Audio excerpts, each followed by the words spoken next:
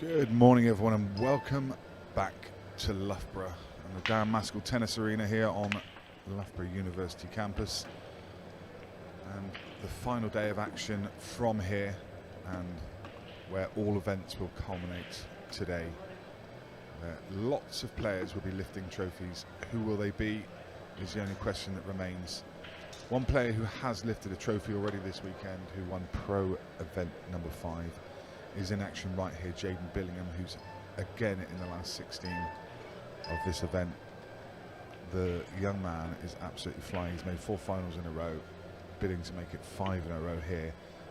He's just beaten Shane Thompson, and his next round match is Chris Day, another man on fine form at the moment, and that's the game that we will focus on right here on this YouTube stream, where we will be with you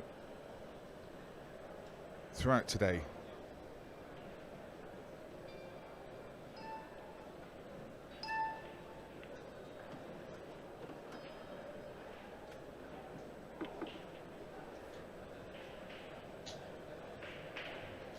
Lots of fabulous action lined up throughout this Sunday. Hopefully you don't have too much in the way of plans, and you can join us to enjoy the pool. Jaden broke in the first frame, broke dry. Chris Day has jumped all over it. Looks like he's going to win frame 1.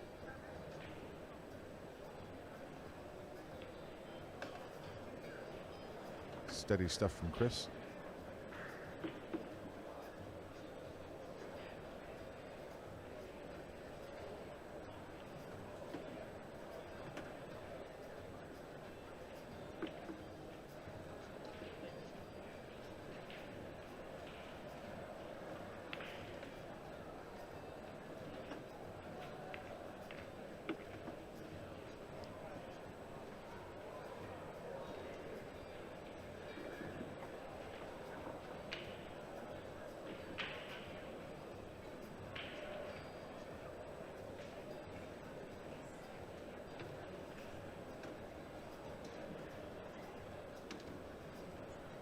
Across on the main arena table, Tom Cousins is playing Carl Morris. They've shared the first 2 frames. Good morning, George. Welcome to Ultimate Pool stream on Sunday. And a busy arena, even for a Sunday. There's a lot of people in here. It's a little bit cooler this morning, which is quite nice. Yesterday was brutal. It was so warm in here. Just a touch cooler today, and but it is busy. There's a lot of people in here. 115 tables across one room. It is quite the sight to see. Incredible. And from our vantage point up on the staged area behind us, we've got the pro section. In front of us, we've got the main arena tables that you're watching, and then beyond that, another 60-70 tables in the main floor space. And we're just up on a raised area where we can look across.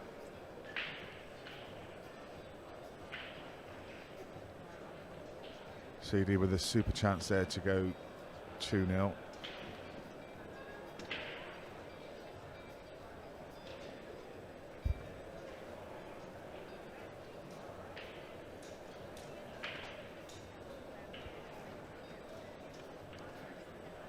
Expected him to make that pot.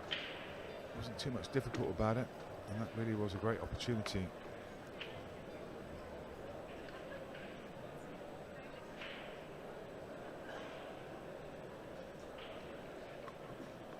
Thomas asking what tier was Nicky Griffiths on at 12. I mean, whilst it's a fair question, there's 1,000 players in this event. I have no idea who Nicky Griffiths is, and whether Nicky is either male or female, and what section they're in. But you can find out for yourself. If you go to ultimatepoolgroup.com webpage, go to the live scoring section, and there's 27 different events going on this weekend. So if you know what he or she is playing in, then you can find out for yourself. I have absolutely no idea. 115 tables and over 1,000 players. Just to put it into context.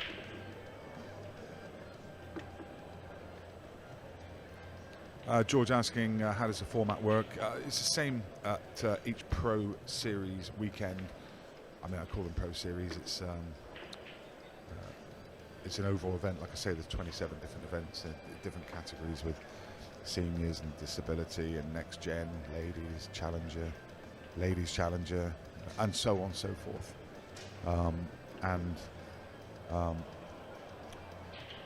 It's subtly different depending what you play in. So in the Pro section that you're watching here, you have 2 events over the weekend: Pro Series 5, Pro Series 6. So there's 8 events over the year, over 4 different weekends, and then you have other things like the European Open, the British Open, and lots of other events on the side, Players Championship. But the series events, 4 weekends, 8 events, so 2 over each weekend, and this is the 3rd weekend, so events 5 and 6. Jaden won event 5. This is the last 16 of event 6, where Jaden is still fighting strong and looking for his 5th final in a row. Now, if you go to the Challenger section, Challenger's broken down into Elite, Gold, Silver, Bronze. There's like 4 or 5 different categories of Challenger. It's a live ranking system where you can get promoted, demoted throughout the season. They come and play group stages. So they start off playing round robin groups of 4 or 5 players. And then the top 2, I think the top 1 in the group goes into Elite, the second go into, I'm not exactly sure how it works. But basically they then chop it down to 64 players, and they play 64, 32, and then it's knockout stages. So everyone gets a fair crack at the whip. They play, like I say, they play a round robin, so everyone's guaranteed like 4 or 5 games.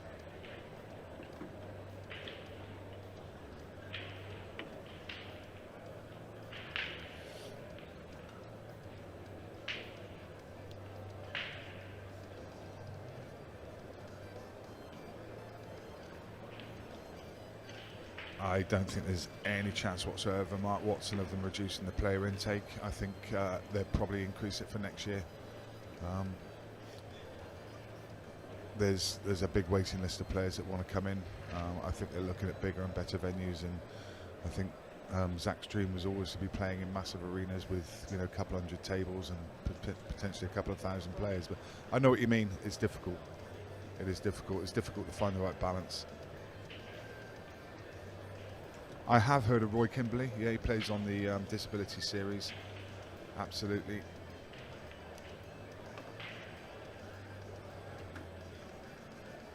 I think Roy is here this weekend. As I say, just go to ultimatepoolgroup.com. Look on the. It's easy to work out. You literally you pick event 3 and just click on the categories and scroll through and find the Disability Series. They're broken up into 2 groups, I think. You kind of got the Elite and then the Challenger, essentially.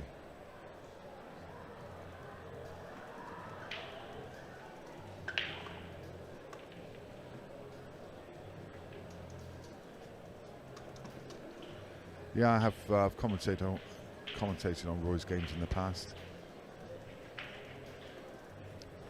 As you say, very good player.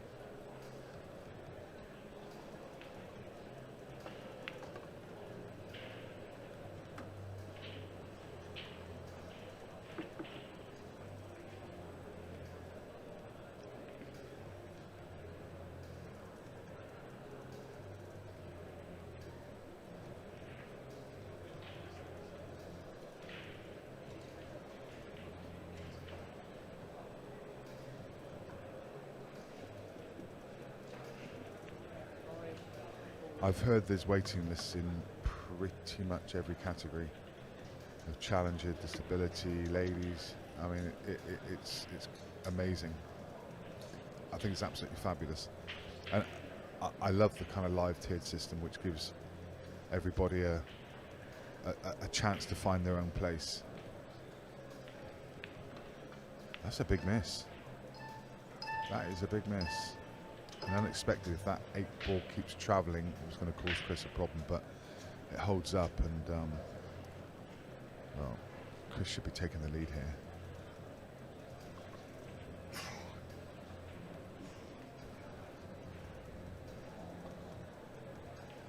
Yeah, I mean, the series is just getting bigger and bigger. We've gone, you know, it just seems we've gone from a time when we had 80 tables in a venue to went to 90, and just getting bigger and bigger. 115 tables in this room.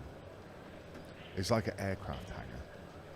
It's called the Dan Maskell Tennis Arena on Loughborough campus. So it kind of tells you what it is. Big tennis arena. Really good setup. I hope we use it again. The only problem is it gets hot in here. I would imagine that they're not used to having this many bodies in it. You know, people playing tennis, they don't normally get 1,000 people in one room. Probably more than that at some points, because I mean, even now there's hundreds of people in here, literally hundreds, and that's on Sunday after a lot of people have already gone home. There's players crowded around the main arena, around this table watching, and then as you look all the way up through, you see all the kind of challenger games going on, the ladies pro, and every different category, and all the way through the middle aisle there's people standing watching various games. We've got a little section where we've got Jam Up Apparel are over selling their merch, and Ultimate Pool with their cues and cases. 36 Vegas had a stand here. Jim's over there with the Q Clinic. Outside there's a nice air-conditioned bar. Well, it's not outside, it's just in the foyer area. Air-conditioned bar and some food out there. It's just such a good setup. It's like nothing I've seen before. I thought we went to the next level when we went to Bolton. Like, first we went to Wigan, I thought this is amazing. Went to Bolton, I went, wow, this is even bigger and better. And then we came here, and it's just turned up the volume again.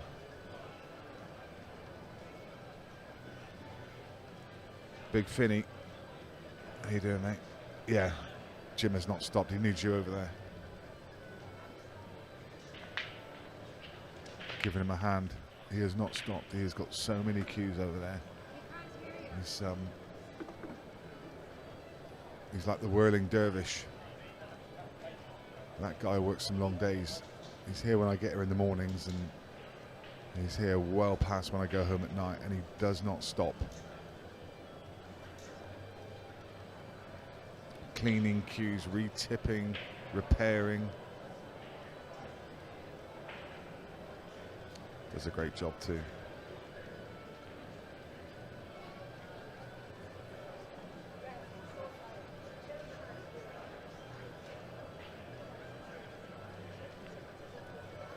Another missed ball.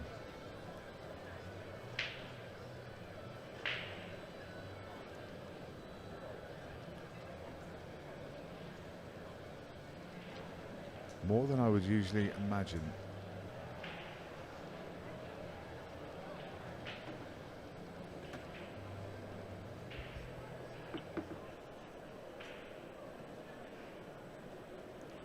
And clumsy, really.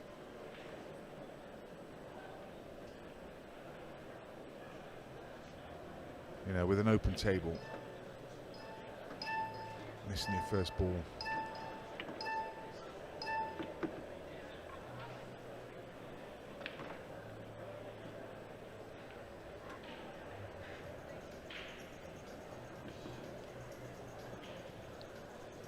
I'm sure I'll be joined with some co-coms later on today as people get knocked out.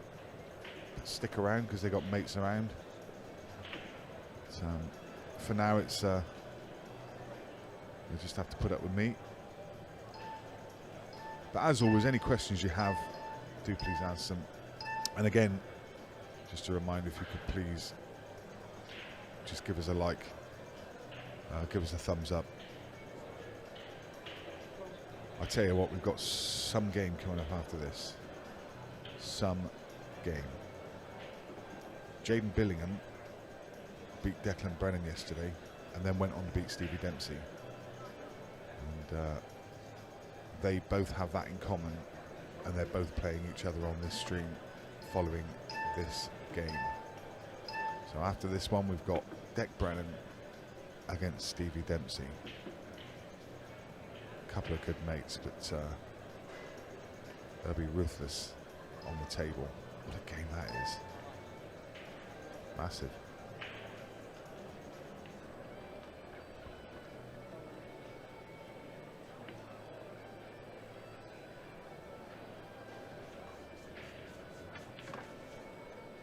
I heard that Jim's going into the snooker management part. He's got a new career, snooker player manager. I hear he's managing Stan Moody.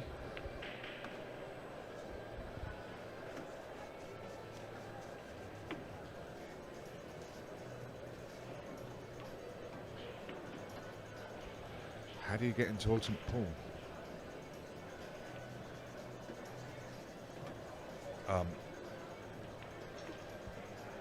You just contact them. I mean, you can. I'm not sure their email address, but it's on their website. Just send them an email, or contact Zach Leonard or Scott Price, tournament director. But Zach's probably your man. You know, you can join at any level, depending where you play. If you're challenger, you can join challenger. Obviously, you can't join pro. You've got to qualify for pro, but you join at your level in the challenger. And in all honesty, challenger runs so deep that at the lower levels, it's you know, it's club players, it's interleague players, it's county C. So there really is a level for everybody to play at. So you just join at the and find your standard, find your level. And there's always spots available for single events. So if you just want to come and give it a try, there's an event in December. I think we're back in Wigan. It's either Wigan or Bolton, I'm not sure. But I think we're back in Wigan. But there's an event in December. If you get hold of Zach, there are places to come available because people can't make it. And they let Zach know, and he swaps people in and out.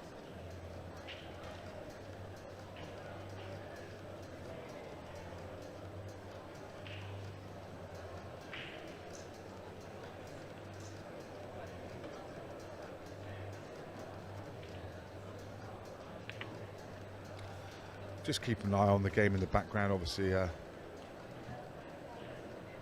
too much comms in the way of the match, but it's kind of speaking for itself at the moment.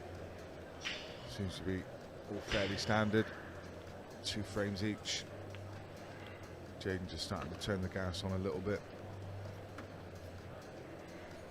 You could forgive him for taking his foot off the gas a bit. So he just doesn't ever seem to miss anything. And it never fails to amaze me. He's got some kind of undershirt on, and he's got his player's shirt over the top, and as soon as he packs his cue up, he puts a jacket on, like it's the middle of winter. And yet, yesterday, I wasn't even moving. I'm sat doing commentary and I'm sweating. And I got shorts and a t-shirt on. It's so hot in here. Not so bad today, but yesterday it was so hot in here. And that young man's got ice running through his veins, I swear. I don't know how he does it. He's not human.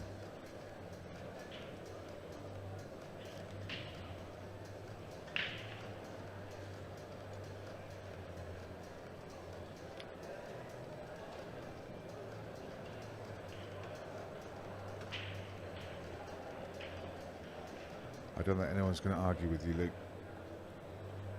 Jaden's going to win a lot of titles. I think that is a foregone conclusion.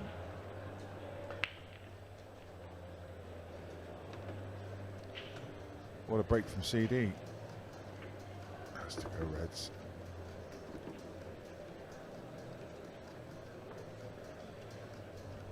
It's just in the way of the...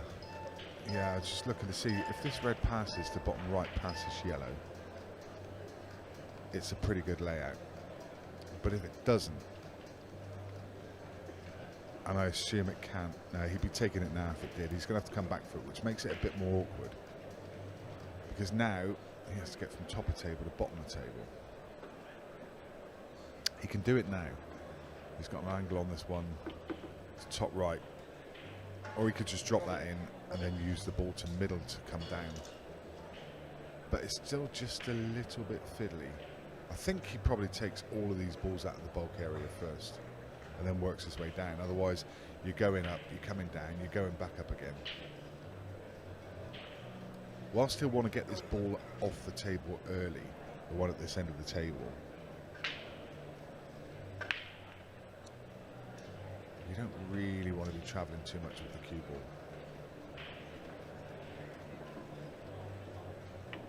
So I think we start to see the pattern unfold. Top left, and get out to the middle of the table. Use that one in the middle of the table to transition down to the bottom. And then you can pretty much land anywhere and get the 8 ball.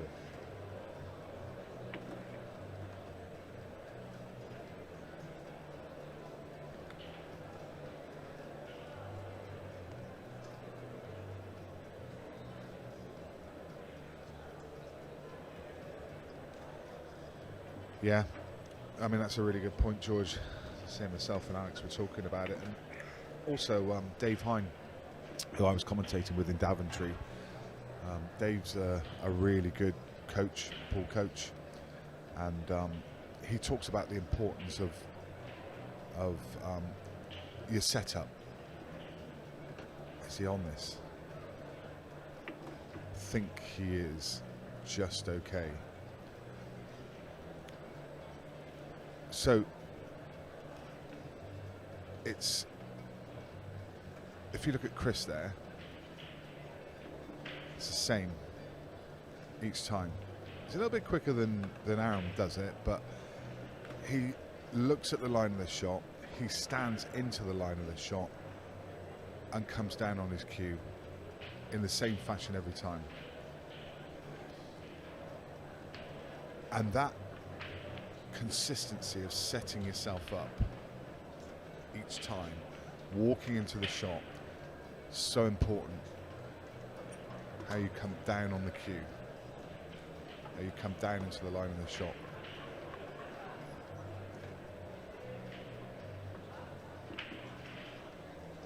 And Aaron, probably the most precise. You know, that cadence, that slowly onto the cue, slowly back up again. Doesn't matter what shot it is. Like, he could be on a tap in black, where you see someone like Chippy, they just get down and they don't even bother getting down, they just flick it in.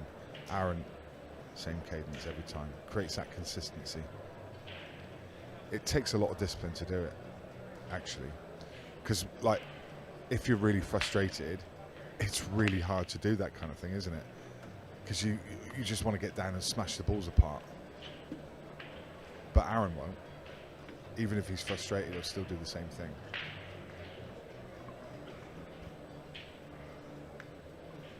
I'm going to the Tom's Money match.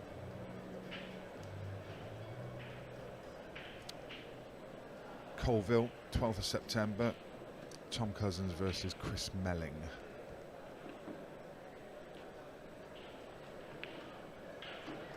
I should be there.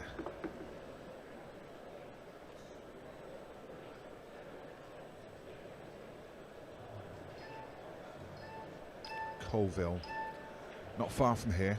Shooters is the club. Great club.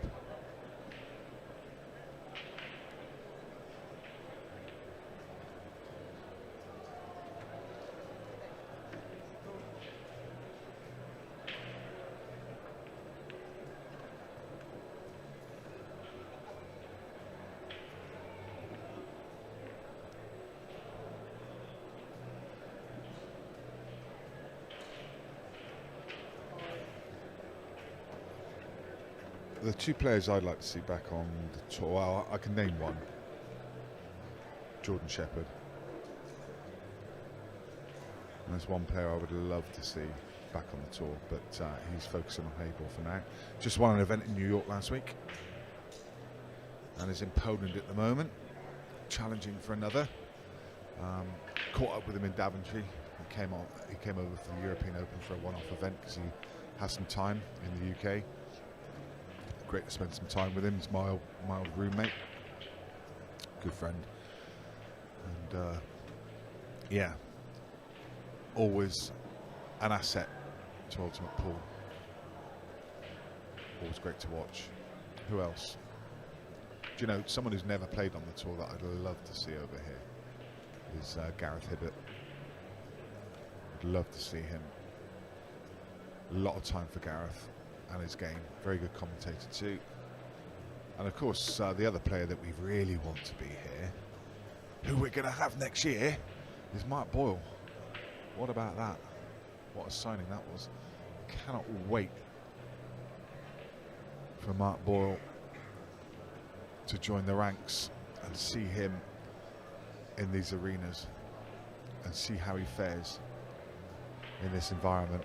I think he'll thrive. What do you reckon? Can't fail to, can he? Such class.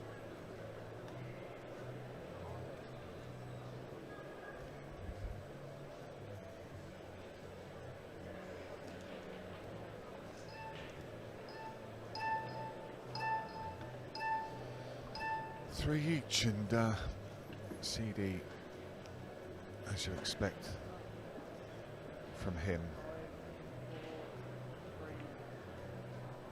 He's making this tough for Jaden, but there's a missed ball.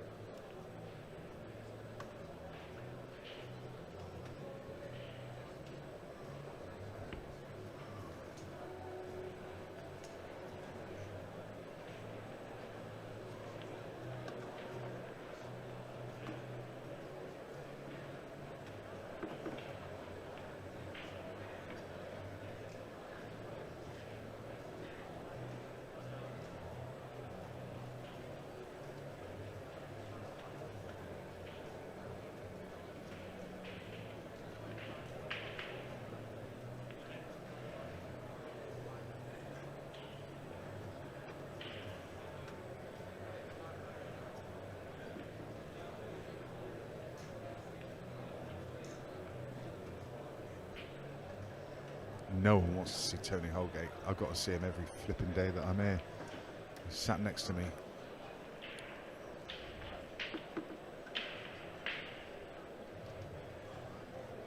Did you watch the Last Man Standing? I had the joy of commentating on a Tony Holgate frame. That brought some joy. Well, more than one frame.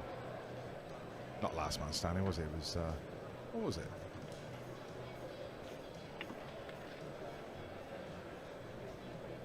No, it was Last Man Standing. It's Leicester.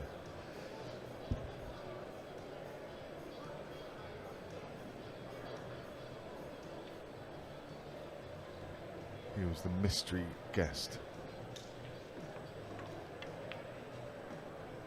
He won one frame, got a golden break in his first frame.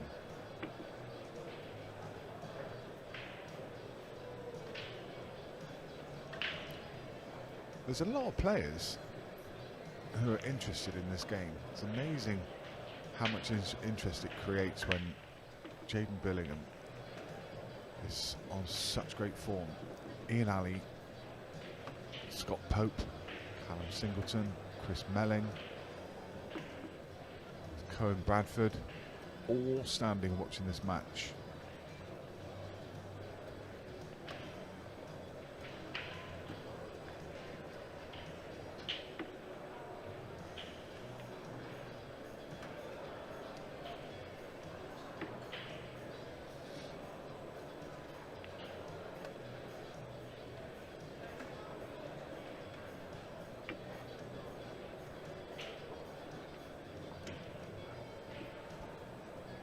In fairness, Tony was a fantastic player back in his day.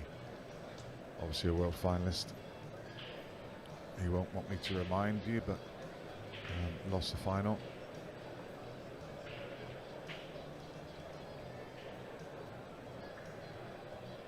To Greg Farron, the basher. But, in a world where everyone was fudging, you know, you had your Brewers and Guinness and so on and so forth, the more conservative players. You had Holgate who used to just smash them. And Tommy Donlan changed the game in a lot of ways.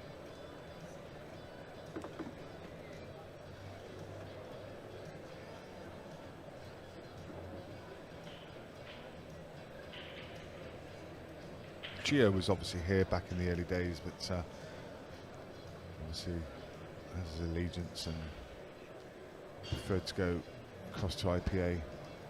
Dunster came across for half a season, but didn't enjoy the rules and the conditions.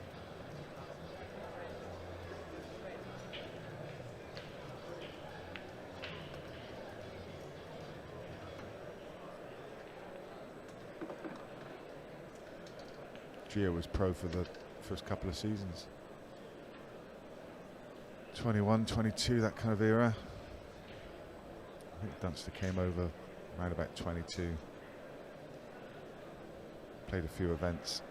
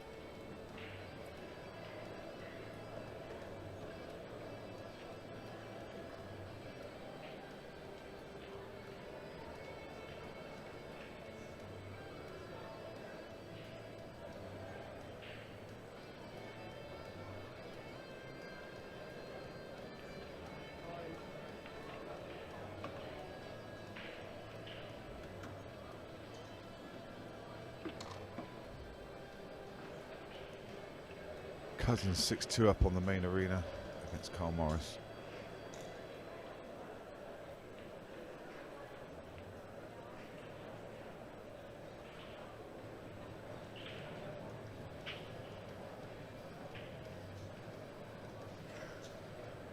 Phil Harrison 6-3 up against Justin Astley.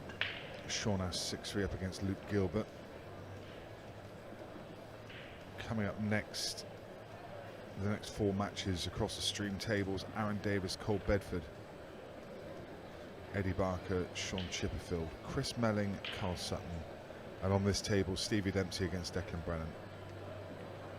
And that rounds off the last 16. Quarterfinals will be at 1:45 this afternoon. The semi-finals at 5:15. One on this table and one on the main arena, and then final scheduled for 9 o'clock tonight.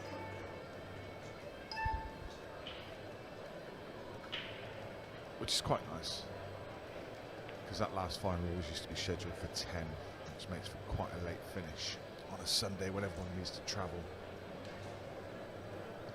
Start an hour earlier, get out an hour earlier.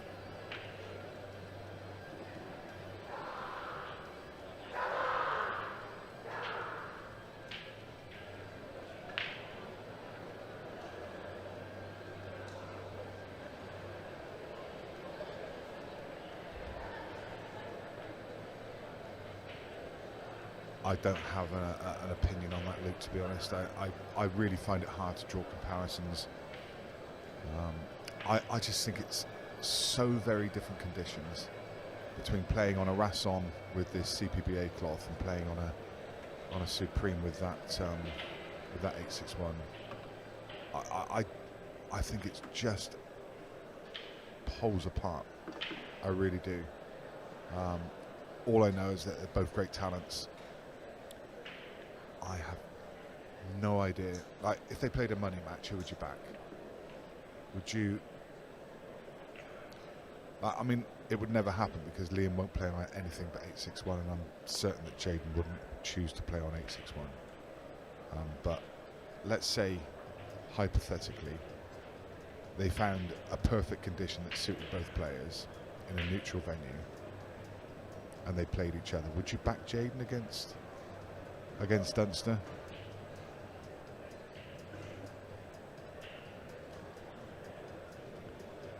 I wouldn't be putting a big bet on it.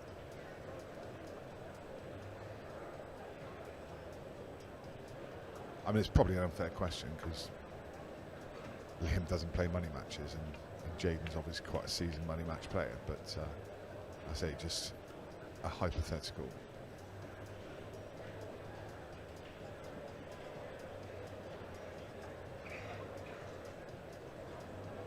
I mean, the one thing about Dunster is he's so clinical.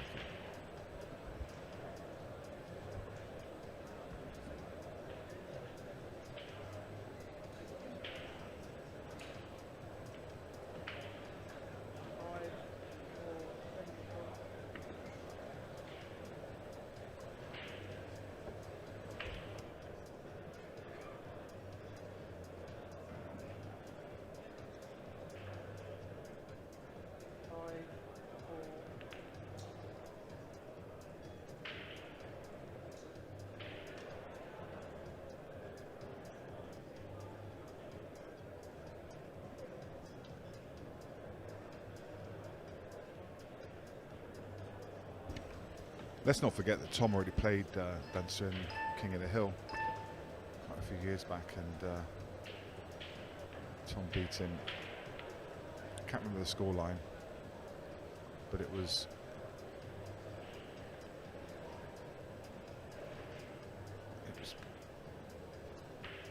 fairly convincing. I mean, not a massive gap. Have a look and see if I can.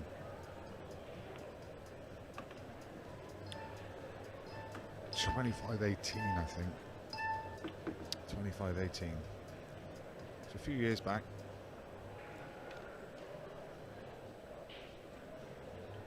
I'll put it this way.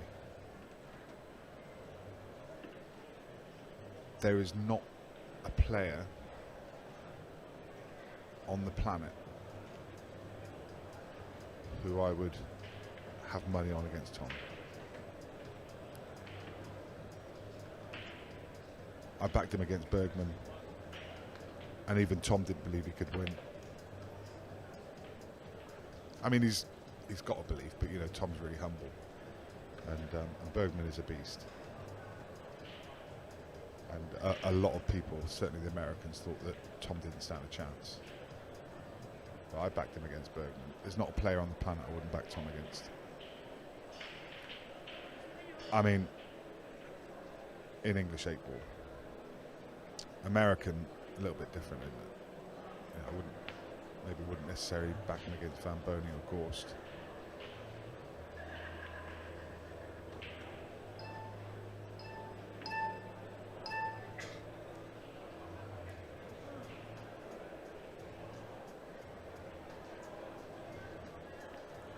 See, Cohen Bradford was on comms yesterday, and I know he's like quite close to Jaden, but Cohen made the argument that at this precise moment in time, Jaden's the best player in the world.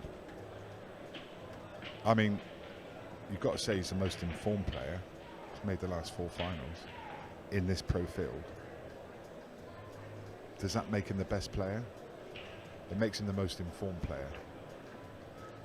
I think there's a difference.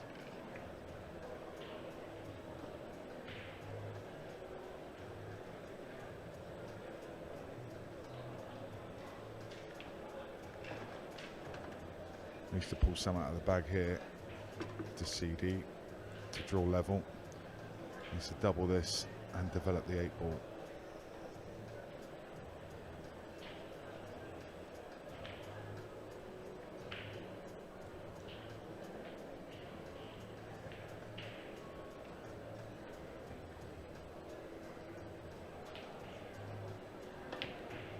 Yeah, I don't think it's a case that I think that Tom backs himself in every game that he goes into.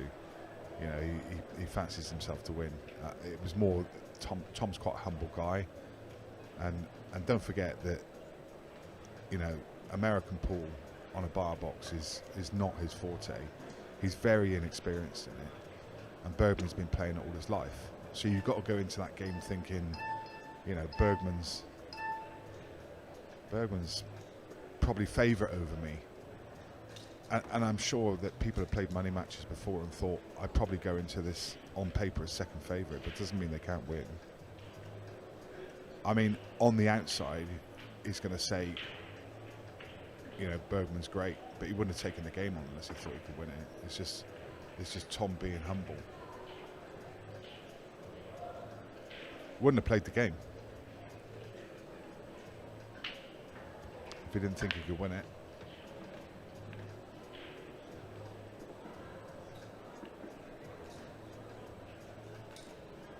I told him beforehand he could win it, and that's why I backed him.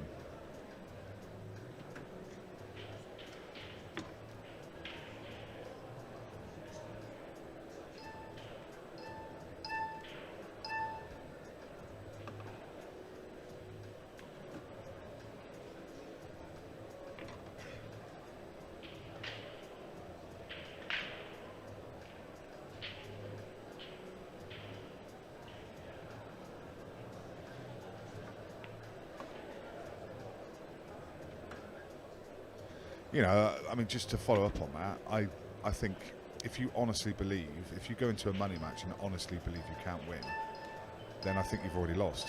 And I don't think you even start well. And Tom went out to a 9-0 lead. That's not somebody who doesn't believe they can win.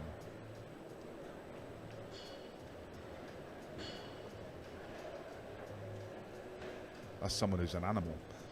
Jaden's just run out of position here. He's got an awkward shot now. He's got loads of angle on this yellow. He's going to have to send the cue ball around the world to get on the 8-ball, unless he can dig it with side. Oh, he's played the cannon.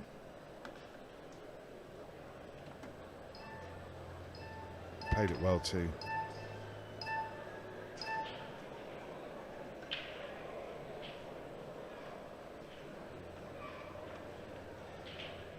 Yeah, exactly, Lou. It's all about not being negative.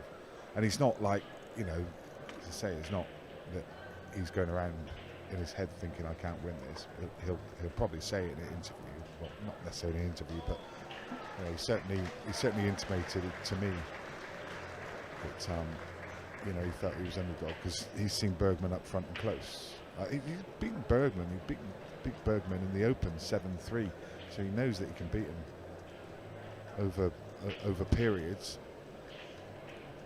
But Bergman is an animal. He definitely went into that match as favourite. You think about it, he had a terrible start. He had the worst start. He went 9-0 down, and then after that he won every session. And he lost 30-25. If he'd have had a better start, he'd have won the match. But that's what sets it up so nicely for a rematch.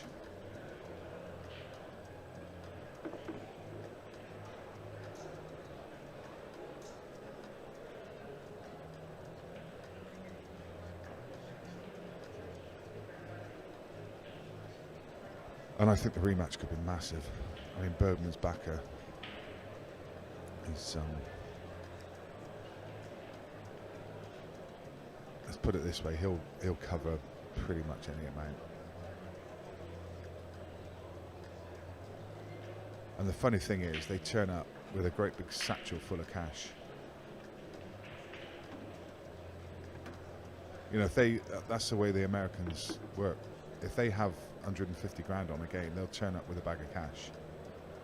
No bank transfers.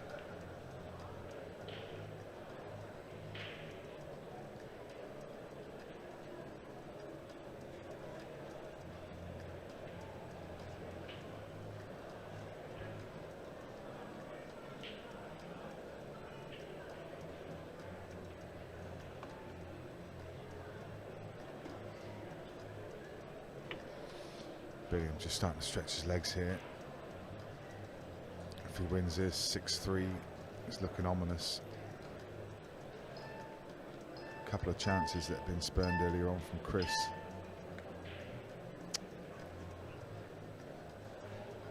Do you think, I mean, it sounds daft even saying this, but you saw yesterday, like Stevie Dempsey, just he played his quarter-final match. He was unbelievable, and then played Jaden and started making mistakes. And Chris Day's been playing great, but he's made a few mistakes in this match. And is there a little bit of a? I remember like when Mikkel was at the top of the game, there was that intimidation factor. People were being intimidated. Is there a little bit about that against Jaden? Do you get intimidated by a young man? But maybe you do when he's in this kind of form. Maybe you just put pressure on yourself because you think to yourself, I can't make any mistakes because this guy's playing out of his skin. Maybe there's a little bit of that. Not necessarily intimidation, but you just start to think, I can't make any mistakes because he's playing so well. And it's kind of that psychological pressure then that you have to put a little bit of pressure on yourself.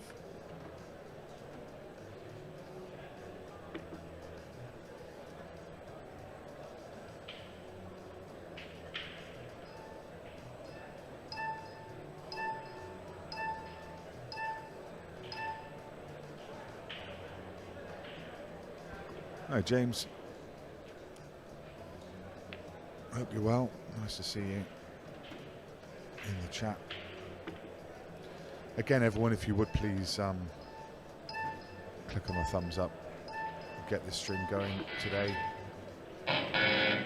Blimey. Keep hearing that buzzer going off over in the main arena. Carl's on the table. Morris.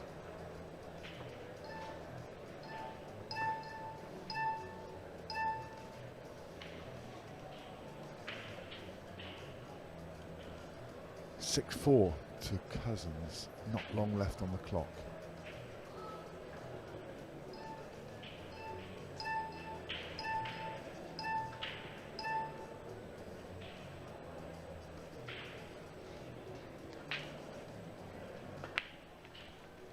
Nice break from Day. Not a bad layout on yellows.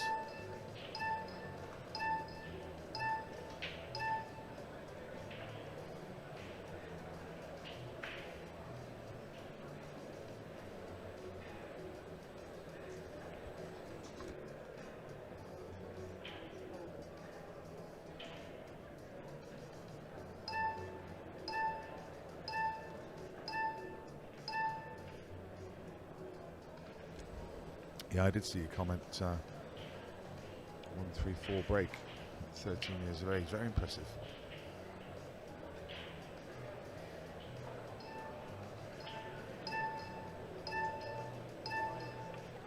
Nice opener. Just needs one decent shot to get onto the plant at the bottom left of the table, kind of guarded by those three, that line of three reds above.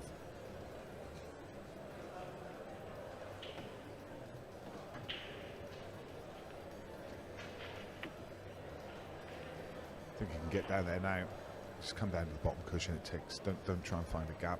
It takes just all the elements out of any danger. That's it. Bottom cushion. Play the plant, stun through the gap, or just rub onto the left red of the three, and then you've got the yellow to right centre. And it also opens the path up for the yellow. We're just about to leave over the pocket. Ooh. They've both just gone. It's just gone to the left of the pocket, and the red has gone right above it as well, which kind of narrows the gap, and it also makes it hard to get out for the 8-ball. Just a tiny bit awkward. It looks simple enough, but I think he's got to play the one over the pocket now. It just made it near impossible to get on the 8-ball from that, leaving that red as the last ball. But this works fine.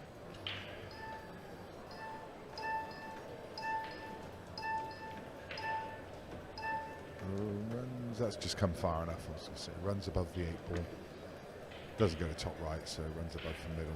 Just comes far enough.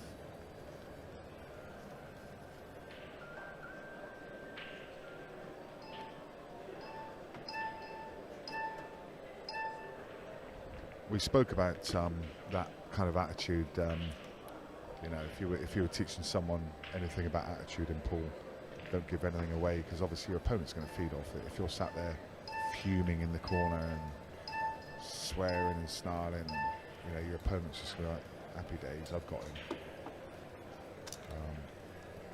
And funny enough, we were watching Cole Bedford, who is the absolute, who's the absolute opposite of that. He sits in the chair and puts it all on display. Even when he's playing well, puts it all on display. But that's the way he is. That's the autism in the boy.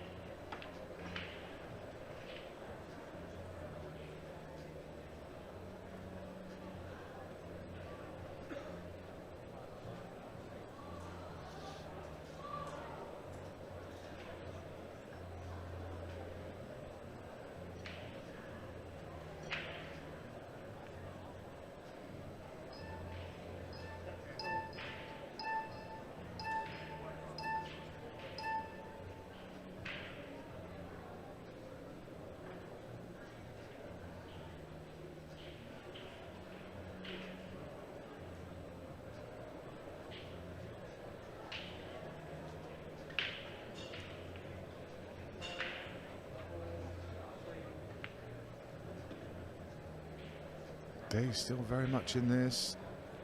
Take out this clearance, 6-5 from 6-3 behind.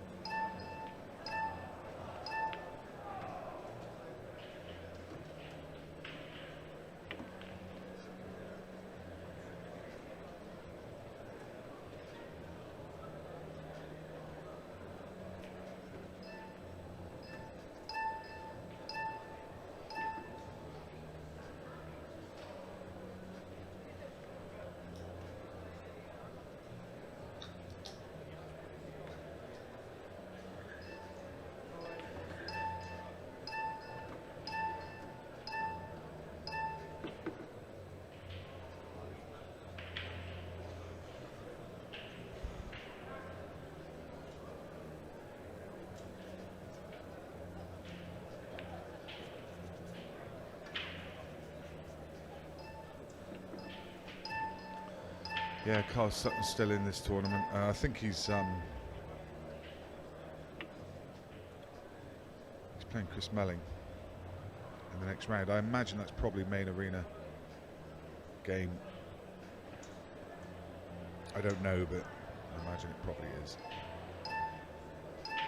Cousins 6-4 up over Carl Morris. Phil Harrison 6-4 against Justin Astley, and Sean Ash 7-6 against Luke Gilbert. None of the matches finished yet.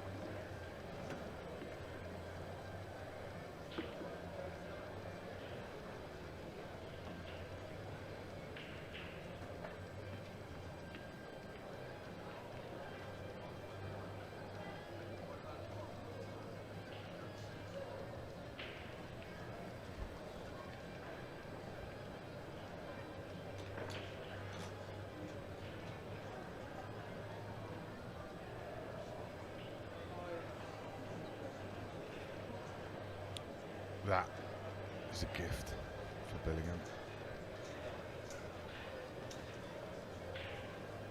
Such a good chance to get back in the game and get back on serve, breaking in the next to go level. Just ran out of position. It was the shot and the ball to middle. Just got too close to the jaw of the pocket. And left the 8 very difficult.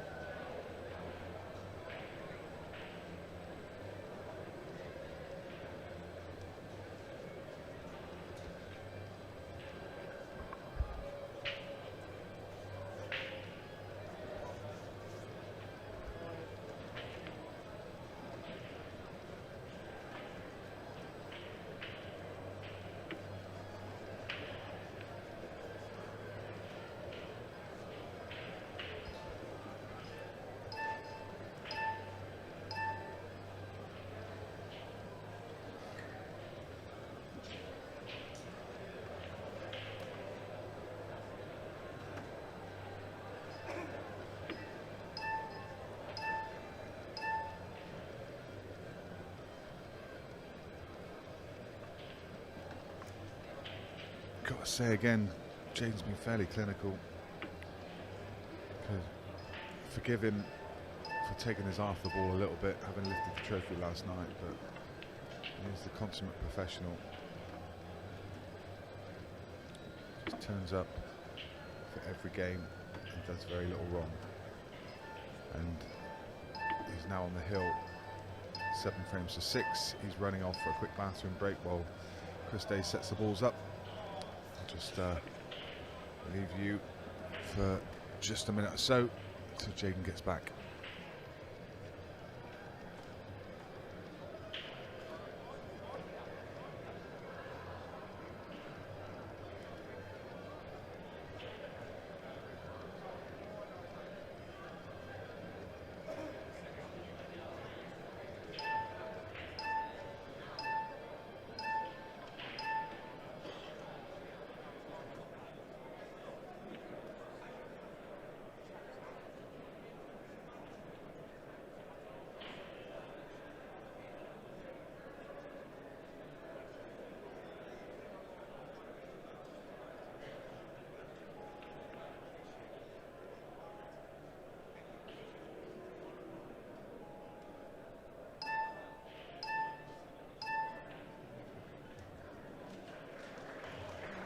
Tell you, over on the main arena table, Carl Morris has just played a couple of unbelievable frames. At 6-4 down, they had a fudge session, and it looked like he needed to do something quickly because the time was running down.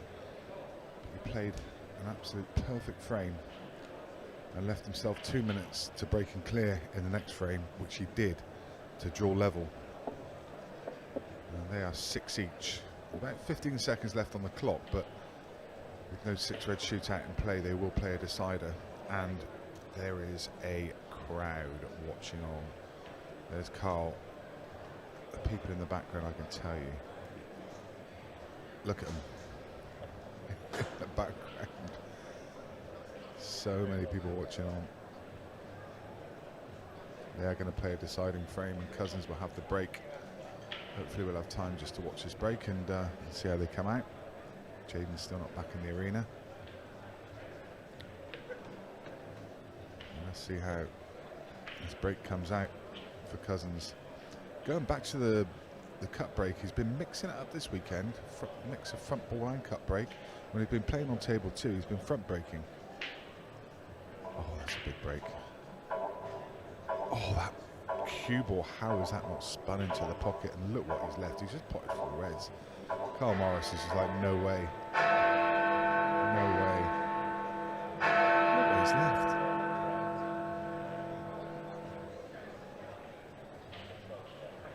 Absolute madness. What a break. Not sure he can go reds. He has to go yellows, which makes it a bit fiddly because he's got those 2 yellows on the right hand side. And he tried to move them immediately. Didn't get them, but he moved the other yellow on the side rail. That's not the ball he was going for, I'm sure. Still no Jaden, so you're not missing anything over on this table. I'll switch back as soon as this game's ready to go. We'll stick with this one just for a few seconds and see when Tom proceeds through this clearance.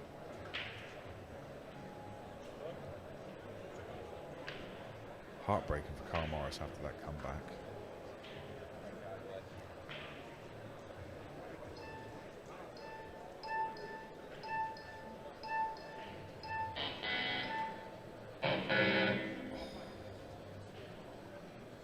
He is winging it.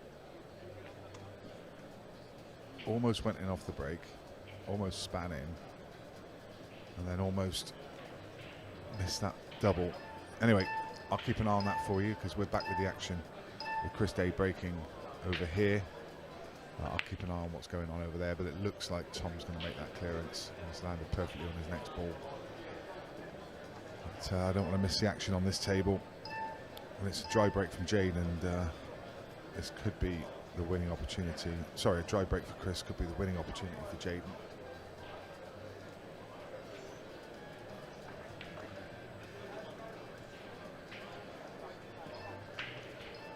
That really is heartbreaking for Carl Morris. I can see him sat in his corner shaking his head, muttering to himself.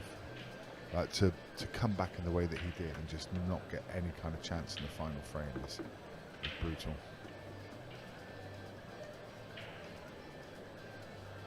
He's shaking his head off the shoulders in the corner.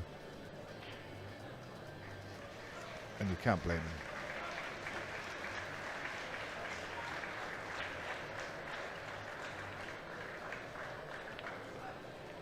Nice little plant there from Jaden. Should be the hard work done. There's a shot still to play on the ball on the right side rail. The way he's been playing, you fancy him to get this clearance.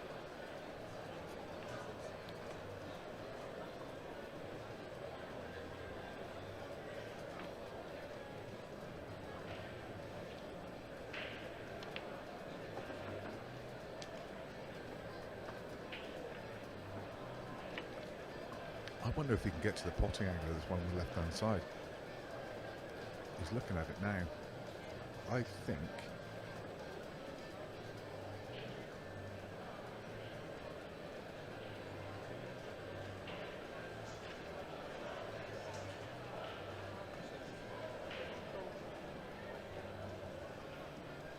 yeah, he must be able to.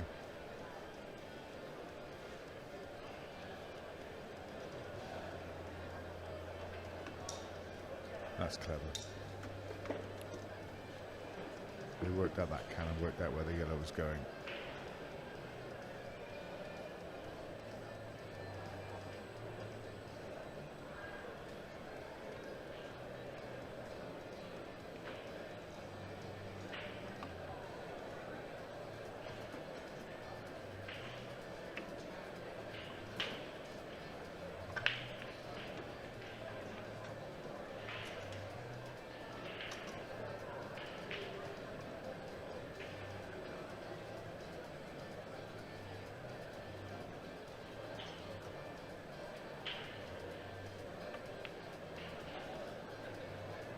Clinical.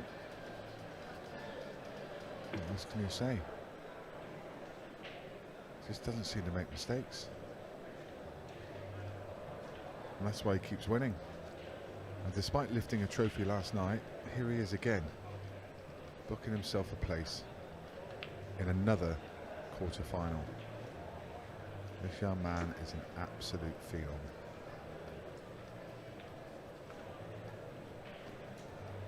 What can you say about him that hasn't already been said? What a player. Jaden Billingham progresses.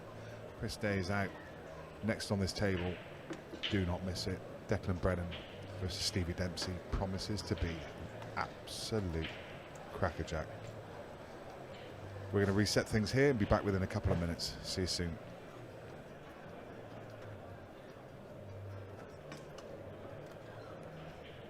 Welcome back now.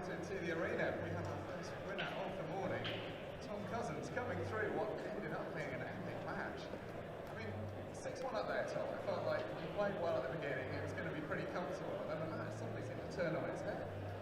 Yeah, obviously 6-1 up for happy days, and then Carl done his Houdini magic and managed to get back. I don't think I made a mistake, I played the safe shot, and we nervous at all. It seemed like at 6-1 you played the percentage shot, you got him in a difficult spot, you could see the ball, but it wasn't an easy pot, as it comes up and down off the cushion. But at that point you're probably thinking, that's a bit of magic, it's good entertainment, but I don't imagine you thought it was going to turn into the comeback that it did.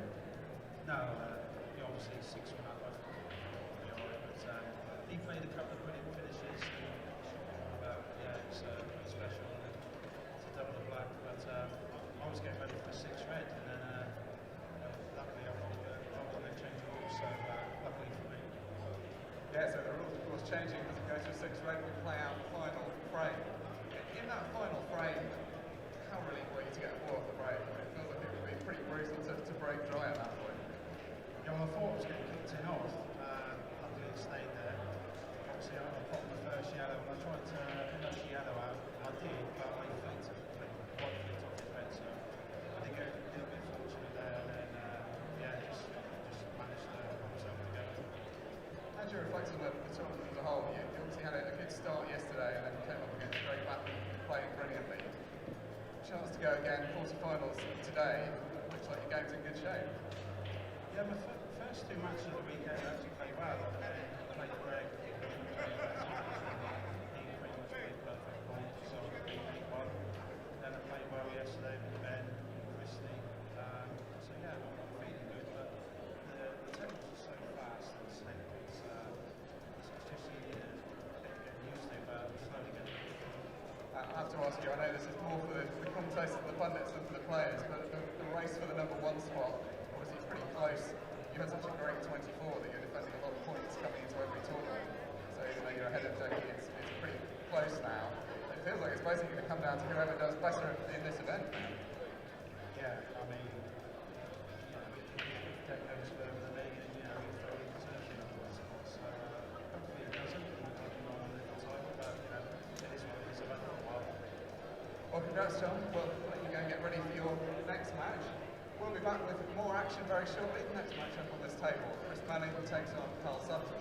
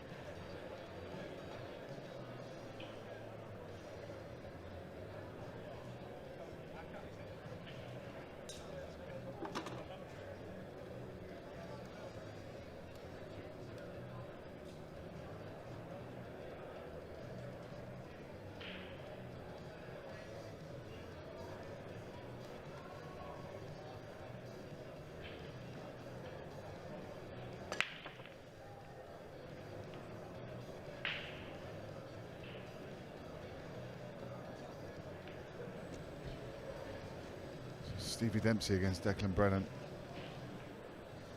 Dempsey winning the opening frame. And Brennan going dry in frame 2. Gives Dempsey an immediate chance in the second frame.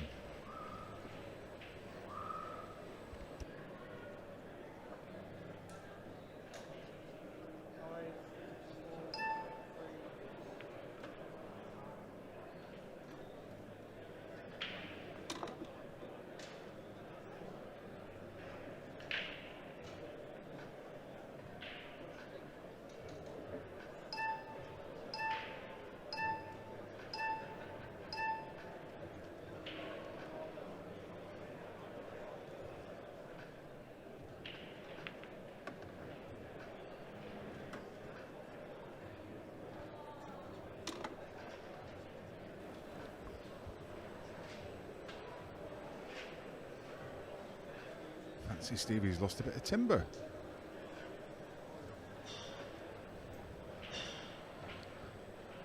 Looking pretty lean.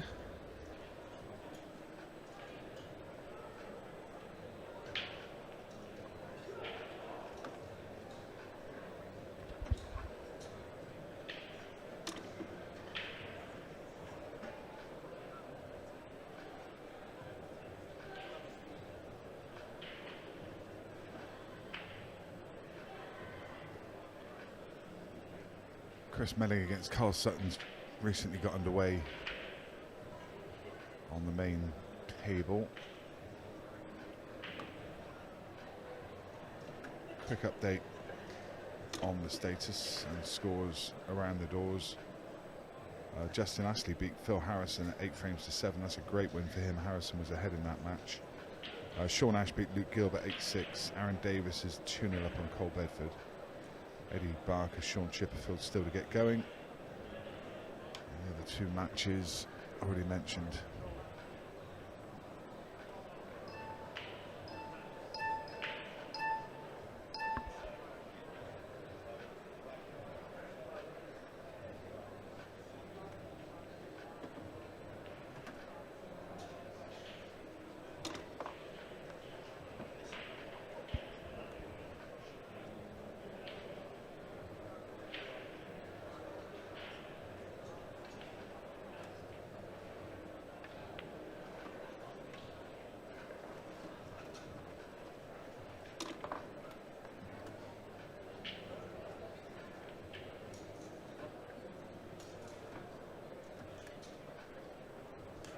Couple of nice clearances from Dempsey, and he's 2-0 ahead.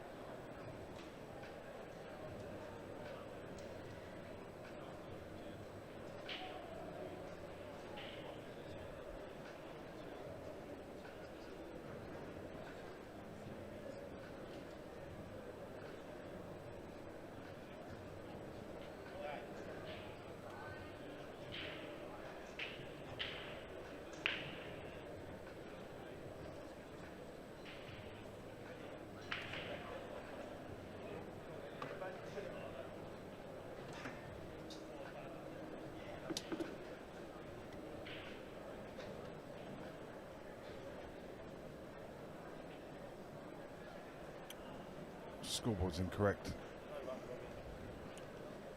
and I think the rest just noticed, putting it right.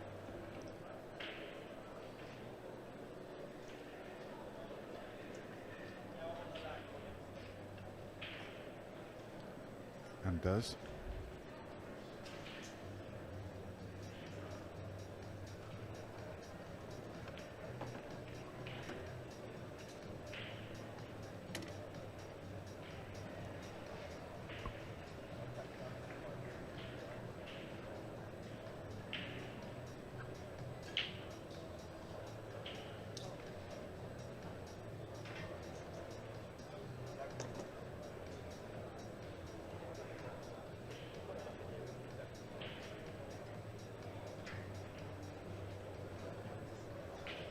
He's left the path through this red at the top of the table. Just needed a bit more movement on that yellow, on that cue ball to get it behind the yellow.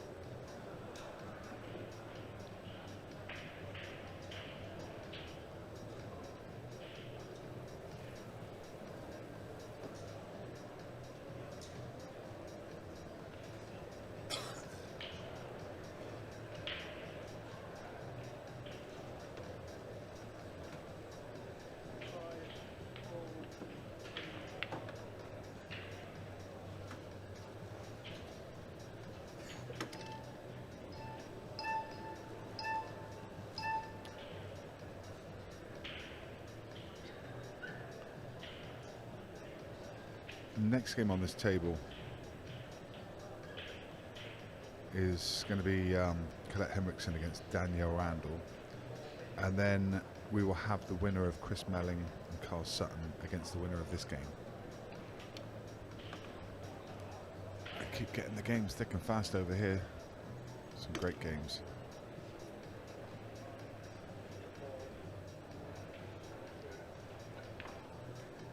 Super morning session lined up.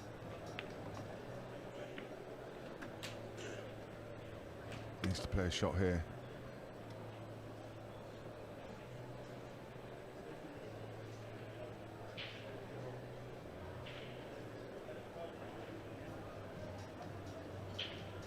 Next on main arena is Kerry Griffiths against Champs. And then following that, what about this for a game? Tom Cousins versus Jaden Billingham. Two of the most informed players on the planet. The number one versus the man who's just made 4 finals in a row. Pick a winner from that. Cousins versus Billingham. This draw just keeps producing. Match after match.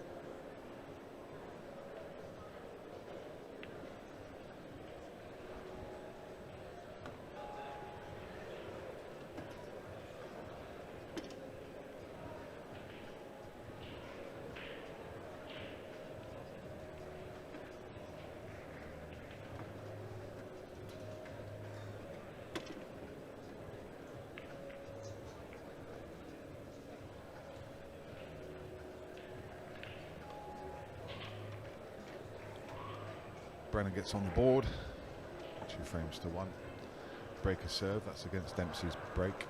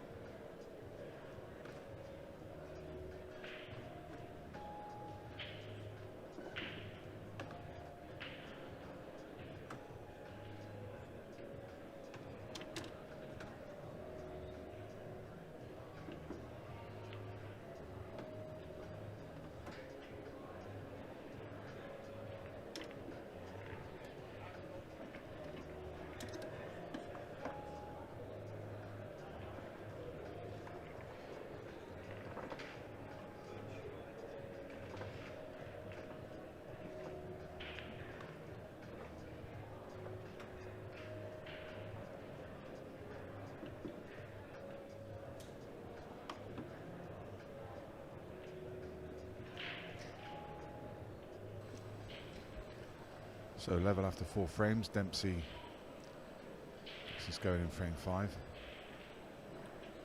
The hammers another break. Gets kicked in off. Very unfortunate. And after a very bright start from him, a dry breaking it in off has really let Brennan back in. Not much you can do about it though. Just got to be patient and wait for your chances.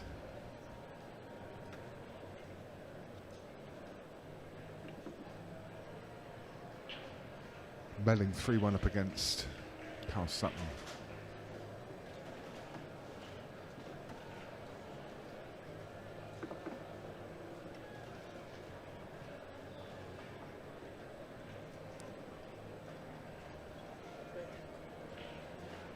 You can see the plan here, the yellow on the left side rail. Pot it off the red. Open the pocket. I think we're looking to get across onto it now. Pop this one to bottom right, run across to the left-hand side of the table.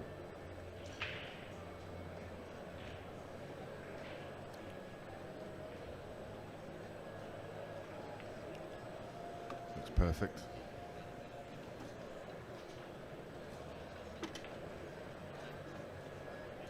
May have to just play this into the cushion first. It still needs judging. Run up the cushion. Yeah, that's a problem. Difficult to judge because he wasn't right behind the shot. If he finished on the cushion, he's right behind the shot. I don't think he misses. But, when you're playing it blind, it's much harder to judge, and he catches too much of the red. And lets Dempsey back in.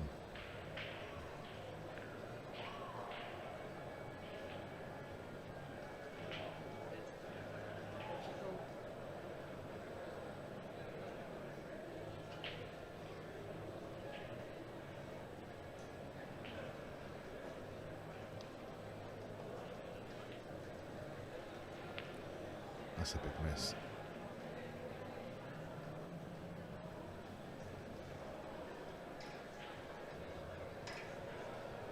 Just knocked him out of his stride those last couple of frames that Brennan's won.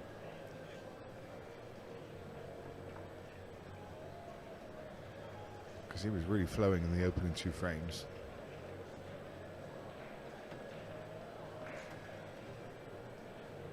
What's Brennan spotted here? Do you think this yellow squeezes past the red? Surely too tight. Yeah, surely too tight. Maybe if he got it absolutely spot on, but that was so tight.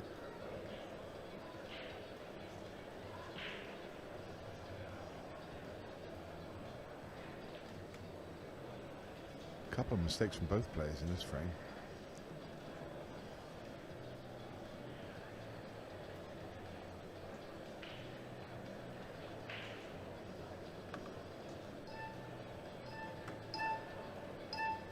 Urging the cue ball to hold up. I think he wanted to play the ball to top right and land on the top cushion to come above the yellow, take this red up into the top left pocket. He's finished with too much angle.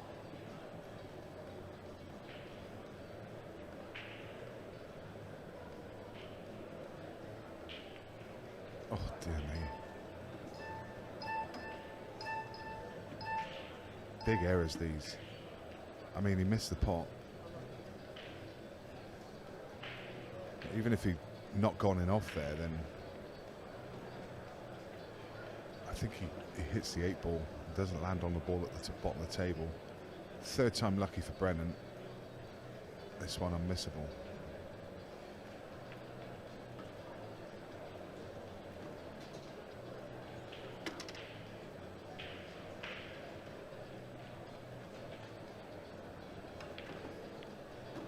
Always very difficult when you're playing a good mate.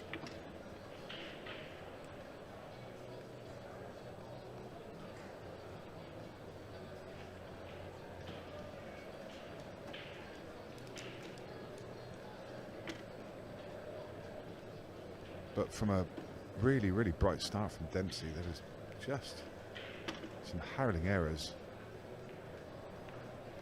I mean, a couple of errors that Brennan made, you could understand, because it was a difficult shots up in that pocket. The initial one where he tried to flick off the red was not great. Caught way too much of the ball.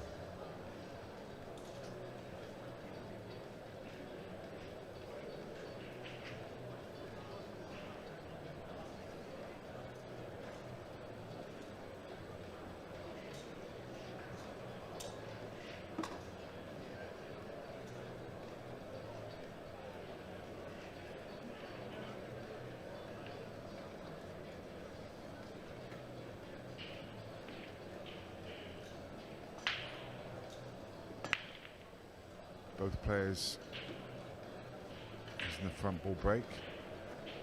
Gets the yellow. The yellow takes a nice little glance off a red to go into the top right pocket.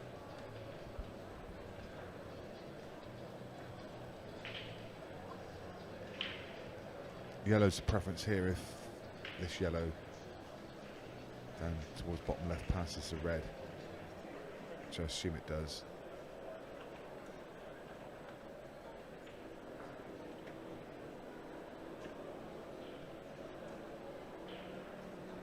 Could make a case for reds.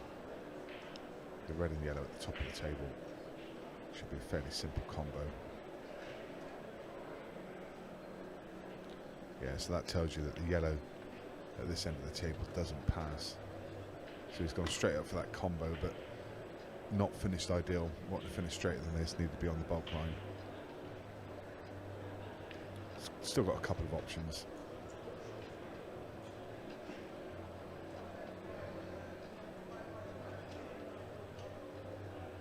You don't want to be cutting back one of these combo shots, makes it so much more difficult. You want to be right behind it, makes them fairly unmissable. Come too far this time, I think. No, maybe okay. He is okay.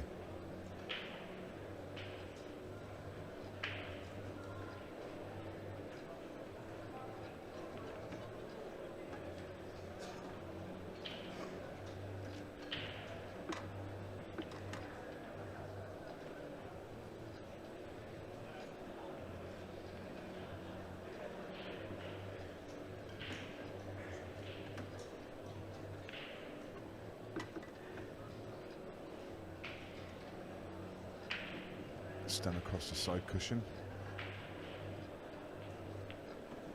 And back out for the red. And the last red in the middle of the table goes to right centre.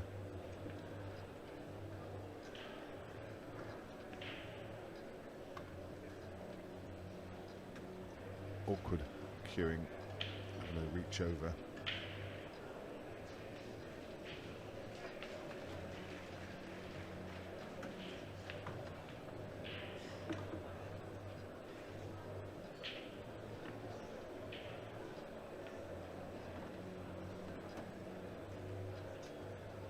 If you haven't done so already, please make sure you subscribe to the channel. Once you've been a subscriber for, I think it's 5 minutes, then you can join in the chat. If you click the bell notification, then, sorry, the bell icon, you will get notifications whenever we go live, so you won't miss anything. And also, give the stream a thumbs up. Give us a like. Help us get this channel moving today.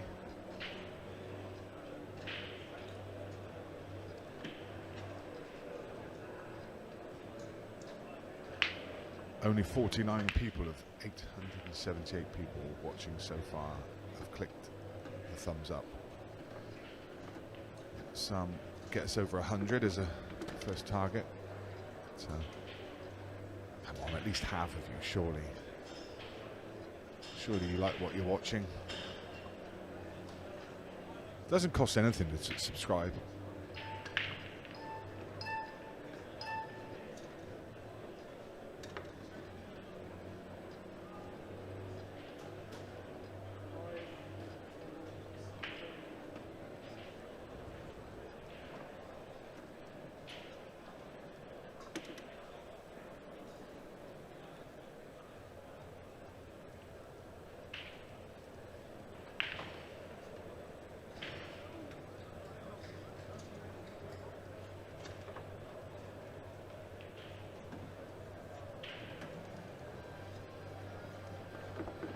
Good morning, Ripper.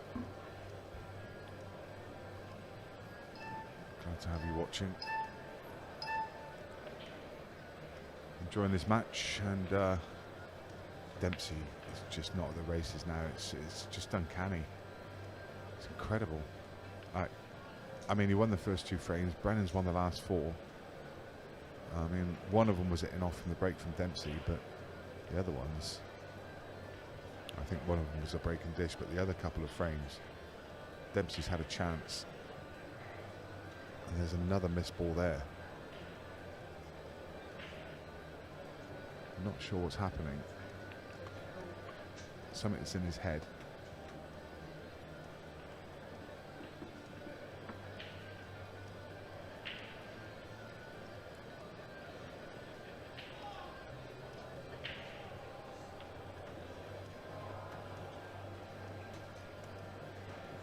He's tried to move the ball there.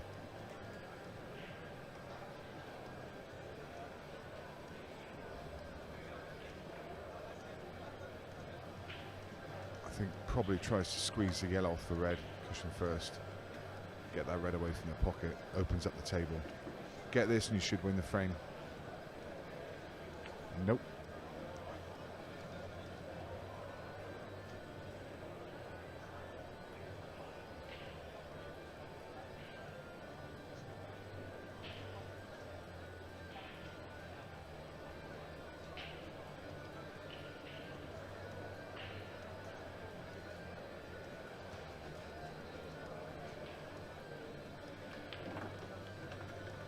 Try to get all the way across for this red at the bottom of the table, but come up a good 6 inches short.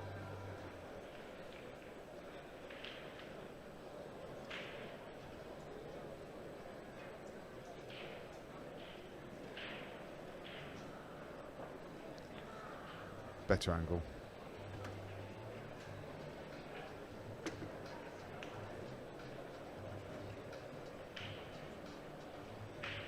Needs to miss the yellow.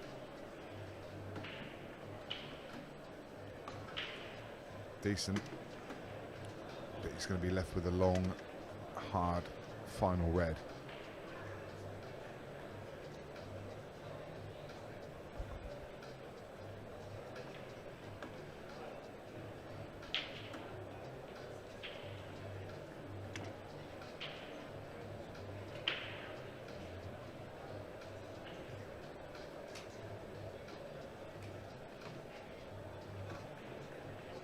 Wowee.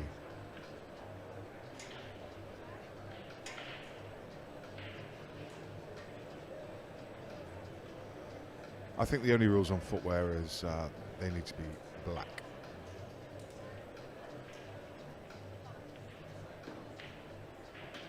Some players choose comfort.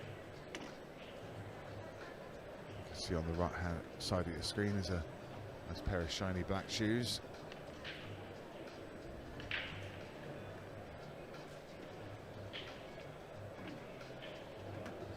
That's Eddie Barker over there.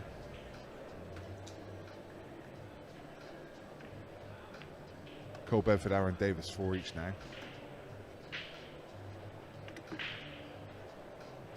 Chris Melling 5-2 over Carl Sutton. Eddie Barker's 2-1 up against Sean Chipperfield. Chippy you see at the table, just on the right of the camera shot. 5-2 here.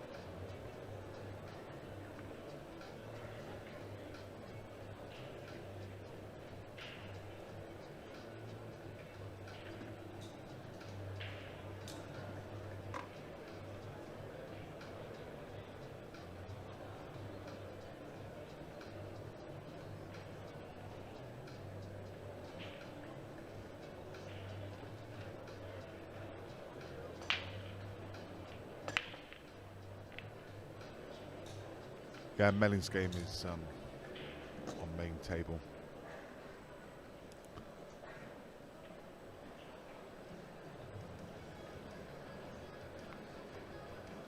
Four tables being streamed.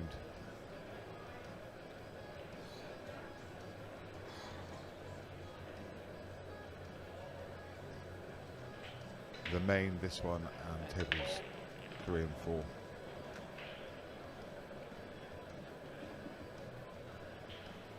And the second half of the last 16. Sorry, this is the second half of the last 16. What I meant to say is all the quarterfinals will be across those 4 tables as well.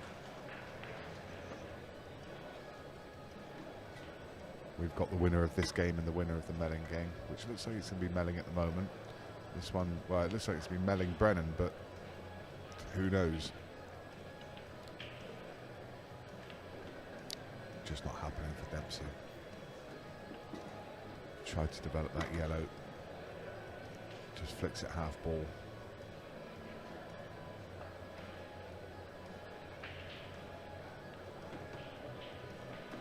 That's a good shot. Great control. Really well judged.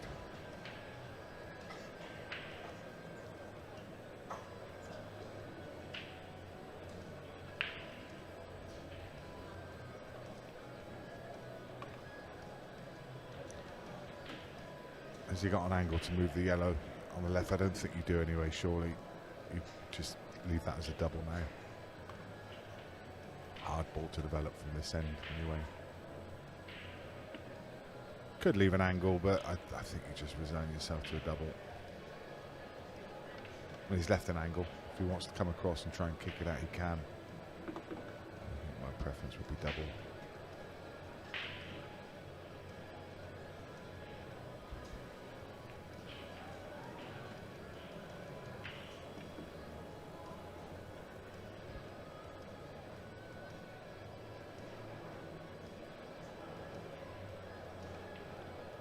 Gets it.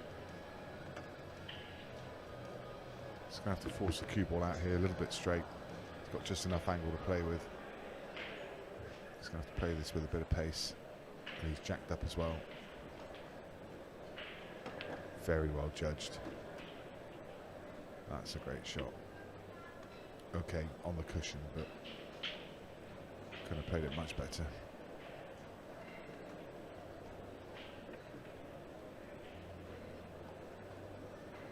More like it from Dempsey. More like the Stevie we saw in the first couple of frames.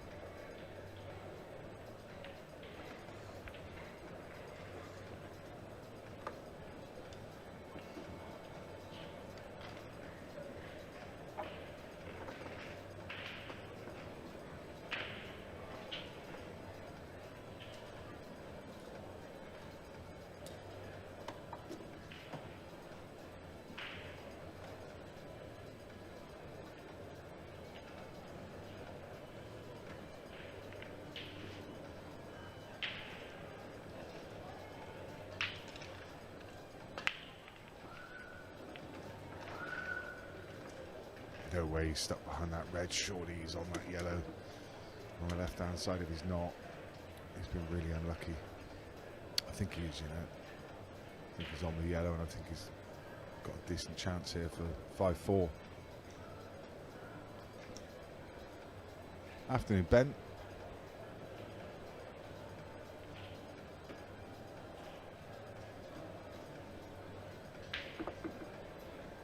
How's Sonny Barrow?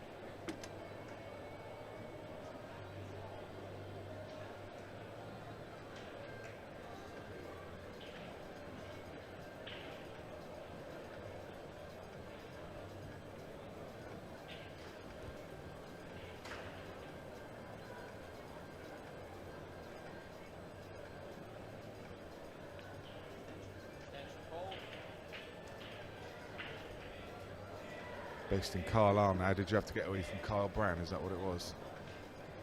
Couldn't put up with him anymore.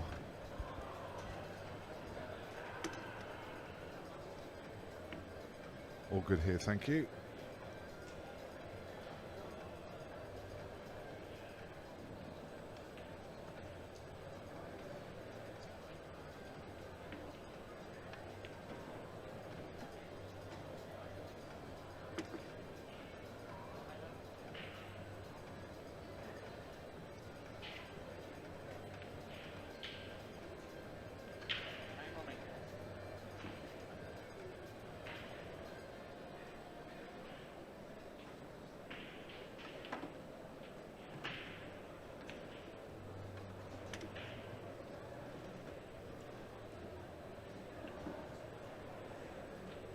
It's a funny old game, isn't it?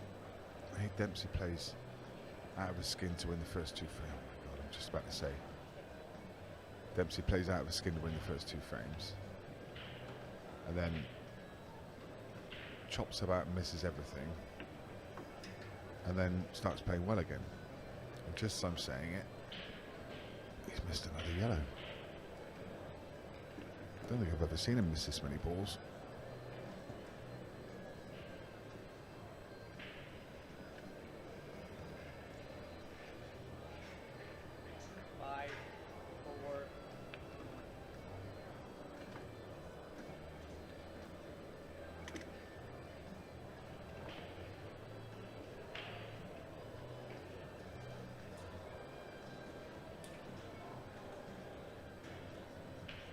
Doesn't want to pot the yellow.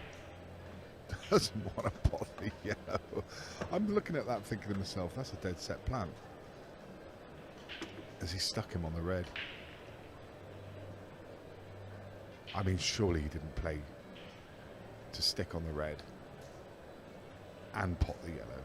Surely he was just trying to play the snooker there. I mean, if he's played that, it's genius. Oh, what a shot. No way. He's played that, you know. He has played that. What an effort. If that dropped in, that would have been absolute genius.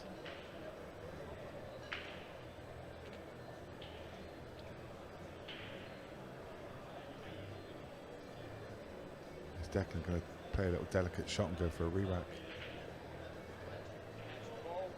Too dangerous, surely.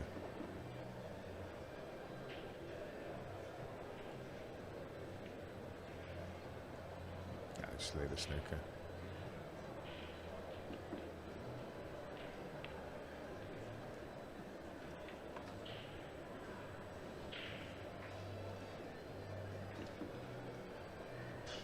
No, there's no hierarchy, Matthews. It's just one of those. If the player's playing at the table, if they're already there, you just let them finish and ask the referee to pause the shot clock.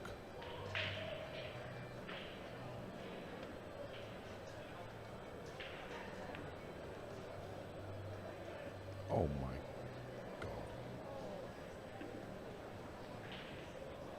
That is ridiculous. That is such a good shot. And how's he only just come up onto the 8-ball and touched it? Any more pace on that cue ball and it's gone in. How do you go 4 times across the table and find that line behind the red? That is utterly ridiculous. And the 8-ball's hanging, that's not going to drop. I mean, once Dempsey had played that previous shot and left that 8-ball over the pocket, he was 98% to win that frame anyway. That was a crazy shot to even see that, to flick off the 8-ball, move it down towards the pocket and send the cue ball to the right hand side cushion and try and pot it. It's one of the best shots I've seen.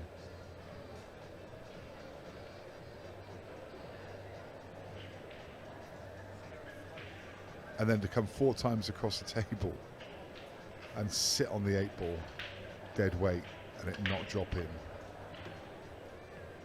I mean, he deserved to win that frame.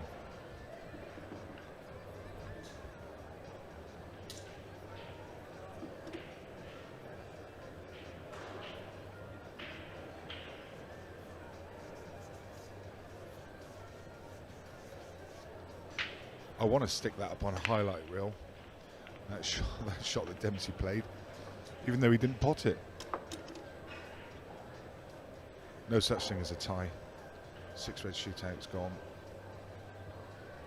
Even on the main arena table, if the shot clock, if the match clock runs out, then they still play out a decider.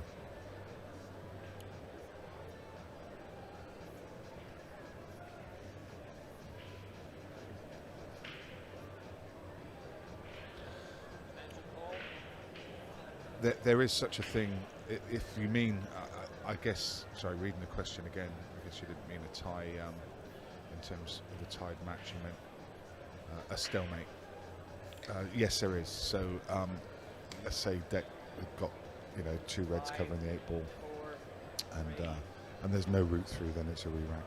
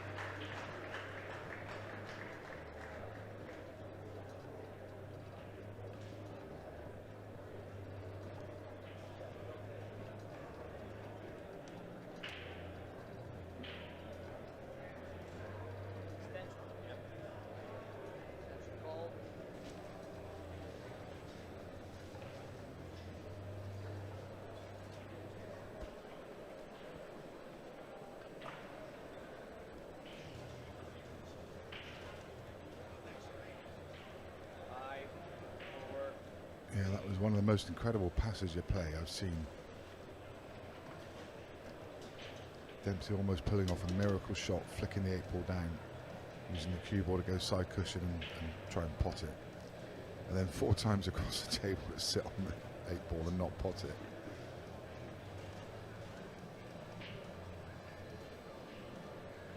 Couple of shots that, you know, normally you stick up a highlight reel because someone's made an incredible shot. I mean, ultimately it won in the frame.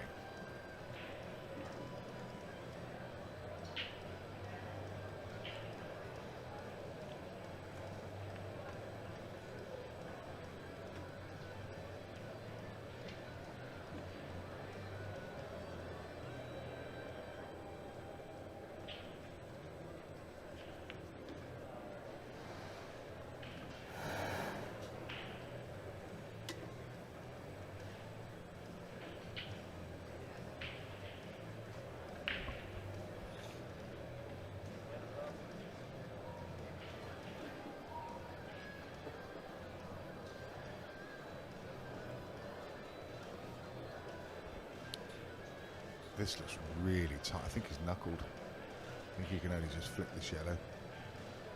Yeah, he was knuckled. That's a good shot. Chinese snooker, Brennan. Brennan's got a problem here.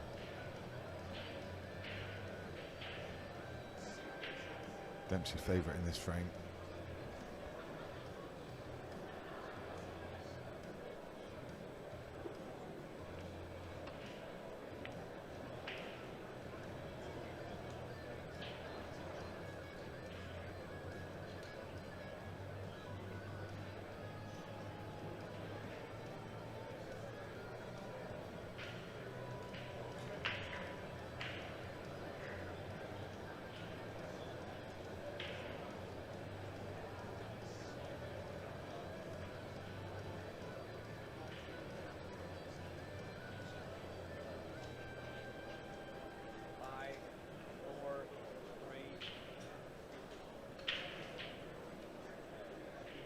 Cue ball just to run on and sit on the red, but it's still safe. I just wonder if Brennan can play a little shot here. Red into the pack, just open things up and run the cue ball through on top of the 8 ball. It's a delicate little shot. Strange match in a way. I mean, it starts off quite well. You looked just very professional at the beginning. I think it all seemed quite straightforward the first few frames. And then just that one moment at the end where you let slip the first chance to close it out. Yeah, just need to roll through, ball in the middle. Tempter. There's a tempter. He's left the yellow long, top it through. The other yellow furthest to the right goes through the gap. And we just need a nudge on the other yellow to open it up. So this is definitely a tempter. Definitely doesn't have to attack from here, but I think he probably will. No, just glancing. Pushing the yellow towards the pocket. Keeping it tight. Don't blame him. It just feels like it's got that kind of mood to it. Like, I'm in control of the frame. Why would I want to push the boat out? Something you'd have done if it was a deciding frame, I suspect, but to back you right ahead. It's been a pretty good weekend so far. You obviously decided to create one yesterday, which was a tough one, but then you kind of knew that was going to be a tough game. Back at it, through to another quarter final. How do you feel the game is at the moment? To be honest, like I said the other day, the interview, I've played well. Played well yesterday against the Ray. Couple of mistakes. What a shot.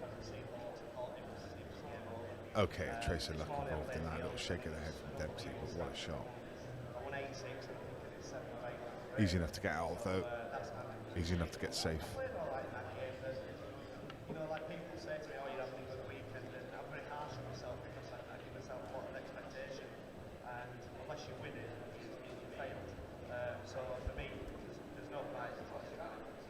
Yeah, I was going to ask you that. I mean, Okay, so 1,000 people watching and only 111 people have given us a thumbs up. Please do like the stream. I was saying, I don't think that's probably the record you care A little about. thumbs up just below the viewing panel.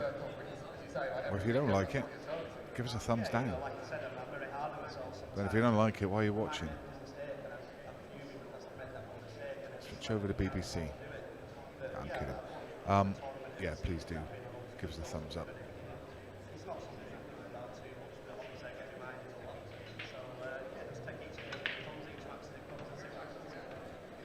congratulations again. We'll let you go and get ready for your next match. When we come back after this break, we'll actually perform the Women's Pro tap on the Series. hip Kerry from Griffiths takes on ABB. Dempsey from Brennan. It's a clever shot because it really puts the pressure on this, and I think it's taken away the natural angle for, you know, just to bump off the side cushion and come into the bottom red of the two and leave it safe. So it's going to come bottom cushion, 5, 4. and now it's open.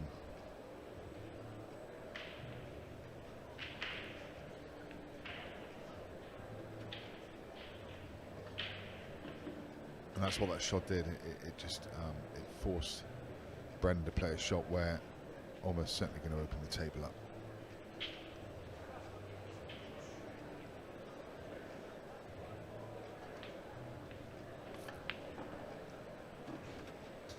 Now if he's looking at dropping this into the middle, he wanted to get a long way further across the table than this. I think he's got to play the back double now.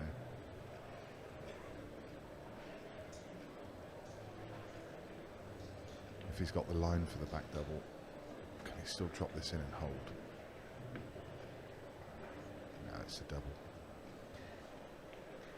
Shot.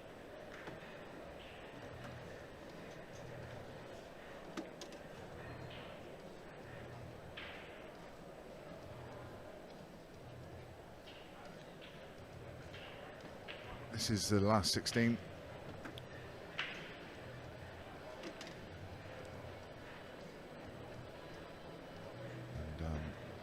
Just a reminder, if you want to look at any of the brackets, then go to ultimatepoolgroup.com, go to live scoring, and you can see you're looking for Pro Series 6.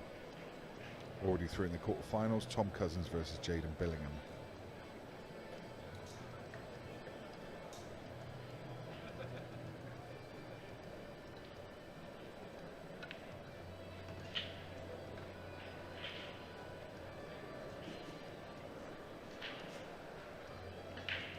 Justin Astley versus Sean Ash.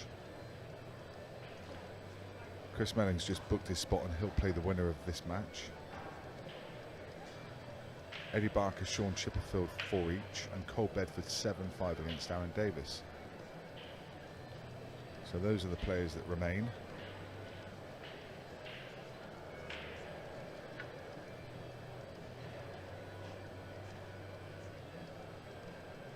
If Cole does go on to win that game, incidentally that's now 7-5, if he goes on to win that game, he'll play the winner of Eddie Barker, Sean Chipperfield. As I say, Melling will play the winner of this one. It's just such a good lineup yet again, and Billingham's still there somehow.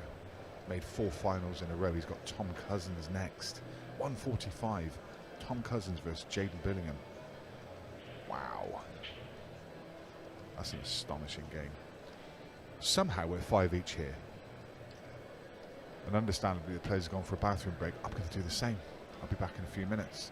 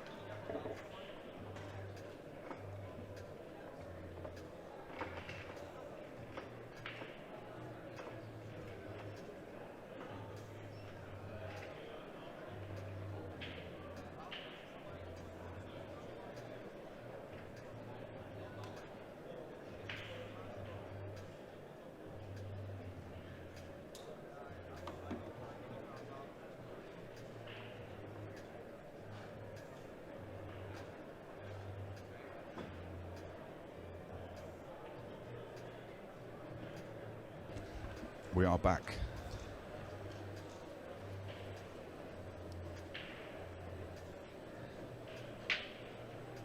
Oh wow! I tell you what a funny old game this has been. We've seen some absolute genius. We've seen an absolute bag of spanners,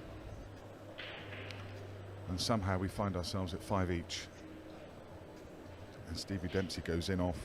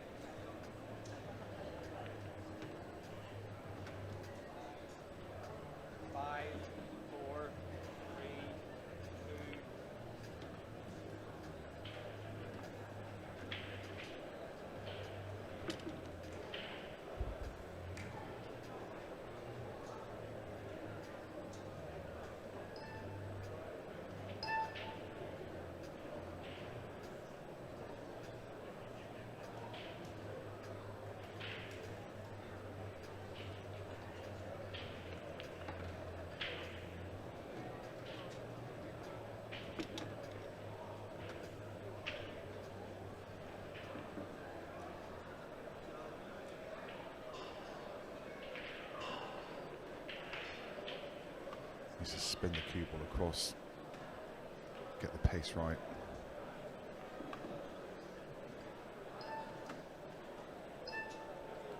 It's okay, yeah, it's okay. It's not exactly where he wanted it to be, but it's okay. Let's play cannon now. He could just run past. Thought he may just hold on the yellow, but he ran past it. He's got the right angle now just to stun up.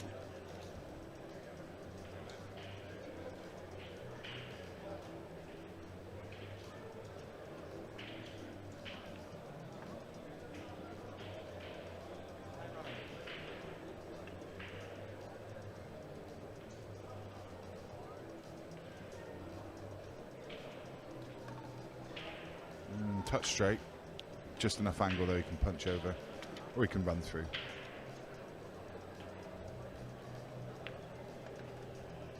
Run through for 8 to middle.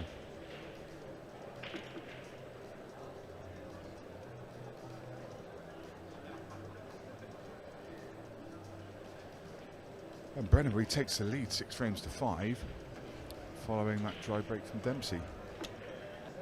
And Dempsey, having been 5-2 down, when he pulls it back to 5 each there, what he would have given for a ball, just to kind of like, just to twist that knife in a little bit more. Just get back in the lead. Horrible time to get a dry break for him. But Brennan will love it. Great lads, both of these. A lot of fun. Great banter between them as well, always.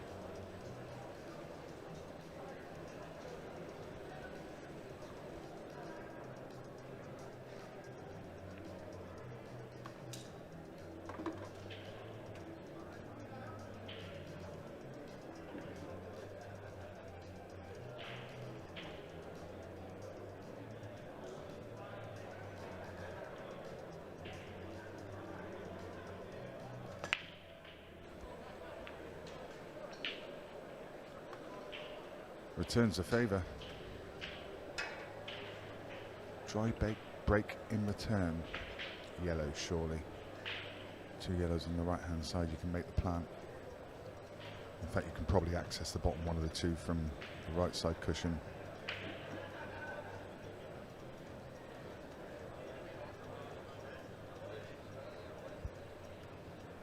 Yellows it is.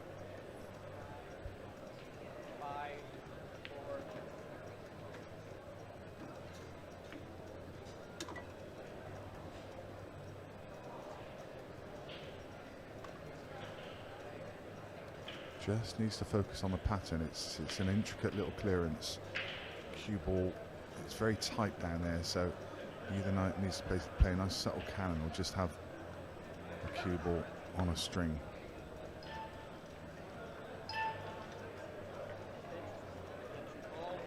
Causes extension.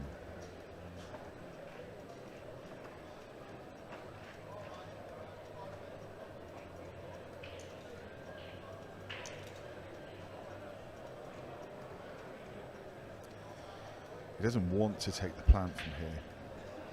It's just a bit trickier. He wants to be right behind it. Didn't want the flick on the yellow.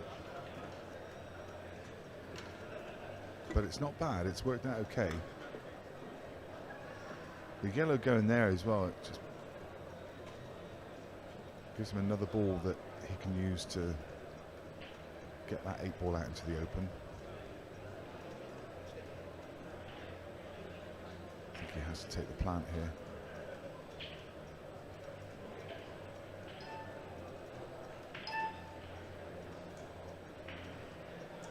Missable.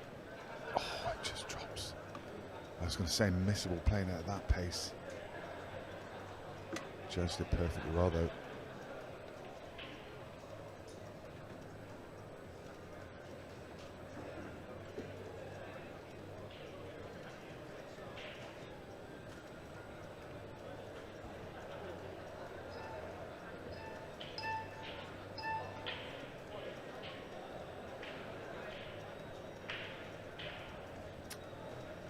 Another miss. Another one goes begging. One good shot here to develop these 2 reds. I would have thought you'd have played that with a bit more pace. When you're trying to get 2 reds out, I mean, 99, or at least 90% of the shots that players play now in terms of developing, they do play them in a very controlled fashion. You rarely see them play with too much pace, but I think that one just needed a bit more. When you're trying to get 2 balls out, I think it just needed a bit more of a hit on it. You can understand why they play at a controlled pace. They don't want to lose a cue ball or go in off. Another missed ball. Astonishing. It's Declan Brennan's turn. Dempsey was missing them earlier. They're just trading mistakes between them. Is it a bit of nerves? Is it the fact they're playing each other? Is there a bit of complacency perhaps? Do they want it a bit too much? I mean, what's going on out there? I've not seen this many balls missed between these 2 players in 5 different events. There's another one. It's unbelievable.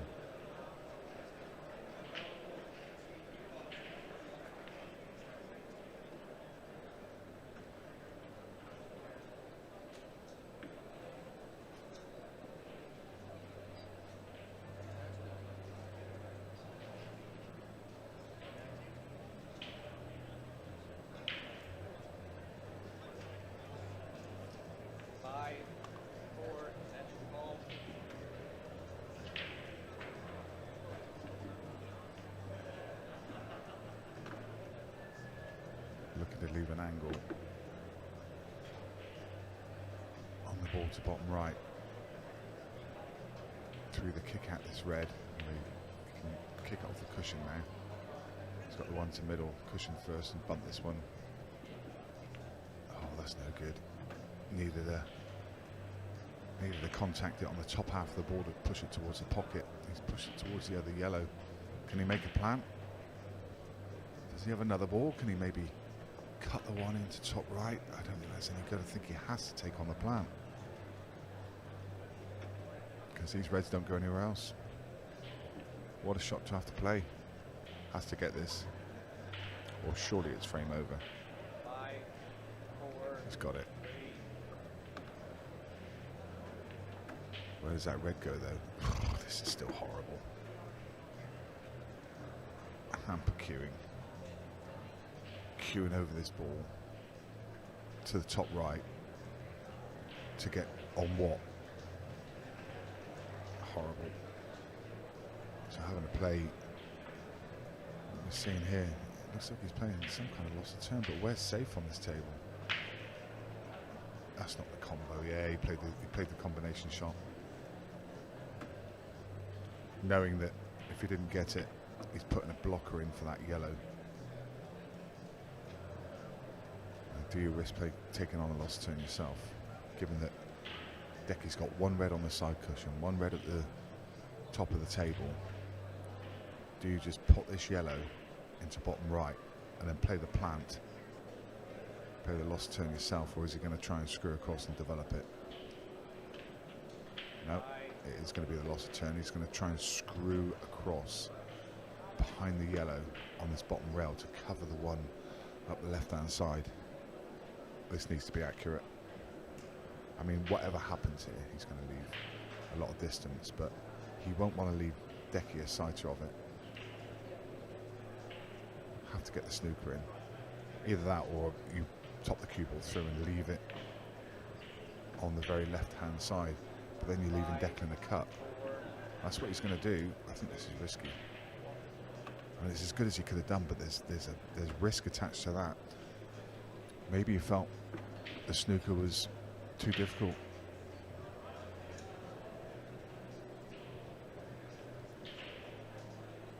Risky.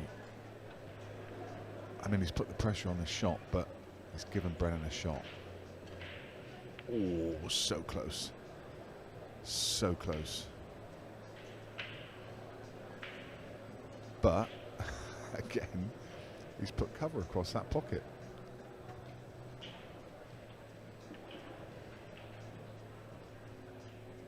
What an incredible match. Had absolutely everything. We've had a lot of misses, I can tell you that much. It's not over yet, because how does Brennan cut this in and get on that last red? He's looking at playing a cannon on the 8-ball, catching the 8-ball half ball and landing on this red at the top of the table.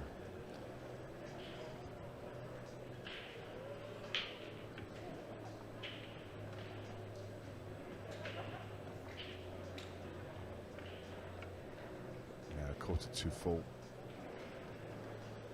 and that will not cut. So again, do you snooker him on the one over the pocket,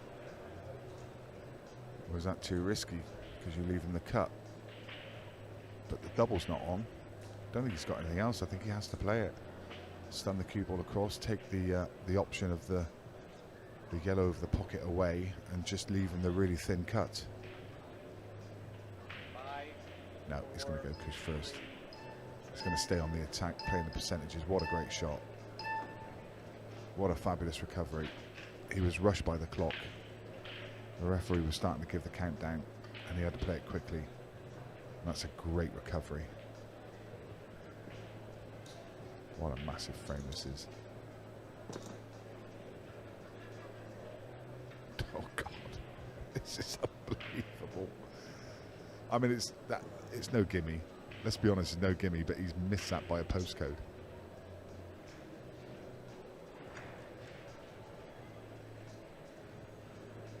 This is edgy, isn't it? Oh, my God.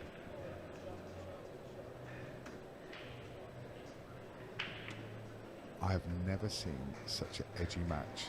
This is absolutely unbelievable. Not quite sure how many times I've said that during this commentary, but it is brilliant to watch. Oh, what a shot.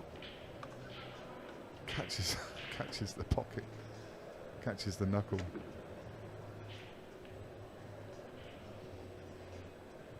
And lands on the 8-ball to middle. And this is going to 6 each.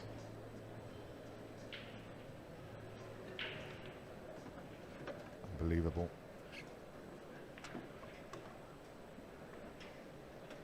I need a wee,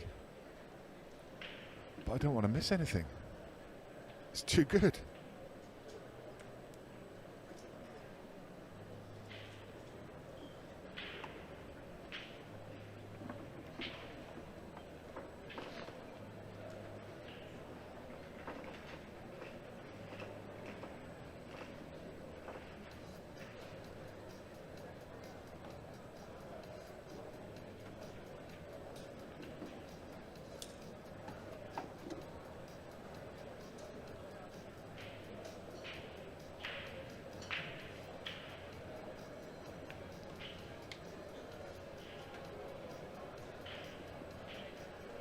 scores from the other matches. Cole Bedford completed that win against Aaron Davis, 8 frames to 6.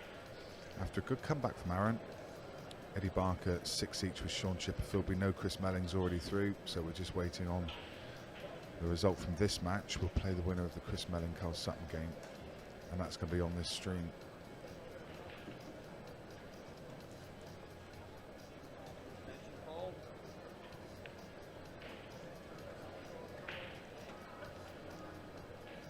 Give us a like. 193 people have liked. Get us over 200, please. Surely you must like what you're seeing here. I'm loving it. One of the best matches I've seen in ages. We've had absolutely everything in this game. A highlight reel of missed shots. Highlight reel of genius. A little bit of great play in between. But what a game. It's so edgy. And both players try breaking.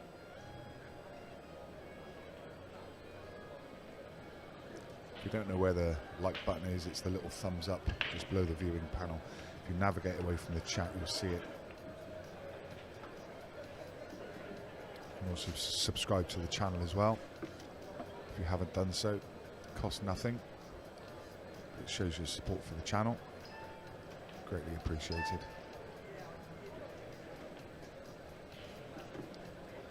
What a time this was for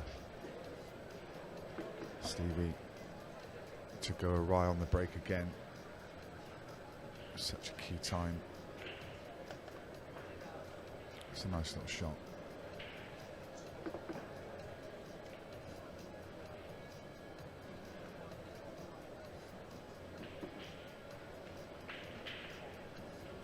Thank you, James. Much appreciated.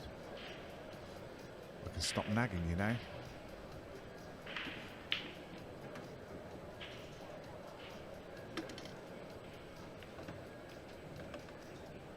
It's amazing how few people do it. So many people watching and so few people do it, but it really does help to promote the stream. What it does, it gets the algorithm working and it pushes it up people's feeds. So as they're flicking through, they're more likely to see this if they have an interest in pool. And I'm sure they'd love to see the end of this match and the next couple of matches that are coming as well. What a time for Brennan to go on the hill. And he would just so dearly love to break these off, put a couple of balls and have a little plum finish. Dempsey sat in his chair, fearing the worst and hoping that he gets a chance. I think there's a twist in the tail yet. I think we go to a decider. I mean, after the way this game has panned out, there's no way, surely, that this can be a breaking clearance. That would be too easy. That would be too easy.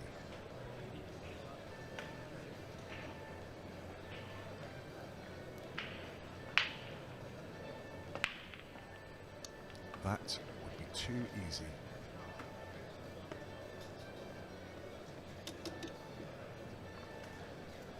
He's potted the ball. And the table is wide open. I think he wants to be... What do you choose here? He's got a choice of reds or yellows. I think I prefer reds.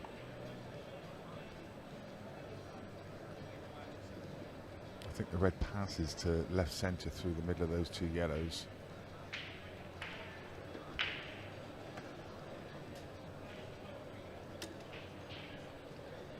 Let's see. I still think there's a twist in here somewhere.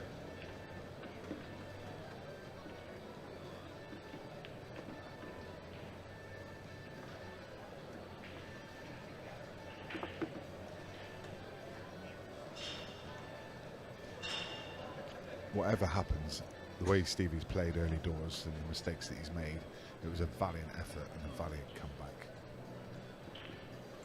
But it does look like Brennan's done the work here.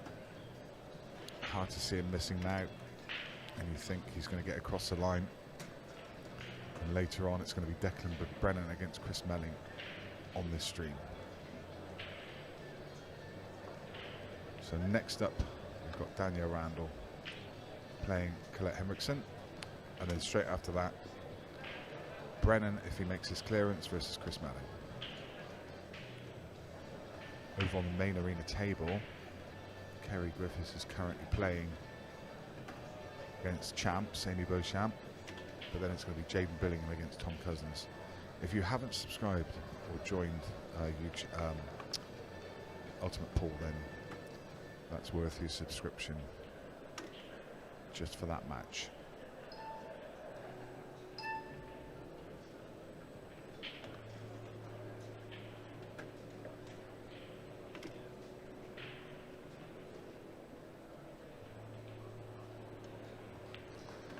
Well, I mean, Declan Brennan be over the moon. For us, a little bit of an anticlimactic finish. We wanted a little bit of drama at the end, but all the same, what a great match.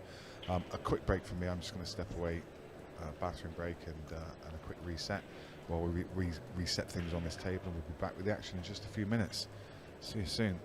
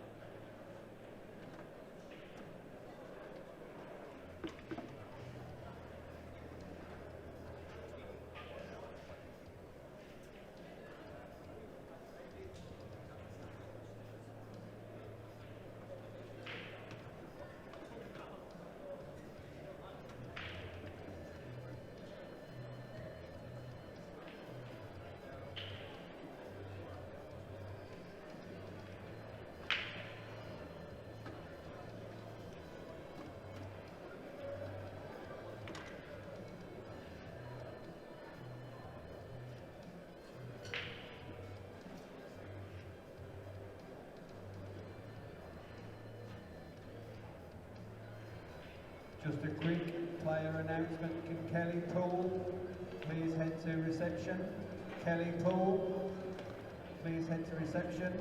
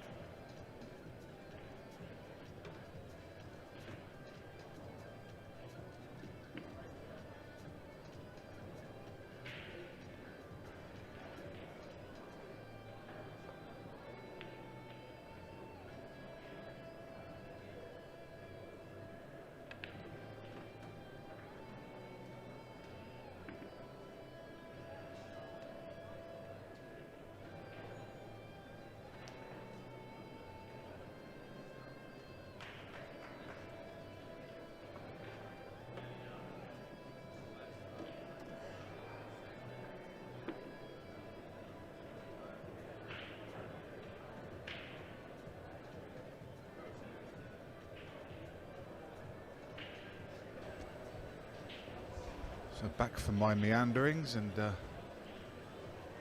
we are again.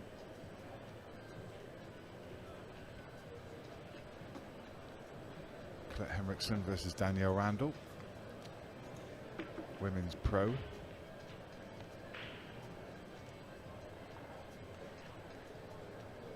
we have 8 quarter-finalists in Men's Pro. That's Tom Cousins against Jaden Billingham, 145. All these games at 145. Justin Astley against Sean Ash, Cole Bedford against Sean Chipperfield, and Chris Melling versus Declan Brennan, which will be on this table on the conclusion of this game.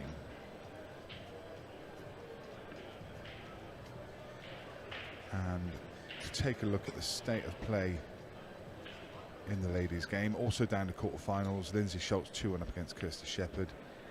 This game is the second one. The third one, Aid Flitcroft-Hurst, who's having an incredible weekend, made a final yesterday, lost to Becky Watkins. She's 1-0 up against Casey Ranford-Norrie.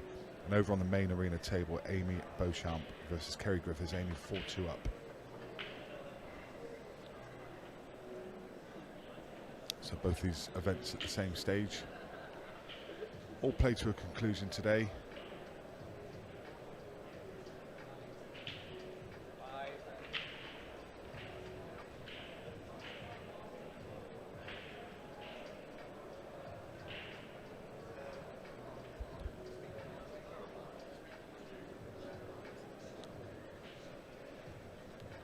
Colette now with a good chance to put this second frame to bed.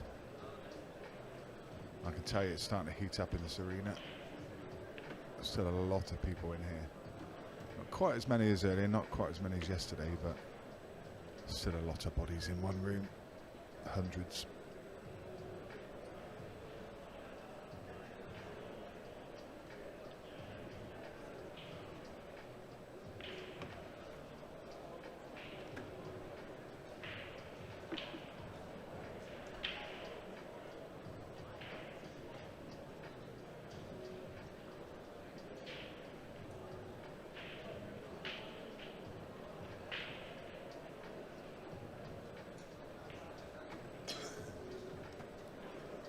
Colette Henriksen, one of the French international ladies.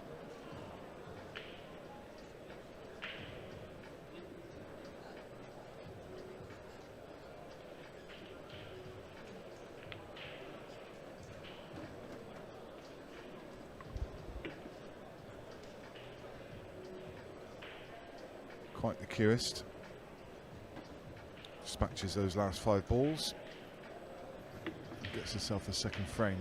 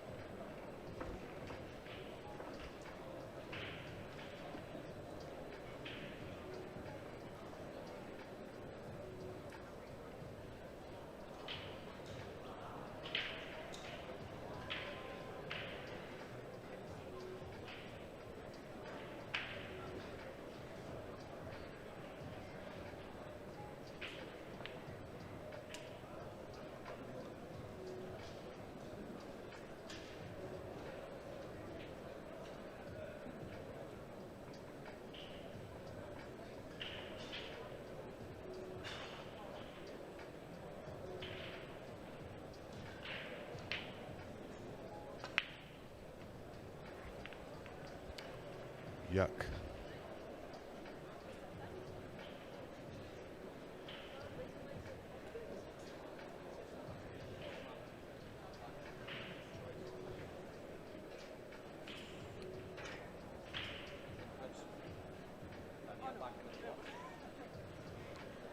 Foul break from Danielle.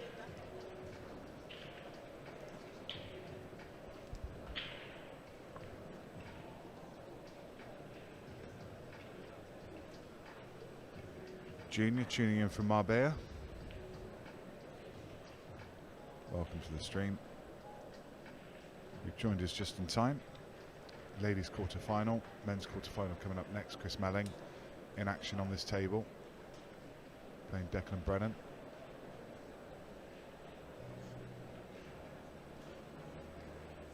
For you that subscribe to Ultimate Pool through the app or on YouTube. You'll have the option to watch the other quarterfinals. Cousins v Melling, which is an incredible game coming up on the main arena. Following these quarterfinal matches.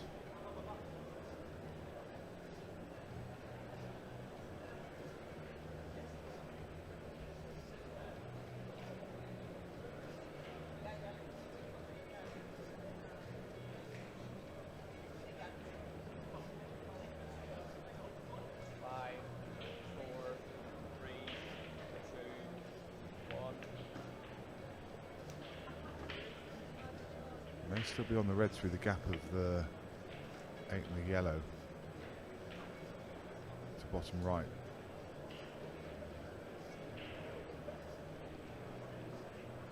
Bit fortunate if she is.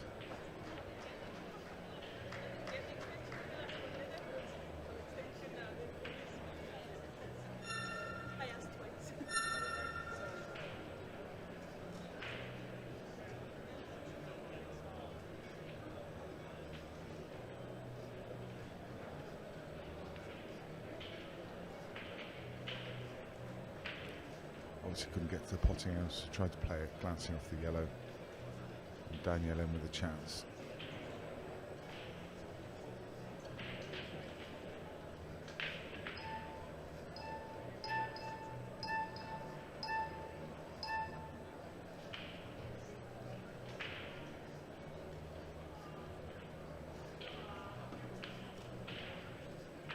Lost a turn. It's a risk because the red does go to bottom left long. Colette's been potting these, but probably worth the risk.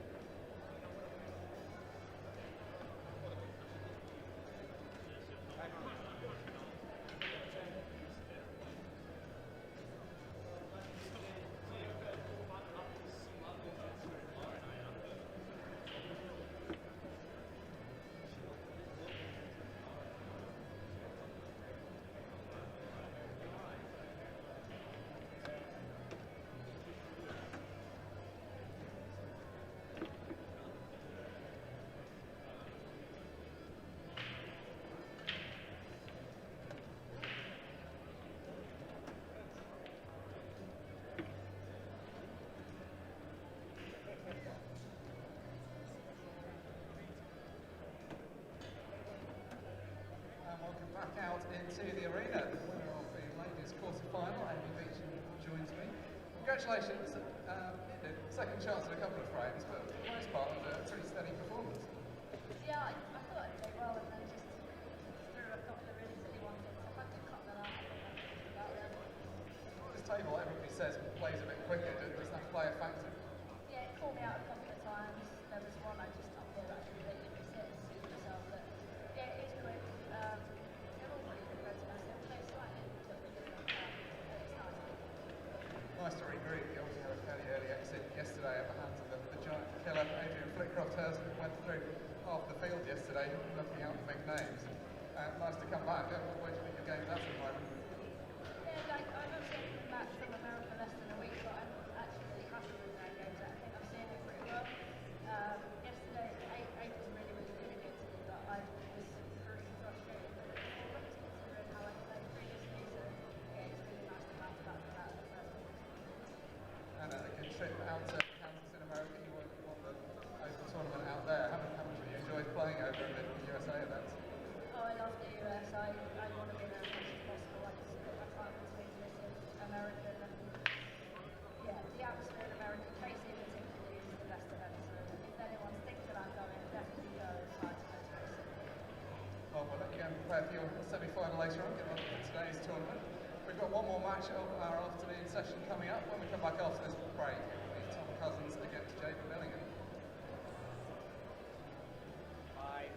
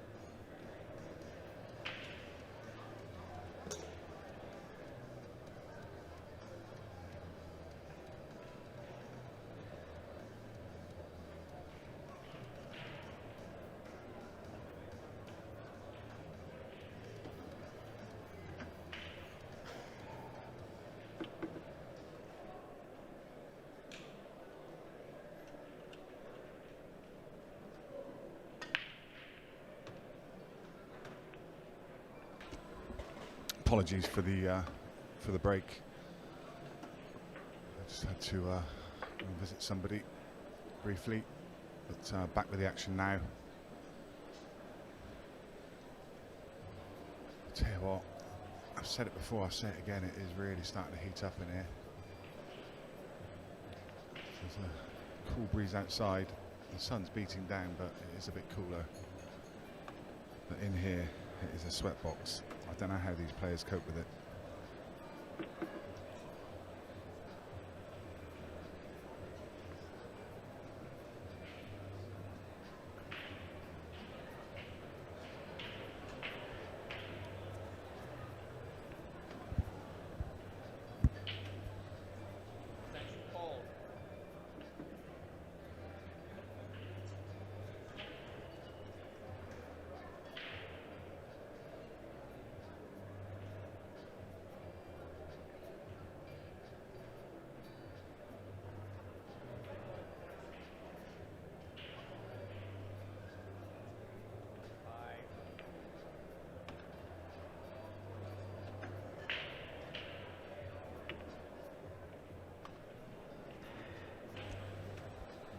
Colette very much in control here, 4 frames to 1.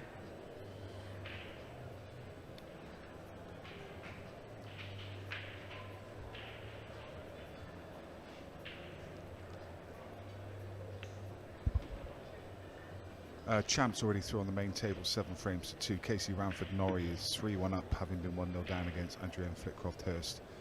Lindsay Schultz 4-2 against Kirsty Shepherds. It's a good bounce back this weekend from Lindsay Schultz because she was beaten 7 frames to 0, I think, by Adrienne Flitcroft-Hurst in Pro Event 5. In terms of ladies rankings, I see a question from Luke.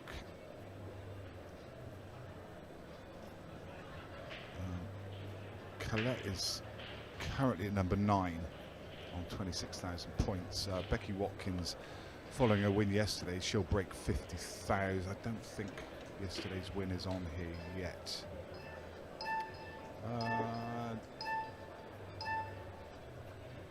Just checking.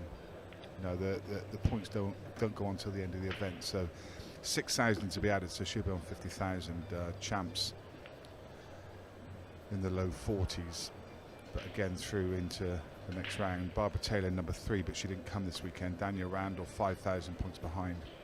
So Colette some way off the top 3, but you know, if she wins this weekend, that launches it. There's so little in it really between kind of 4th place and 10th, which is, well, down to 12th really. There's only about 6,000-7,000 points on it in it, so a win could launch you right up through the rankings. Mary Talbot in 6th, not here this weekend either. Emma Parker not had the best of weekends. So Colette Henriksen, you know, if she wins this event, she's 9 at the moment, she could go, I think, into 5th. Megan Proctor not playing this weekend due to an injury, so a few of the top players missing. Everything to play for. And leading this match 5 frames to 1 at the moment. Very much in control. Let me tell you this though, over on the main arena table, you have got a match that should be one for the history books. Tom Cousins against Jaden Billingham, the 2 in-form players, the 2 really the men of the moment at the moment, the current number 1 versus the man who is just setting everything alight.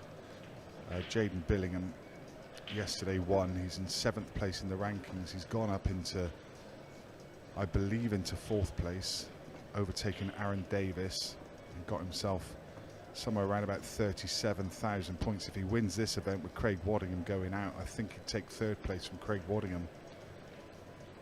Just an absolute phenom. I mean, what a story there's brewing there.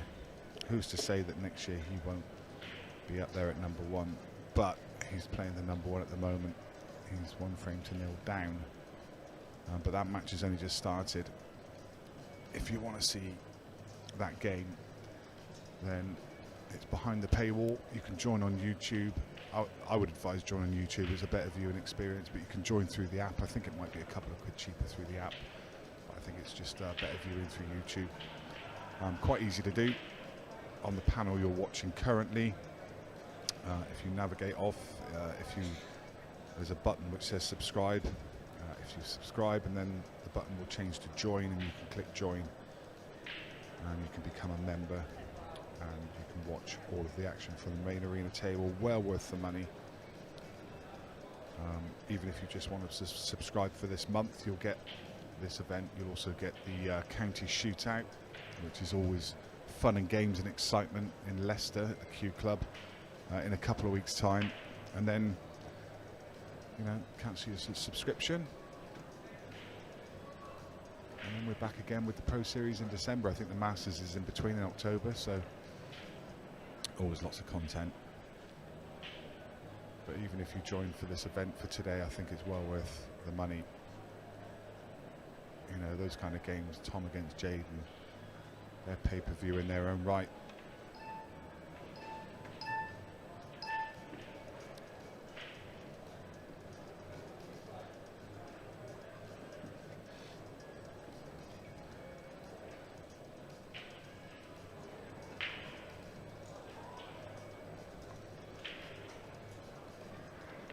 So don't forget, next up on here is Melling against Brennan. If you're a fan of either of those players, that's one that you can't miss either. Cole Bedford, I see in the venue. He's got a quarter-final coming up, having beaten Aaron Davis. I know he's confident about the way he's playing this weekend, and why not? Another quarter-final for Chaos.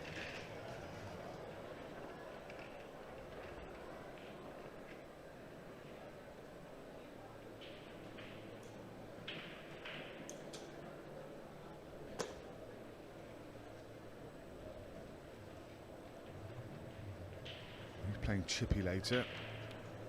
Similar styles, those two players. He's just waiting for a table. As soon as the tables come free, that will get going. The other quarter-final, as I mentioned, is Justin Astley against Sean Ash. I think both of those players, fairly new pros. Justin this year, Sean I think last year. They'll be eyeing up each other, thinking to themselves, do you know what, I fancy you. I fancy you. They'll both like their chances to get into a semi. No disrespect to either player, but they've swerved your Cousins and your Brennings and your Mellings and all the rest of them. I mean, they'll fancy beating anybody, and they have been. I mean, Justin Astley's already beaten Phil Harrison this morning, so he'll be on top form, and like I say, he'll be fancying his chances against anybody. Sean Ash came through a really tough match against Luke Gilbert. But, I think that's a really well-balanced draw for those two.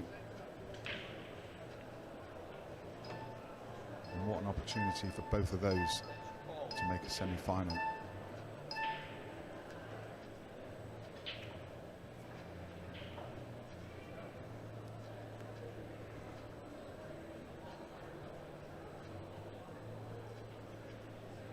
Such an interesting game between Cousins and Billing. And Billing was so consistent yesterday and today. Melling, well, if he plays like he did against Greg Batten, he's got no chance whatsoever. If he plays like he did yesterday,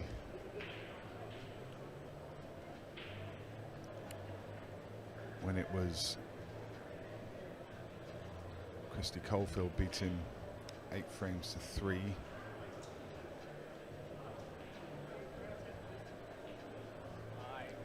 And previous to that beat Ben Dorr 8 frames to 0. And if he plays anything like that, then it's a different Tom Cousins altogether. So that's why that game's so interesting.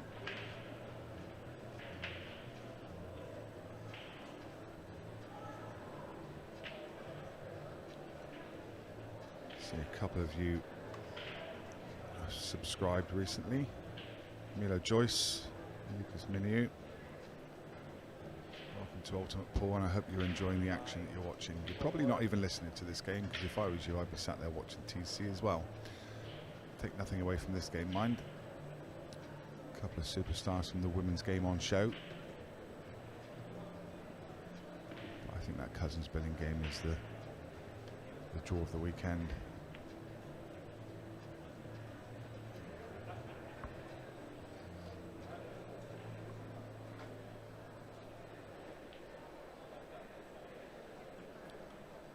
Danielle needs this frame desperately.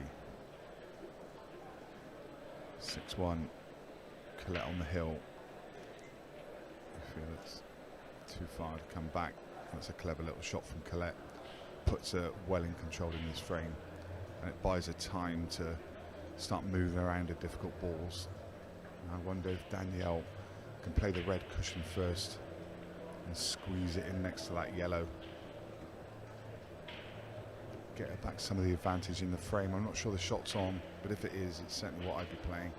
Just need to miss the 8 ball and just get cushion and just into the back of the yellow and squeeze it. I think that's what she's looking at. Also effective, but it does give Colette the opportunity to play a 3-ball plan.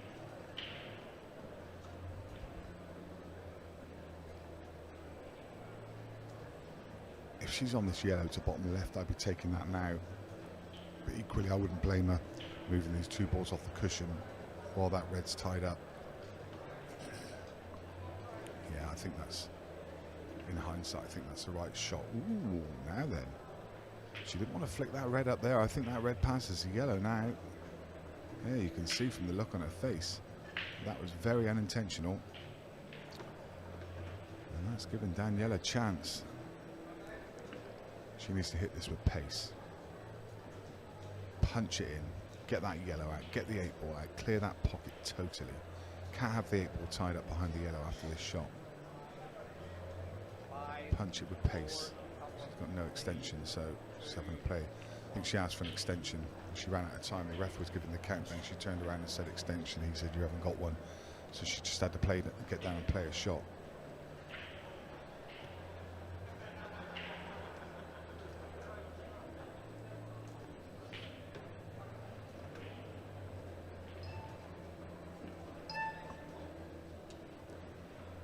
Let's keep it civil, David.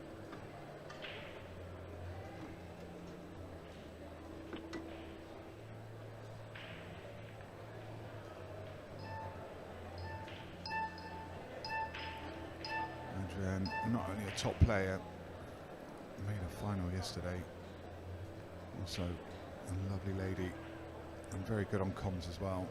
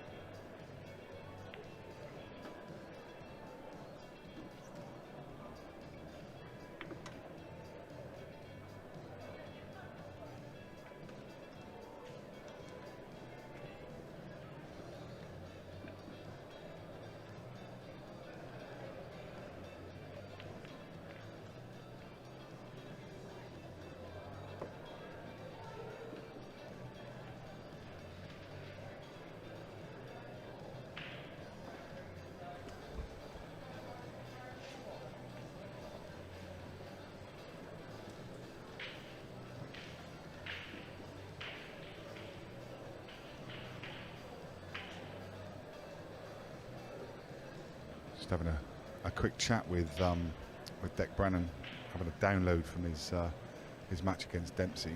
If you didn't get to watch that match, it's worth going back and watching it. Not for the brilliance in there. It was a mixed bag of everything. It had so many missed balls. It had a tactical frame, a great tactical frame. It had moments of brilliance. It had good play, bad play. It absolutely had everything. One of the best matches that I've seen for quite some time. It was a truly epic. And Brennan happy with the win, obviously, but not happy with the way he got there.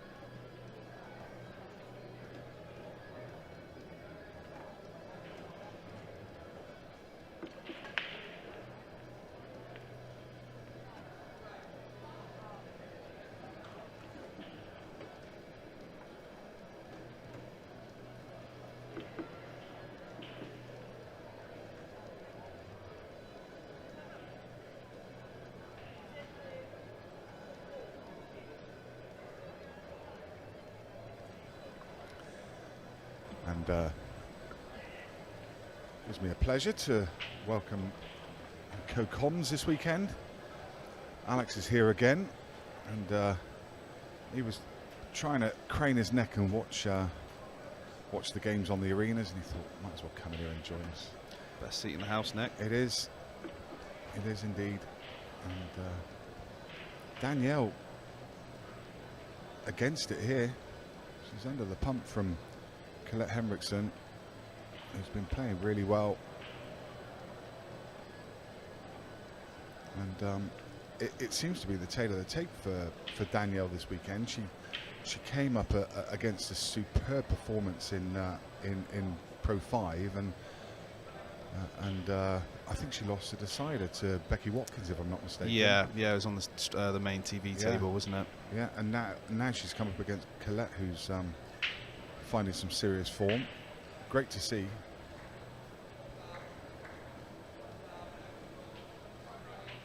I'm assuming this is the quarters, is it? Yeah, quarter final. Yeah. You know what we got coming up next on here? I don't. Oh, we've got Melling against Brennan. Not a bad game, is it? Not a bad game at all. Yeah, I've been keeping a keen eye across on the main arena table, which we've got on a screen up here. It's Tom Cousins, Jaden Billingham, 2 each. Was Tom 2 up? He was. Yeah, he went 2-0 up. Jaden pegging him back. Goes to show the kind of players that are still in when Mellon and Brennan are not making it on the main TV table. Yeah, absolutely.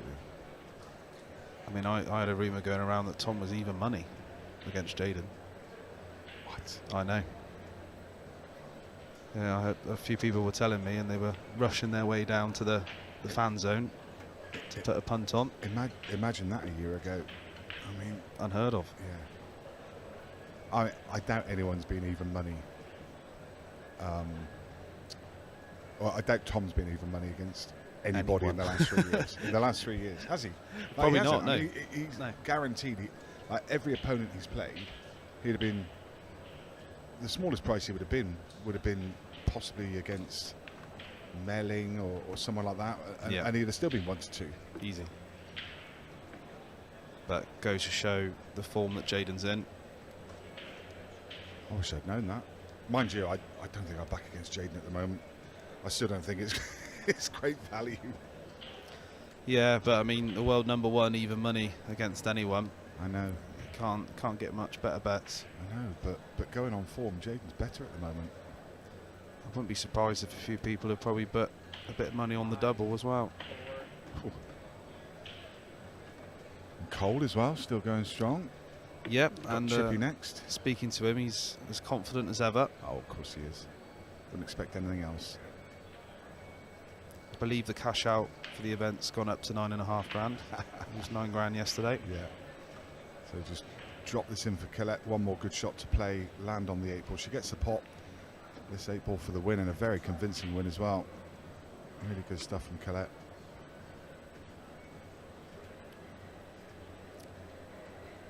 A player who I believe is consistently going deep, I believe, Colette. Yeah, she's number 9 in the rankings, so that kind of tells you the story that she's there and thereabouts. Brilliant. Great performance by her, and 7-1, that it really is a convincing victory against someone of Danielle's prowess. So I'll tell you what I'm going to do now, just for your viewing pleasure. I'm going to, while we reset things on here, waiting for Melling against Brennan, which should be in the next 5 minutes, I'm going to send you across for a little treat on the main arena table, and you can watch TC against Billingham. Billingham 3-2 up, and refs just resetting things, and we'll leave you with that one for just a few minutes until this game gets started.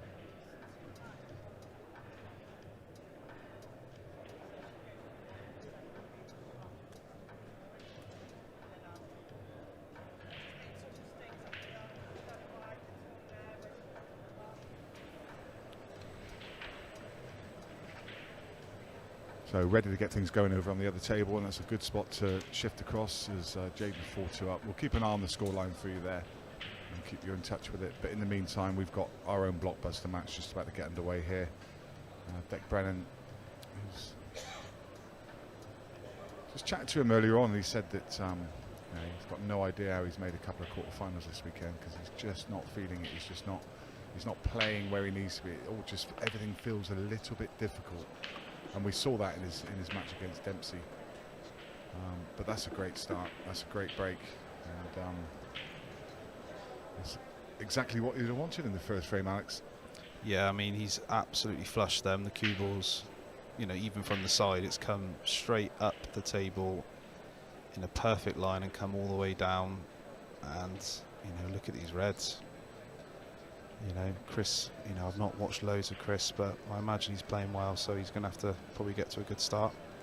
If we can screw back to where he is now, he's decided just to punch up through the gap and nudge that red out the way. I prefer that shot, actually. That was a really nice shot.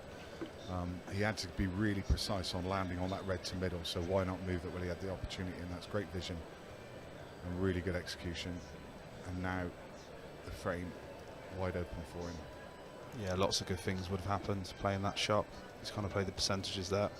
Well, yeah, and couldn't fail to be on the ball. You know, with the ball top right at worst, you're going to land on that if nothing else. So very good. Yeah, I didn't watch all of the Stevie Dempsey game. You know, previously on this, it was on this table, wasn't it, before the Collect game? Yeah. And but I did watch the last 2 frames from Declan, and he looked pretty solid to finish the match out. So he's obviously finding some form. Yeah, it was unlucky really, because you know, Dempsey was 5-2 down and playing horribly, it has to be said. But you know, wrestled his way back to 5 each, and then went dry at 5 each, and it was a horrible time to go dry. Obviously, Brennan steps in and makes the clearance.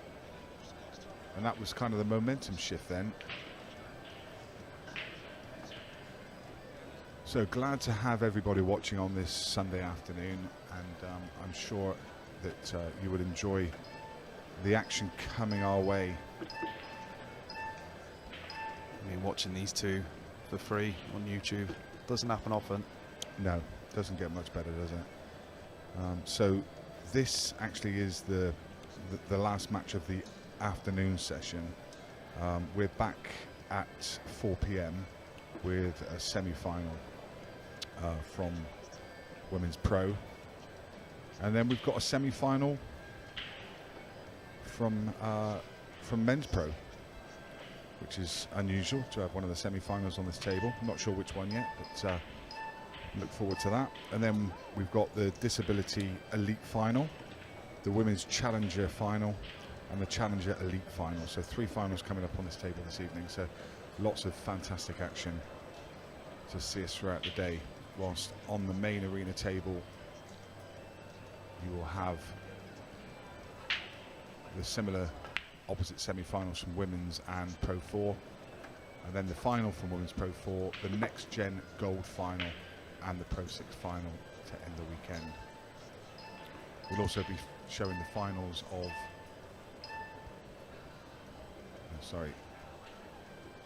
there will be some other finals shown on the other 2 match tables, but they've not actually been decided yet. So, but live action on this YouTube channel with 3 finals coming up this evening. Short break after this match until 4 o'clock. Probably give us about an hour and 15 minutes. Yeah, Mellon's hit a really good first break there as well, similar to Declan, giving him an easy opportunity on these yellows to complete the serve. Cousins has just pulled it back to 4-3 in the main table. How amazing, isn't it, to have these 4 players all playing at the same time in the deep end of the tournament? It's ridiculous. It is ridiculous. 4 of the best players in the world, 4 of the most informed players in the world. The number 1, the number 2, the number 4. Where's Melling in the rankings? Not far away, is he? I think he might have been... Was he 5 when Aaron was 4? Before, obviously, Jaden won the I know it was Tom, Declan, Wad. Soon tell you. Imagine he's 5 or 6 now, I'd have said. Yeah, I think depending on how he's gone this weekend and how Aaron's gone, I guess Aaron ran a bit deeper than him yesterday, didn't he? He lost to Tom Jones, was it? He was on this table. Yeah. I think, Chris is probably still 5th, I don't know. But anyway, we've got the number 1, the number 2, the current number 4, and probably the number 5. The only one missing is Waddingham. Yeah, I mean, Jaden kind of getting into the 4th position in under 2 years is just absolutely unbelievable. What an achievement. And, you know, you just can't see him slow him down.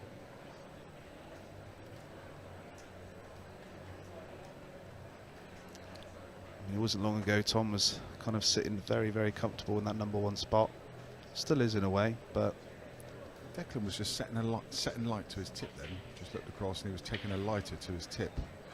I guess he had a few little flecks, a few little strands hanging off that was putting him off. yeah, I saw Mellon do that on the TV table earlier, just before he played. Must have borrowed a lighter off someone. Yeah.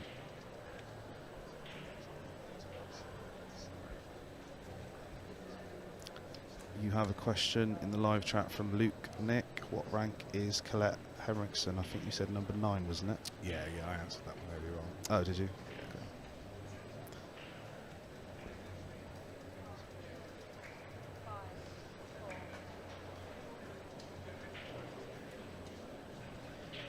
Bit of a mess this table.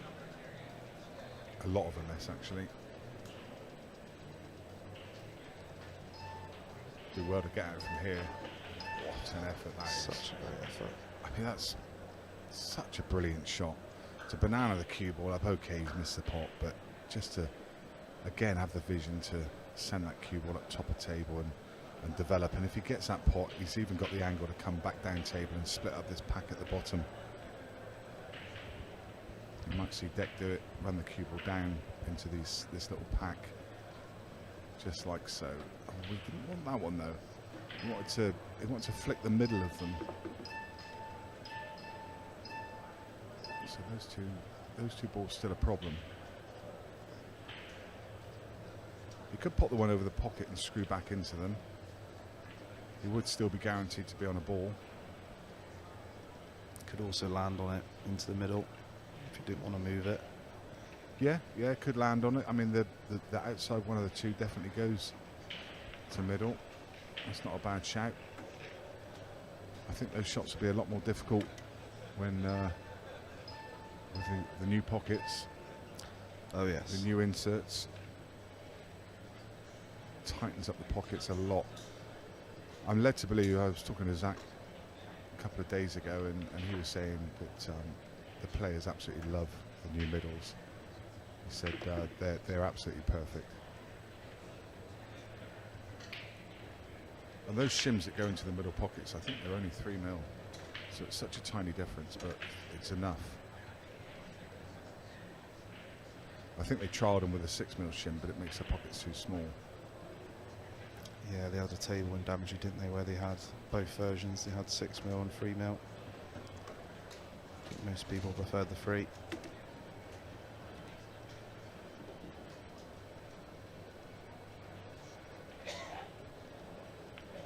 Taking these out well. Now Declan.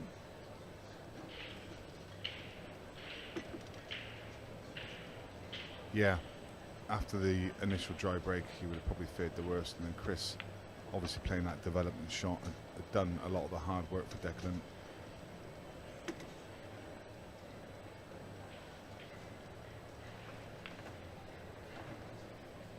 Yeah, just a sign of kind of confidence on the table is Declan. Even a shot like that, I know it's a ball over the pocket. He's played it extremely well. Just showing he's got the pace of it. Tabang watching from Swaziland. Wonderful to have you watching. I wonder where it's hotter. Is it hotter in Swaziland or is it hotter in this arena? It's a close one. I'd say probably this arena. Yeah. I don't know what season you're in Swaziland. I should imagine it's fairly hot all year round, but I don't know what the... Is this... Are you in winter? Are you in summer?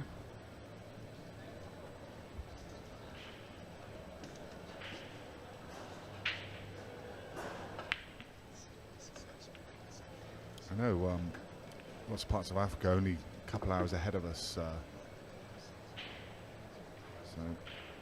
See, for a second there I thought Mellon went dry, but fortunately he did pot a red.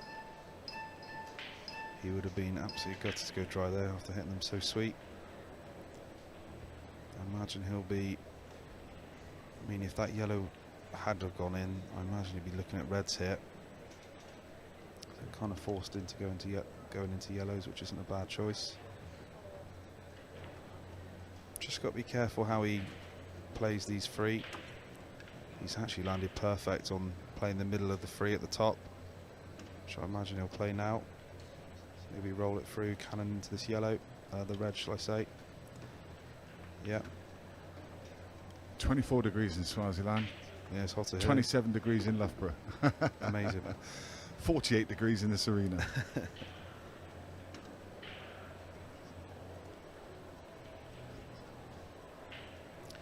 I mean, there's a lot of things not kind of helping us. We've got a lot of black curtains, kind of dark carpets. Everything's kind of retaining the heat. It's the people, mate. That's what it is. Well, yeah, 1,000 people does also.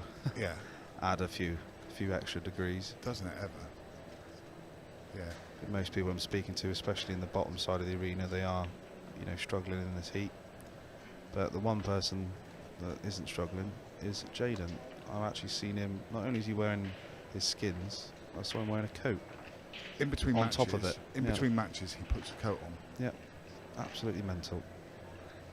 I saw him outside earlier, well, out by the toilets earlier on, and yeah, he's got this under armour that he wears, and then a shirt over the top and a coat. I mean, what on earth? Yeah, Mellon not happy with that shot. I think he thinks something's happened with that cushion as he tried to play that cross double there. Fandy watching from East London. He's a fan of Chris and Ubrick. And he's welcoming everyone into Marrakesh in Morocco next month for the World Championships. Should be a fantastic event. Luke asking if Caesar stopped playing English 8-ball. No, he definitely hasn't. He's certainly playing. I'm not sure. Like normally, his manager messaged me beforehand asking which hotel to stay at. I know his manager was over for the first event of the year. The second event, Caesar came himself, but that was the event I missed. And then I'm not sure if he's playing Hayball at the moment. There's that event over in Poland, so he may well be playing Hayball. Or I mean, he's got quite a busy diary, so I think he's just missed this event. I'm sure he'll be back for December. Yeah, it'd be good to see him. He's obviously got that. He brings that buzz with him every game he plays. I think everyone's curious to see what all the fuss is about. Yeah. Good spot, Tom. You're absolutely right. No such country as Swaziland. Eswatini.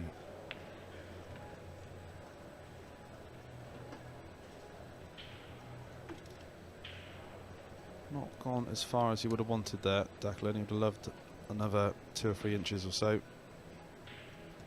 Forcing him into a bit of a reroute. Looks like he's screwing back, like so. Doesn't want too much angle, but I think that looks fine. Yeah, I think he would have loved to have been straighter and kind of come to the left side of the red, but I agree. But he can use this angle and just top it through with right side and come over to the right side of the red. Very well controlled. Oh, that's super. yeah, I mean, Couldn't have played that any better. interesting question in the chat. You could probably answer a lot better than me, Nick. I've heard a few rumours, but they're asking. Someone's asking about McKenna in terms of what happened with him playing on the pro circuit. I did ask this question earlier on in the year, and I can't remember the answer to it. I'll be honest. I think he just decided against it. Yeah, I'm not fully aware of the situation. I know I know, obviously, I heard he was in good form going into it. You know, had a 1 from 7. You know, apparently he was well up for it. I don't know whether there was some sort of change of circumstances in his own life, or, you know, I can see him being the kind of player that if he's going to do something, he's going to commit to it. So maybe he couldn't make a couple of events and then decided there's no point doing it. Hard to say. Yeah, a few people have asked a question. I did pose it, but it was a few months ago. My memory is awful, but I don't think there was any particular. I don't think there was any, you know. It wasn't a big deal. You know, it wasn't that they fell out or anything like that, to my knowledge. Maybe just a change of mind, change of circumstances. Would have been great to see him. Yeah, I feel slightly not as bad about the degrees now. This the guy in the comment from Morocco is saying it's around 40 degrees where he is right now. So I know lots of places have been having massive heat waves. I mean, we've been having some big heat waves in the UK where we're not set up for it at all. We're not used to it. None of the houses have aircon. Some of the other countries are more used to it, but I know in Turkey recently it was up as high as 48 degrees. wow. And lots of places in Europe have been way over 40. It's been a real heat wave this year, right across Europe, and certainly parts of Africa. I think you guys in Africa are much more seasoned than What a we shot are. from Mellon there. That's brilliant. Absolutely brilliant. You don't call him the magician for nothing. He's going to need this frame until he doesn't want this match to slip away from him.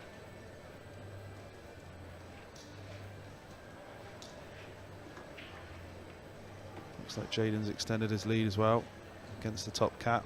5 frames to 3. That's over on the TV table, should anyone want to watch.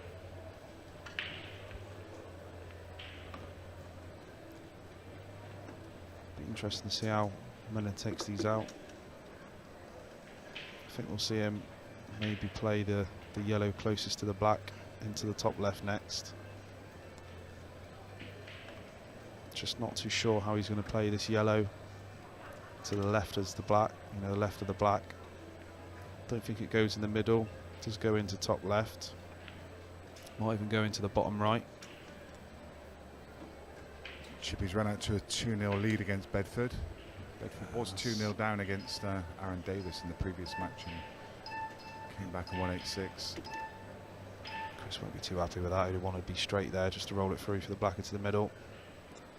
But instead, yeah, he was trying, you can see but the line of the white, he was trying to land on the black into the bottom left, which he did get, but because he had to do so much more with the white, unfortunately he's missed the pot. Not a good start for the magician. Declan will be ready to pounce and punish that mistake. I have to say it's a big point in this match.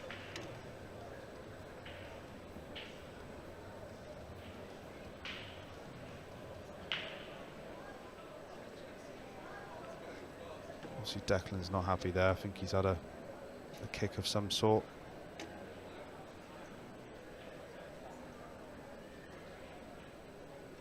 However, the ball has still gone in. Clearance is still on. The clearance you expect him to get.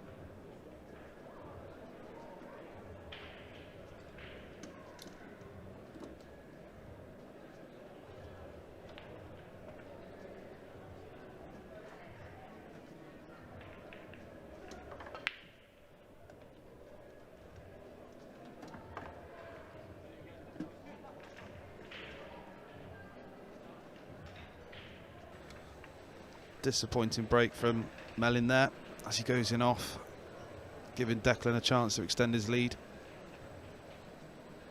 Not the easiest of layouts, but still a chance Declan will be happy to receive.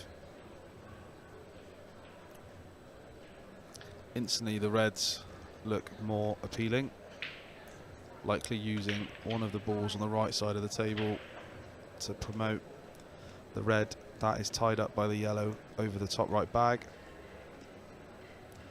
Probably just going to play a soft cannon into this red that's close to the black spot, like so.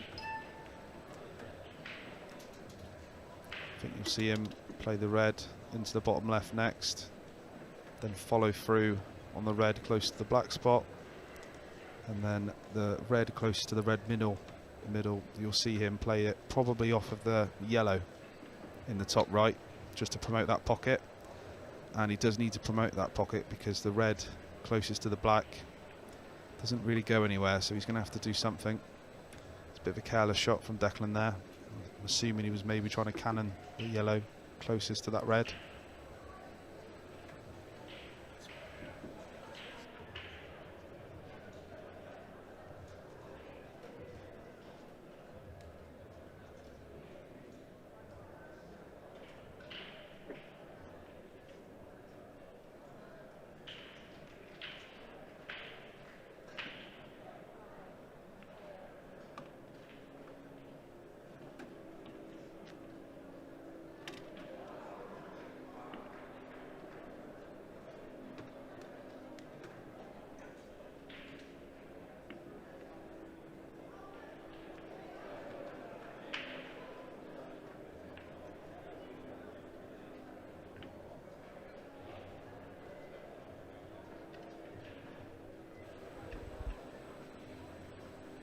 So looking like a free ball plant of some kind here. Yeah, Mellin jumping out of his chair. You wouldn't have expected to come back to the table. Although it's not an easy chance, it's a chance you feel that he needs to get to stay in this match.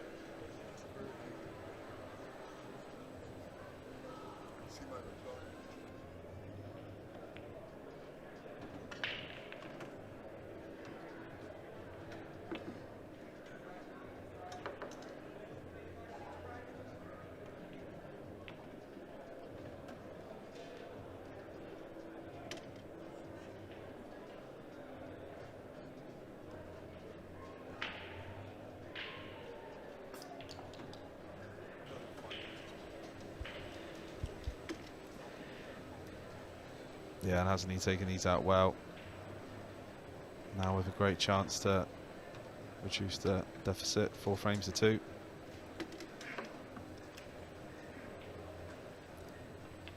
Declan, however, breaking next, and with the way he's been breaking, hard to see him going dry.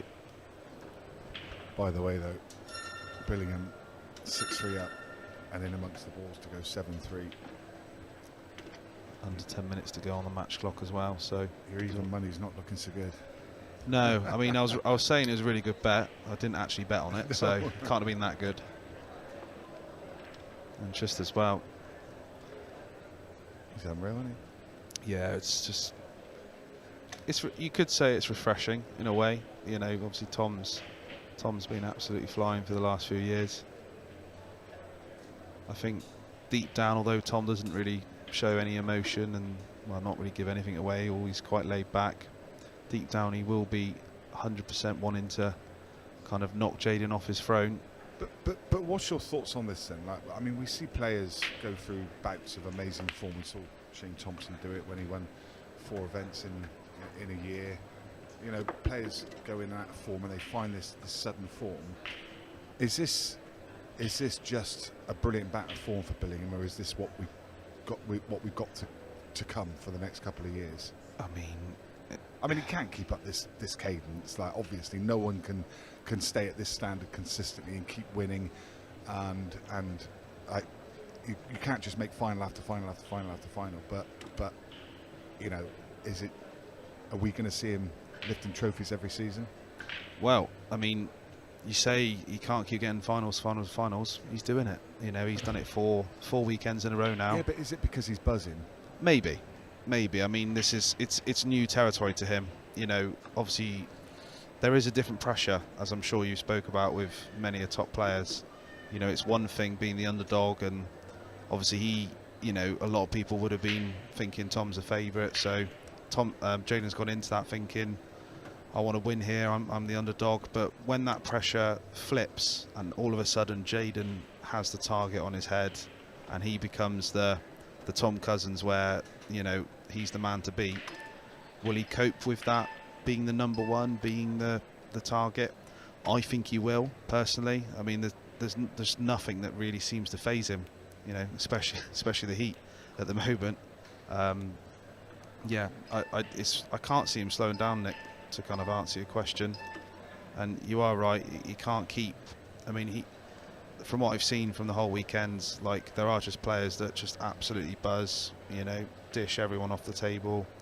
You know, how Jaden's not come up against someone who's kind of destroyed him or took him off the table is quite amazing, really. But maybe that's because everyone's kind of feeling the pressure playing against him. Yeah. Nando, excuse me. Nando asked a question: is it just me, or is the arena tight? It looks like the supporters are very close to the table. Well, this is one of the side tables, by the way. This isn't the main arena table. The main arena table is next to this, which I mean, they've got cameramen in there, and it's a better viewing experience. But as I say, that's why it's behind the paywall. This is just bonus coverage.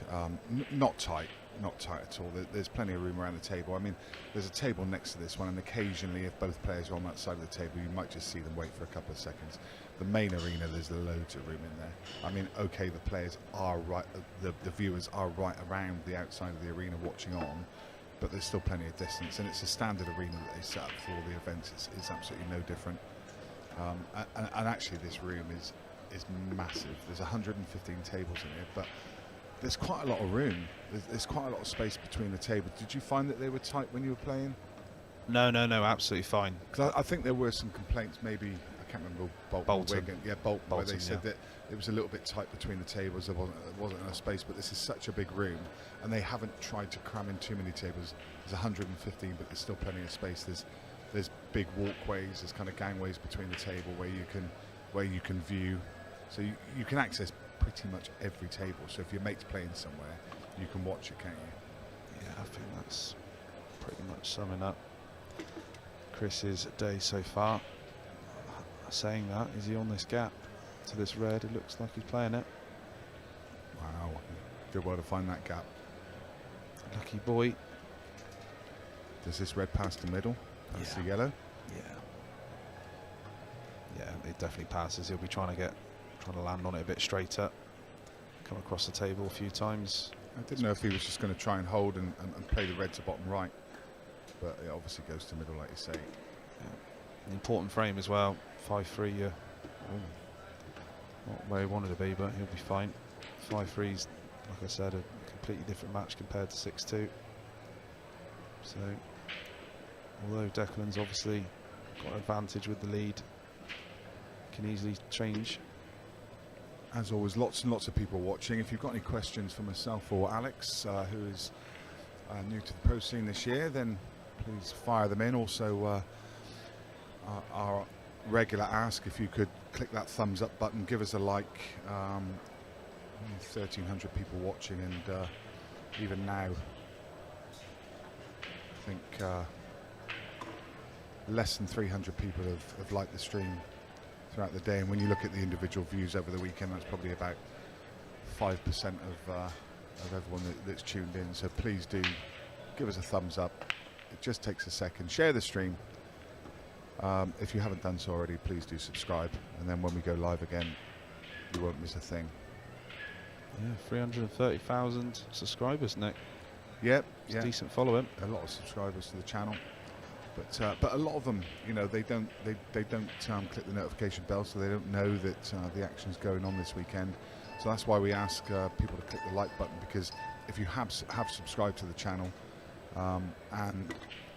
or you know, you've watched pool videos before, this is more likely to come up in your feed as a suggested thing to watch. So the more you interact with us, the more you click that thumbs up, the more you chat to us, then the more it promotes the stream, which helps us put on this free stream over the weekend. Stuart Croft has become a member. Hope you enjoy what you watch today.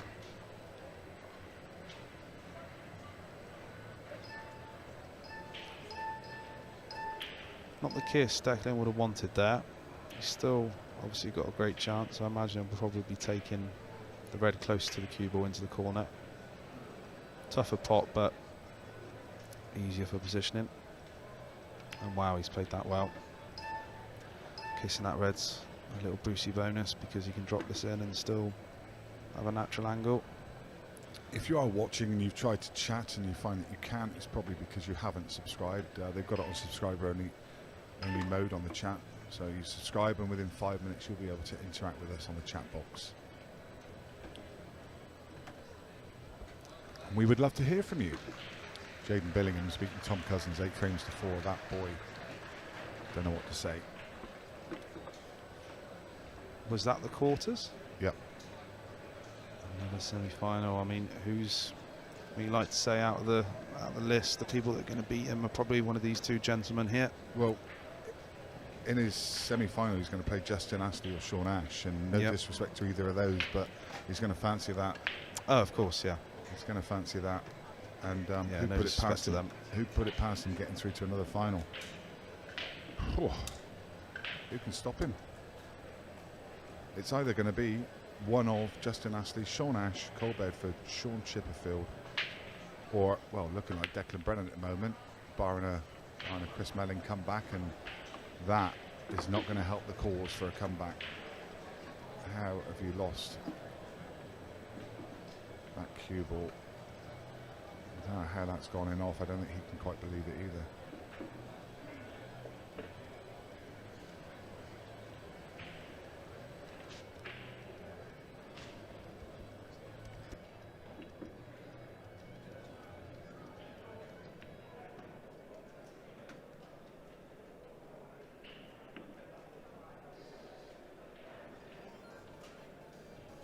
Don't forget, folks, before you leave us today, if you've not had a chance to have a shoot at the 36 Vegas 6 Thread Shootout Challenge up on the balcony, you can still do so. Winning time currently is set at about 18 seconds. If you fancy beating it for some big cash prizes, take it on the balcony before it closes at 4 o'clock. In the meantime, we've heard a rumour yet to be confirmed with Tom exiting at this stage. If Declan Brennan wins this match, he will be our new #1 player. Now, as I say, we need that to be confirmed, but they're totting up the points at the moment. I think JMO's right on top of it, but imagine that. Yeah, looking over at Zach Lennon right now, he does seem like he's pretty confident. How amazing. I mean, if anyone's going to probably know, I mean, Declan would have definitely had an inkling leading into this match. You know, he's definitely going to be personally invested. So, well, and from a player that I had a chat with him an hour ago, and he's saying, I don't know what's going on. He said, I'm having one of those seasons. He said, nothing's going right. He said, I just don't feel like I'm in games. I don't feel like I'm playing well. He's just about to go #1. and he doesn't think he's playing very well. Yeah, and it has been confirmed from Zach Leonard. If Declan wins this match, he will be the new world #1. Imagine if he starts firing. Yeah. Yeah, you almost don't want to tell him. Wow. On the hill, 1 frame. I mean, how long has Tom been #1? It's got to be close to 2 years. Yeah. If not more. How exciting. And what doors will that open for Declan? Someone who has lost many finals in the last few seasons. Will being #1 give him that confidence that he needs to push on? And do you know what as well, that you know, it shows how dedicated he is to the cause. He didn't go to Kansas City, where Tom went to Kansas City and missed that event. Declan didn't go. He was in Daventry playing the European Open because he wanted ranking points, and he was chasing that #1 spot.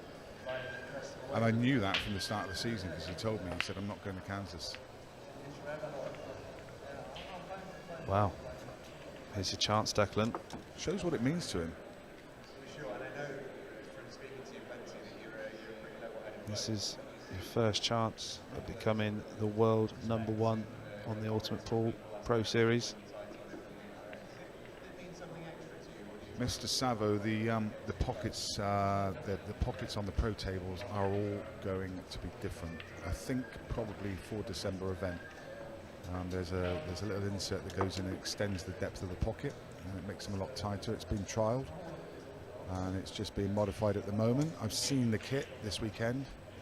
Zach Leonard's got one of the kits prototype, but there is the table top itself won't change, but the table will be modified, but just on the pro tables, making it tighter for the pros. And you're absolutely right. These balls that you are seeing going in, they won't go. They will not go. They'll hang.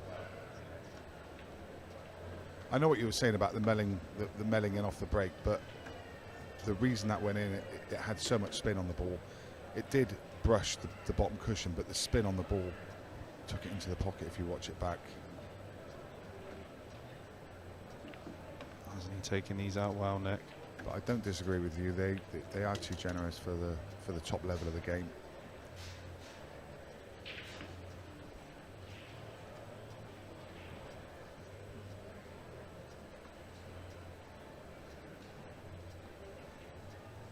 Just these 3 balls to 1 cement his place into the semi-finals, but also more importantly cement his position as the new world #1, something that he's been trying to do for the last 18 months to 2 years, and he's done it. Congratulations, Declan. Amazing stuff. Declan Brennan, the new king, sits on top of the pile. After this event, he will officially be our new #1. And what a story that is. He beats Chris Melling and he books himself a place in the semi-final, where he will meet the winner of Sean Chipperfield and Cole Bedford. Chipperfield currently 5-2 up in that game. Justin Ashley, Sean Ash 2 each. We're going to go on a break now. We are back with you at 4 o'clock. About an hour and a quarter. You definitely don't want to miss what we've got coming up this evening. As previously mentioned, we come back with semi-final from Women's Pro, then semi-final from the Pro, and then we get into final territory. So back at 4 o'clock sharp. Don't miss it. See you then.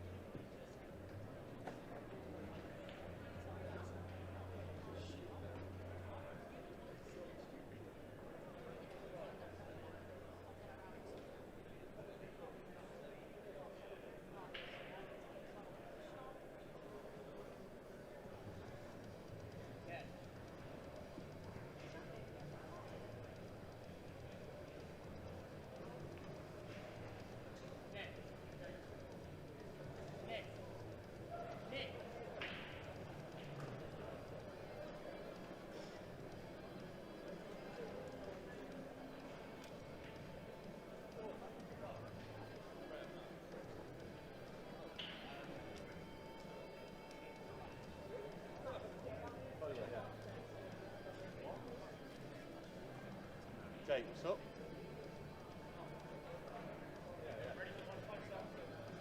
Mate, what am I doing?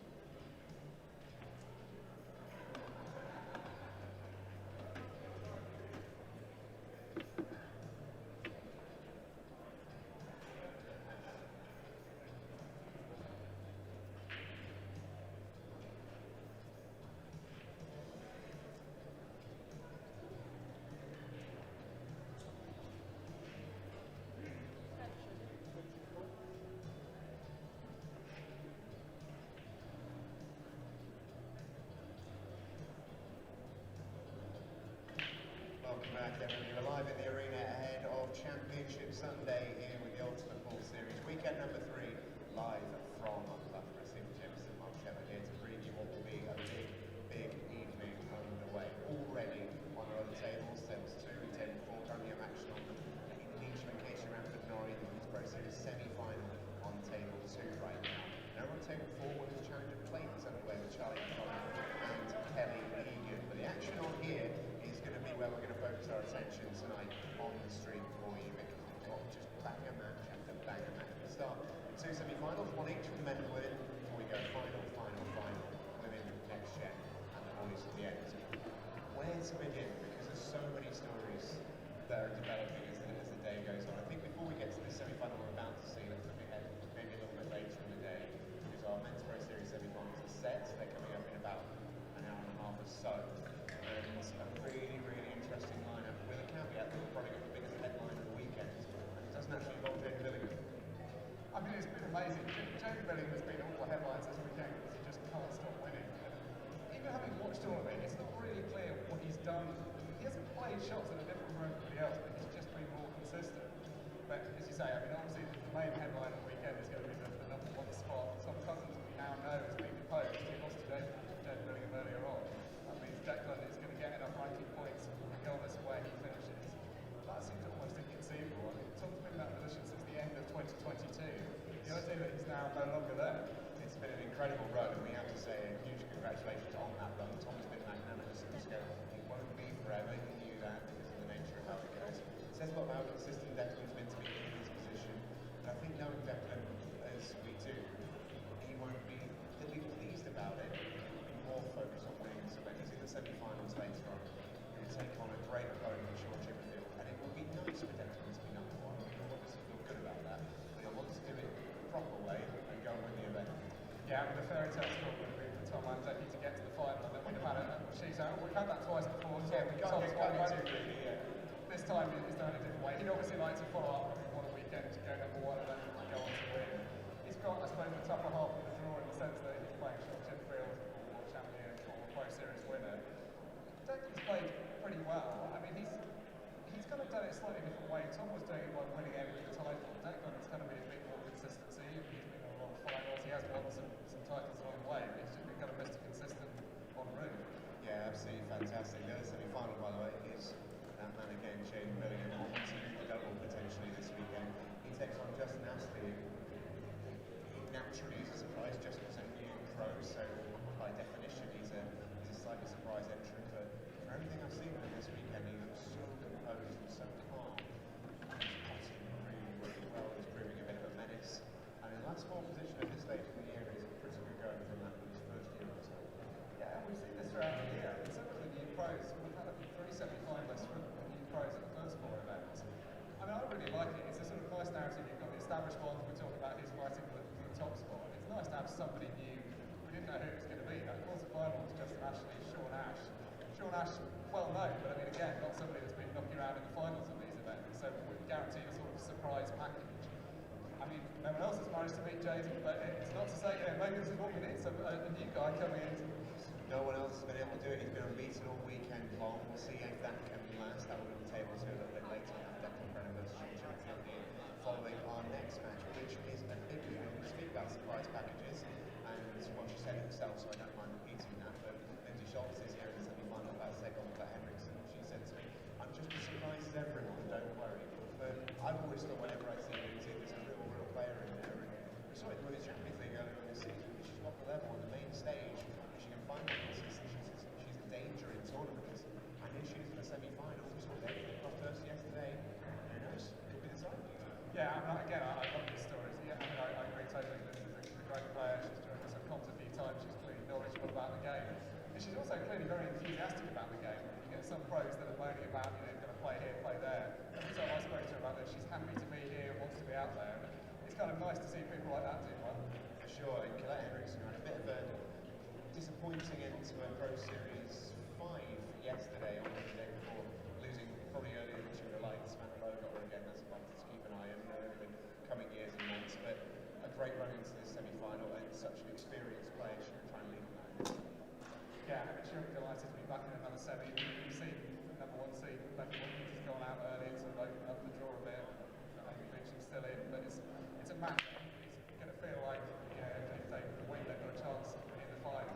The Colette just has such a wealth of experience, which we know is helpful when you're out in this arena, having been here and done it before in the second half. For sure, in our second semi-final winner in this competition, on right now on table number 2, Amy Beecham against Casey Ranford Norrie, the ultimate women's British Championship champion, and she's recovered pretty well. Got 7-0 first pole by Amy Price in the first round of the first event. She has real carries with skill and grit, all the things that make Casey the player she is. Now back and got a deep run in this one. It's going to be a tough test, isn't it?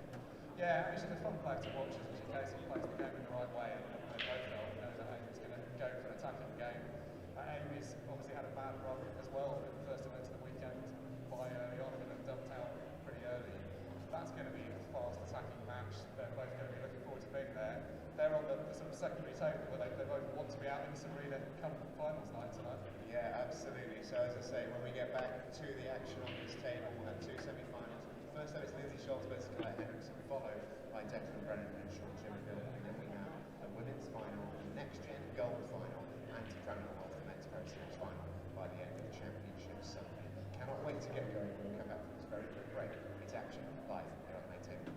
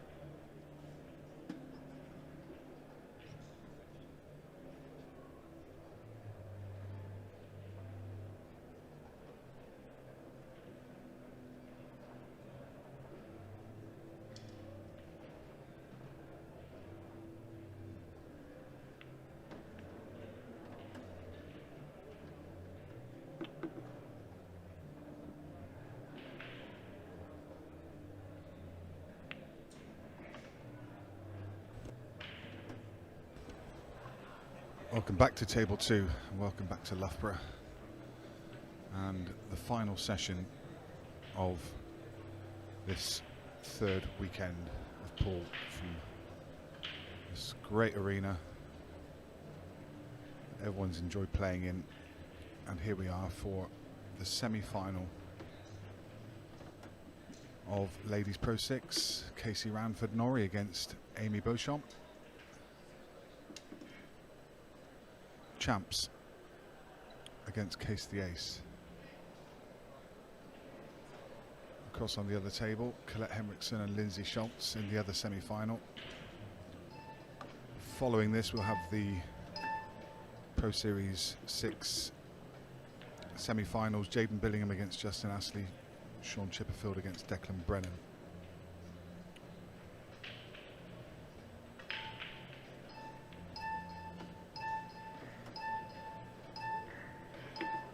On this table we'll have that match between Jaden Billingham and Justin Ashley following this game. Then we've got 3 finals: Disability Elite, Challenger Premier and Challenger Elite. So we're in for a good evening of pool.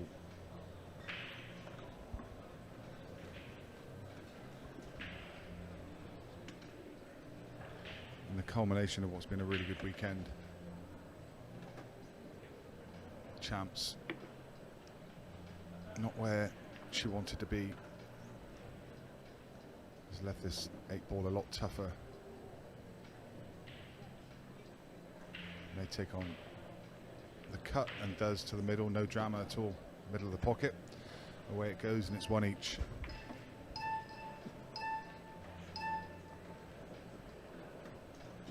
Things starting to cool down here. Certainly not the temperature, but the matches, all the events drawing to a conclusion now, probably of the 115 tables. All the ones up in the pro section are being packed away. Of the 70 tables down in the main arena, probably about 50 of them still in play. Lots of players still down there, lots of people still spectating and enjoying the action all the way through into the evening. And it has been a great weekend. Jaden Billingham been the star of the show so far.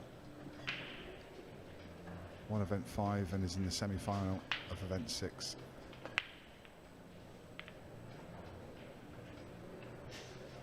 Casey breaks off in frame 3. She's dry.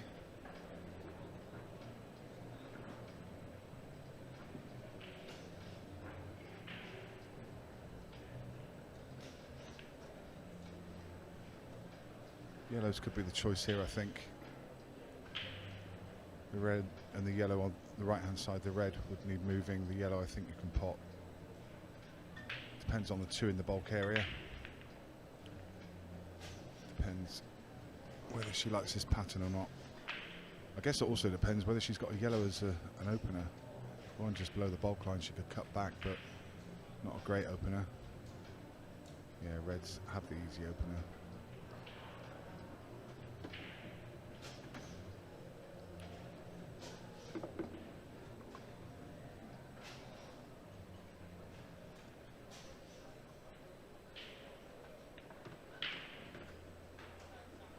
Michelle tuning in and cheering on Case.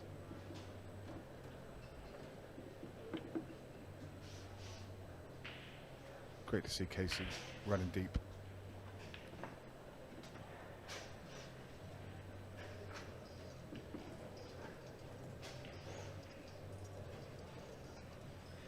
She's got a tough game on her hands here with the current number 2.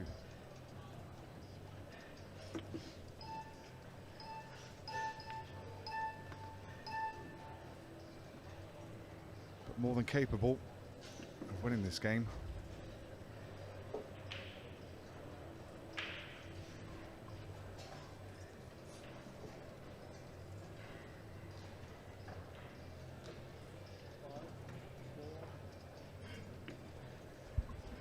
Just elect and play a containing shot. She didn't have the angle to move the bad red. So putting the ball over the pocket, which means she gets back to the table. And that's a perfect ball to break out. It's going to be loss of turn here. Could have a little shot. Very nice. Fancies the yellow snookers. Such a good rule. I know some people think, I mean it's Marmite, some people hate it, but it's such a good rule because it means that you get punished for missing and you get punished for covering pockets. If you miss a ball and hang in other rule sets, then you get an advantage from it, and you shouldn't. You don't get an advantage here, or rarely get an advantage. There are a couple of situations. If you hang the 8 ball, it could be an advantage if the opponent's balls are around it, but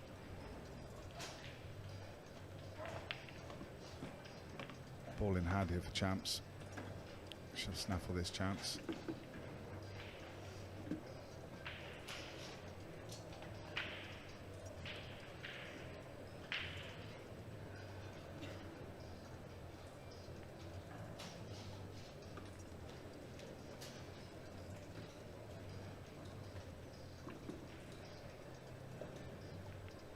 It's another one she's under hit. She did it on the 8-ball earlier, and this one's a long way short.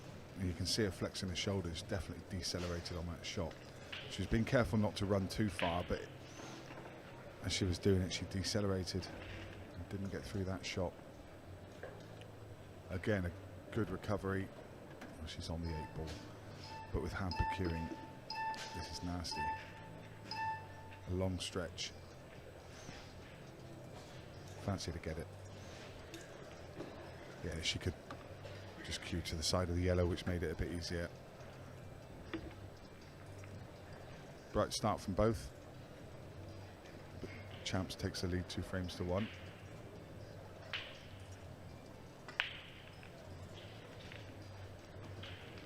Still playing the first frame on the main arena table. Bit of a tactical affair going on over there.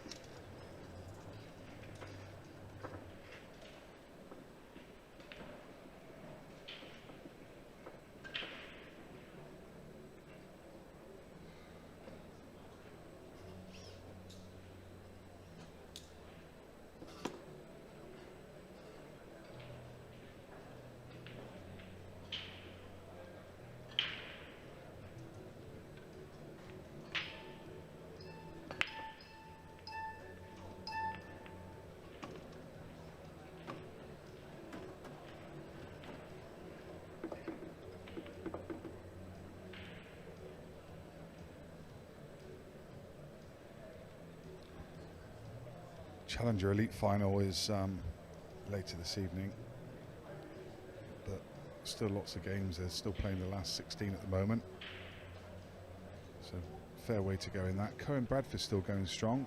My co-coms from yesterday. He's in a match at the moment, tied up at 3 each. Races to 6. There's quite a lot of names in there we recognise as well.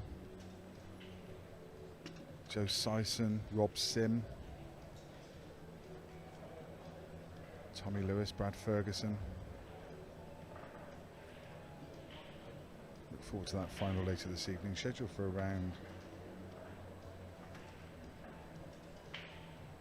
it says 7 o'clock on the schedule, but I think it's later. I think it's closer to 9.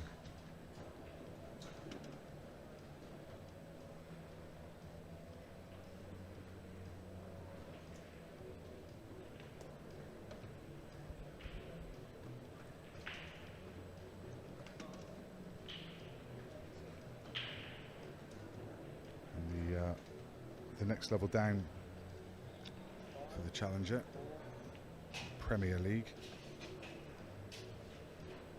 Also matches in the last 16 ongoing. Again, names that we recognise. Simon Singleton, one of the New Zealand internationals, has made the trip over here. He's on a family holiday and booked a place here, and he's going really strong. 5-4 up in the last 16. Joshua Traynor, former under 23 world champion.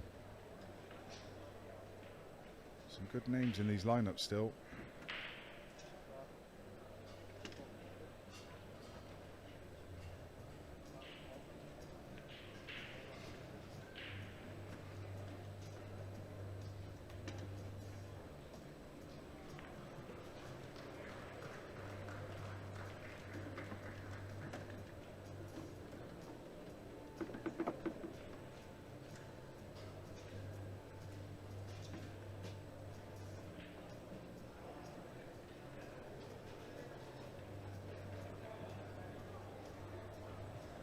Ripple of applause in the background, and that was the final of the seniors elite. Worth a mention because a local guy to me, Russell Burgess, formerly from Wales, should I say, not formerly from Wales, he's from Wales originally, but resides in the West Country.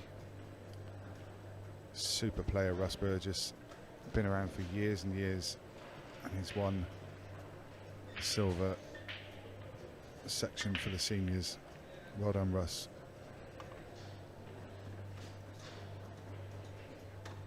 When you see him play, you wonder how he's so consistent.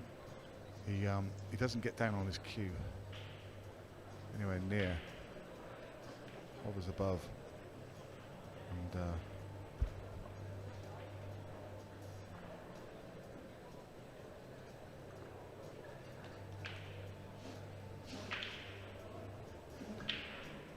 ball in hand here.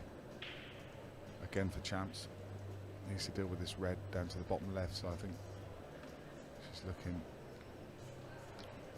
Well, she was looking at sending the cue ball down. She's still looking at sending the cue ball down. But what you want next if you do? I prefer the plant personally. It's a good shot to get it out. You can't argue with it. And I guess there's enough yellows down there that the plant was dangerous because you could have tied up the red that you were shooting down there. So very nice shot from her.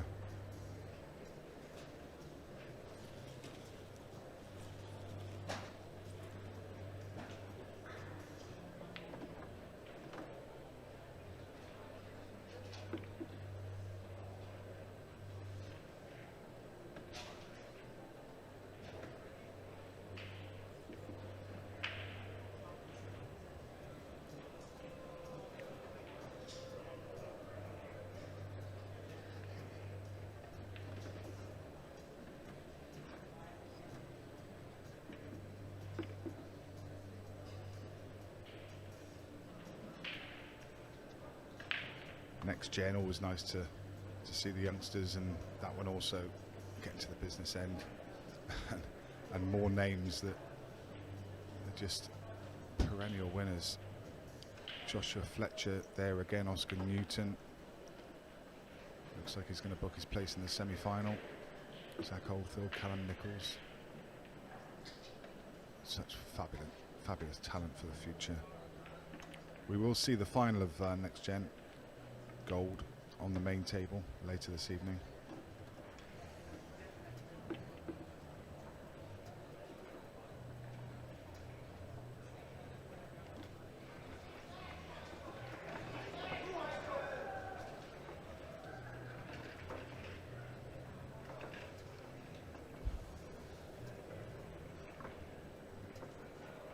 Nice clearance from Amy in that last one. Developed the bad ball and took them out to lead 3-1. 3 on the bounce from her.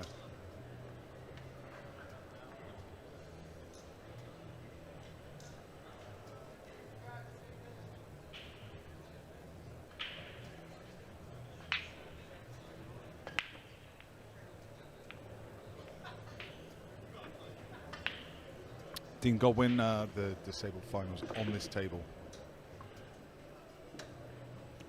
Next up, we've got men's semi-final, the Pro Series men's semi-final, and then we've got disability final after that. So due on probably, I'd say, depending on how long this one takes.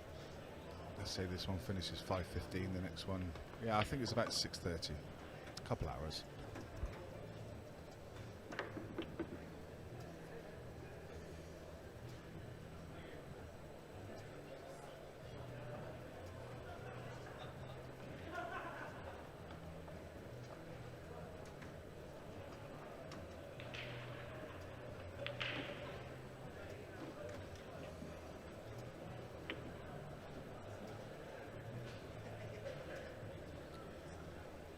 Casey hit the cue ball clean, confidently.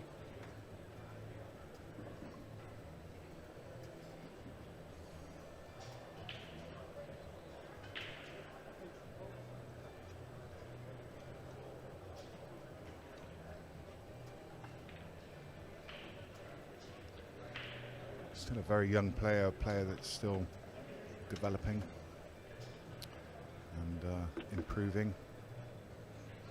She's new to the England international side. She was in Ennis last year, representing England under Babs Taylor.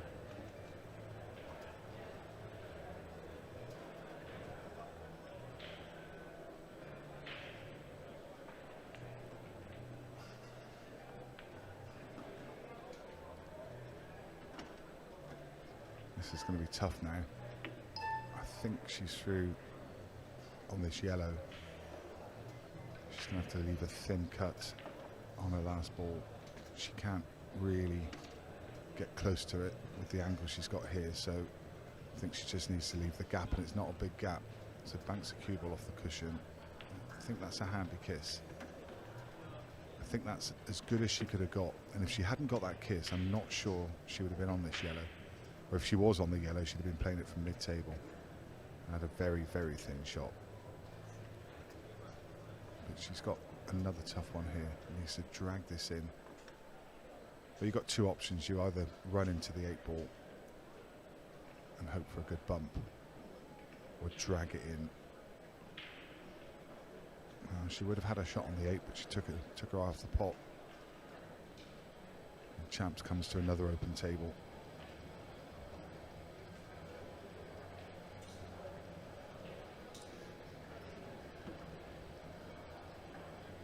Colette Henriksen, definitely the informed player at the moment. She beat Danielle Randall 7 frames to 1 in the quarter-final.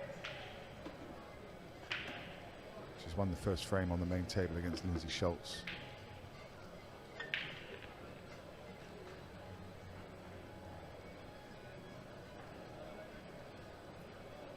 Not the best lead from Champs, so I think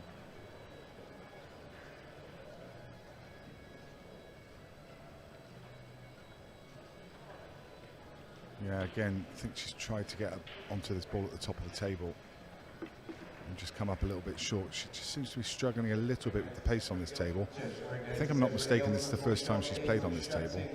She's played across on the main table, but not so much this one. At the Ultimate Ball Series, please go and see the fellas at the Ultimate Ball shop before they get themselves gone. And I have been told that the next 10 sets of Dinosphere balls get themselves £10 off as well. Flash sale before they pack up for the It's a weekend. nice shot. So go see the guys Still not ideal at the Ultimate Ball shop. for the cue ball though.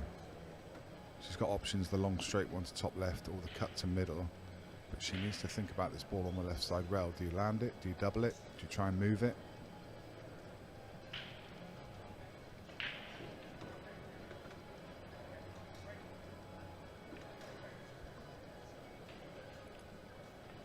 I was about to say she's very good as a single ball potter, but I didn't want to say it just in case I jinxed her. She's been a little bit fortunate there.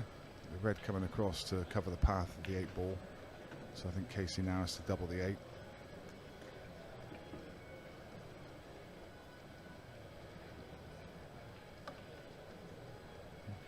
Looks just about right.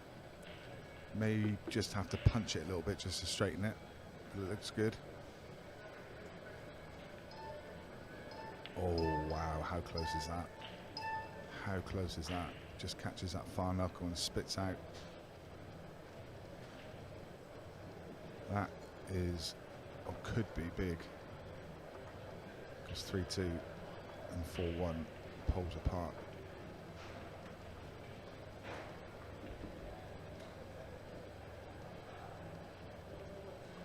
Say not absolutely straightforward for Champs, but again another one that wriggled in the pocket and drops in.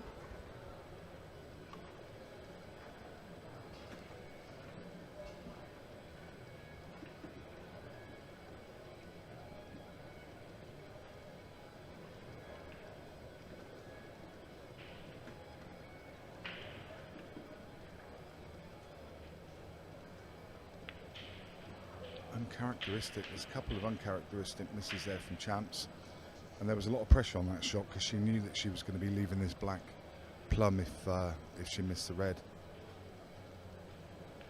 And that may have been in her mind. It is 3-2. Colette Henriksen 2-0. My Gallaghers, hello all, and hello to you, sir. Welcome to the stream. Sit back and enjoy the action as we go through the evening. Next up on this table, Jaden Billingham, Justin Astley's semi-final of Pro Series 6. Can Jaden Billingham make a 6th final in a row and lift his 4th title tonight? Justin Astley stands in his way. And then the winner of Declan Brennan, Sean Chipperfield. Declan Brennan, crowned the new #1 today, has taken the #1 spot from Tom Cousins, and that just shows, because he hasn't won anywhere near as the events that Tom has over the last couple of years, but it shows the consistency and the deep runs that he has had.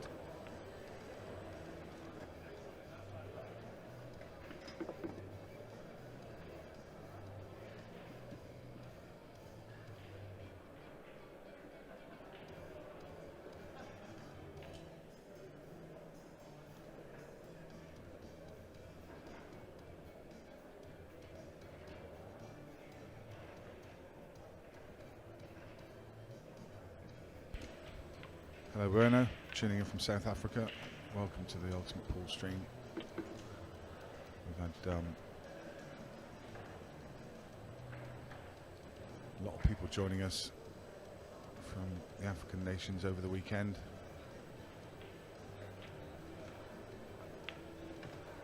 I know you guys love your pool. All the way from Kenya and Uganda and Morocco.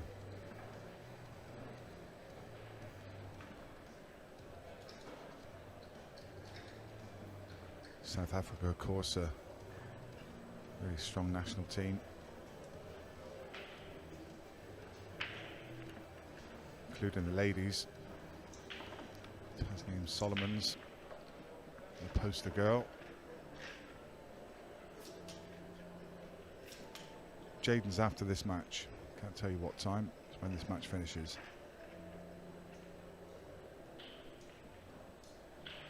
Probably. Depends how close this goes. 5:30, I guess.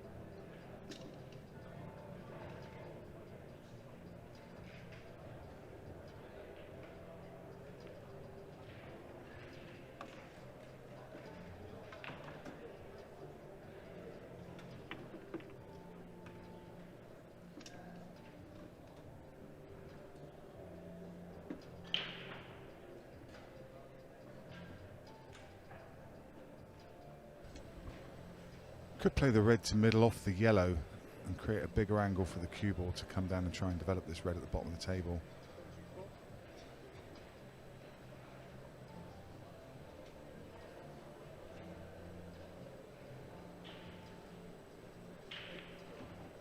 She fancies the double.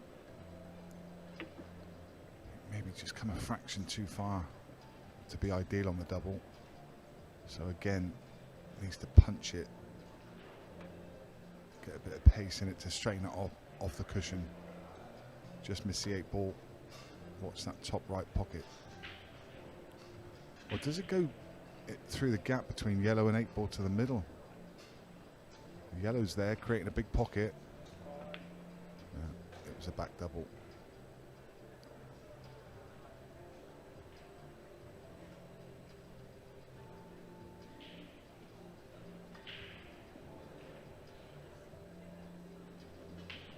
Quite like potting the yellow over the middle and coming down and finding a snooker.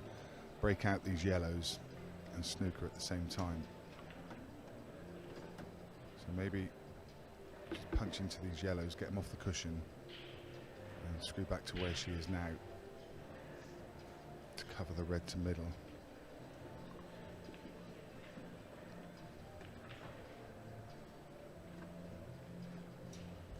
Need to develop these balls along the cushion. But needs a good cue ball. Oh, as she left the gap? Is the yellow going to come and save her? I think she's left the gap. Or has she? She has. That's so unlucky. Oh, did not expect that miss. Yeah, very unlucky, because either one of those two yellows could have travelled another inch or two and would have covered that ball, but a miss from Champs.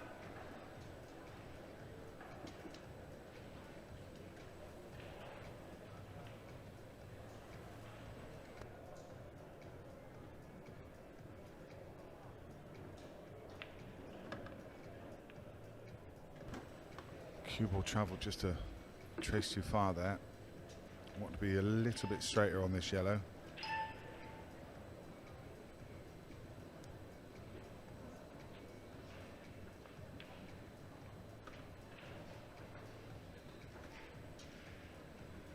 Yeah, and even if she got the pot, she had a big shot to play next.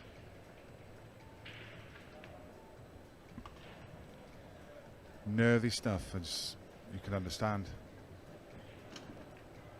Playing to get into a final of a pro event, there's always going to be some nerves.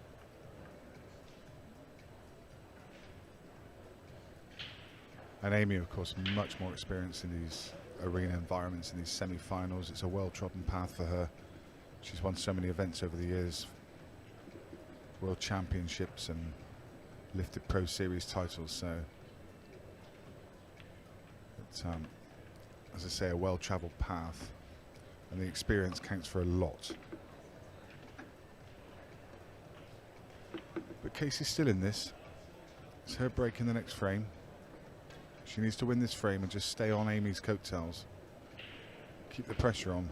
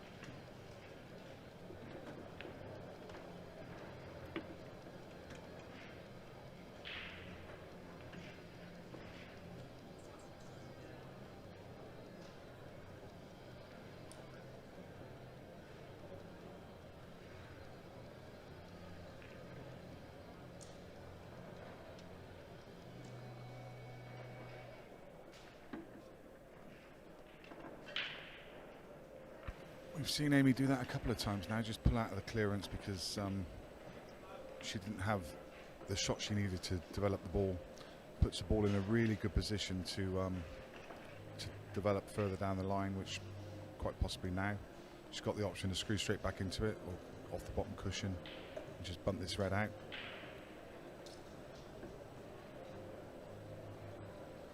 For someone that is normally so aggressive and attacking, I like it.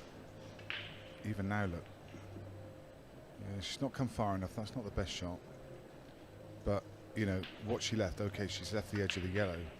But to pot this and try and find a way to develop that 8 ball or double the 8 ball, you know, the percentages are in Amy's favour. I like it. Protecting a lead. Putting the pressure on Casey, making her chase the finish.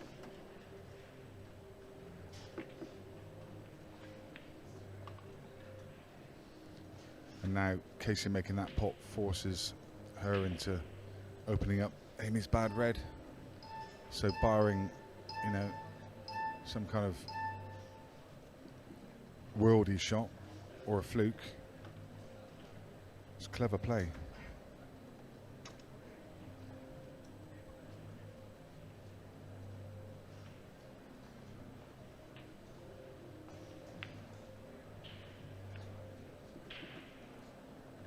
That's not a bad result, you know. That's not a bad result at all.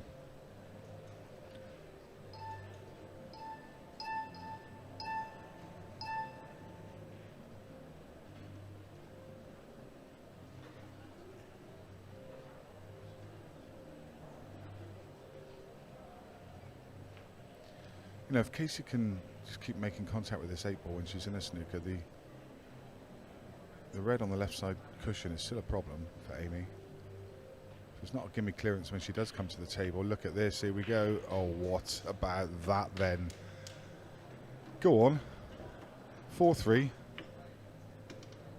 What about that? Always the risk when you leave someone in a snooker that they're going to pot out of it.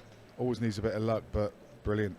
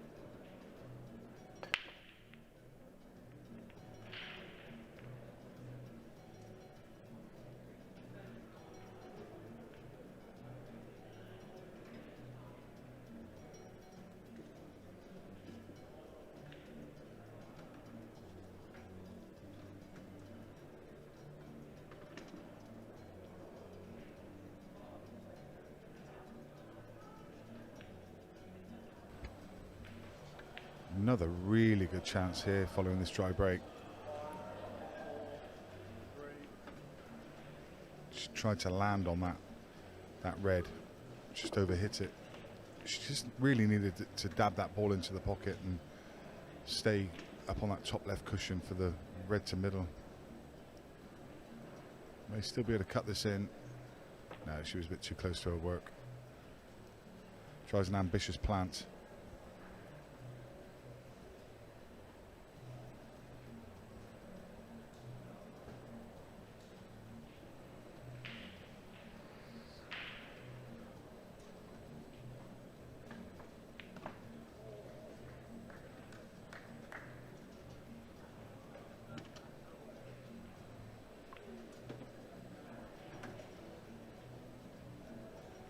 Yellows are tricky here.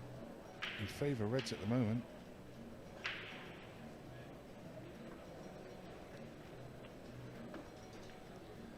On the main table, Colette Henriksen is 4-0 ahead. Looking favourite to go 5-0.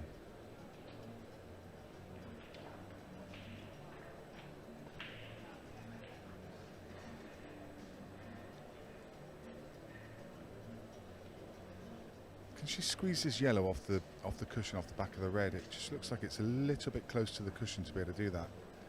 That would open up everything if she could. I don't think that shot's there. Oh, well, she nudged the yellow to make it potable. Then the other yellow came over and put the red back in the way of it.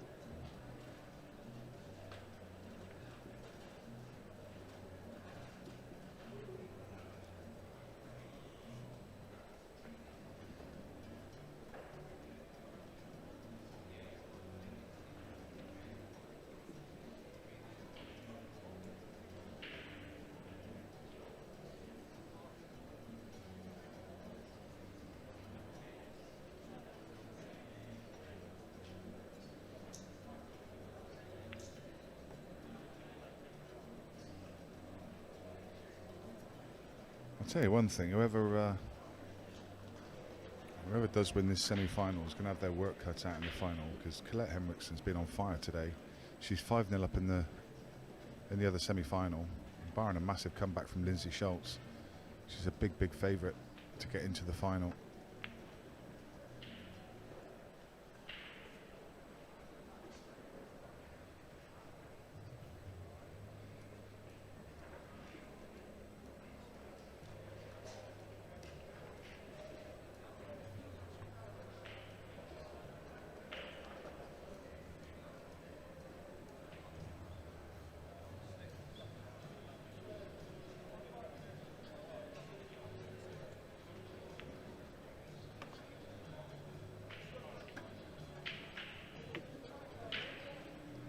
Amy with a quite intricate finish here. Needs to keep close control of the cue ball. This one's tricky. Easy enough pop, but needs to control the cue ball. Off the bottom cushion and back up. That's nice. Tiny bit straight on this, but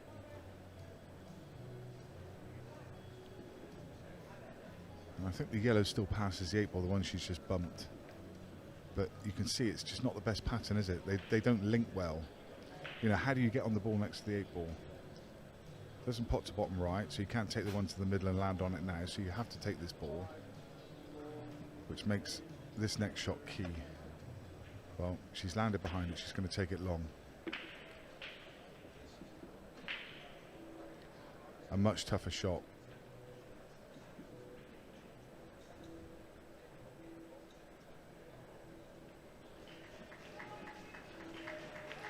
Very good and well worked out.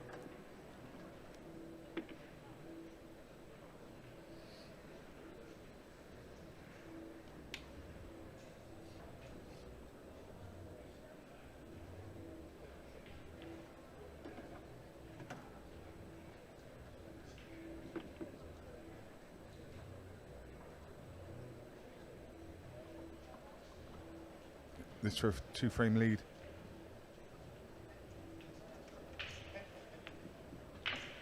Nice clinical finish.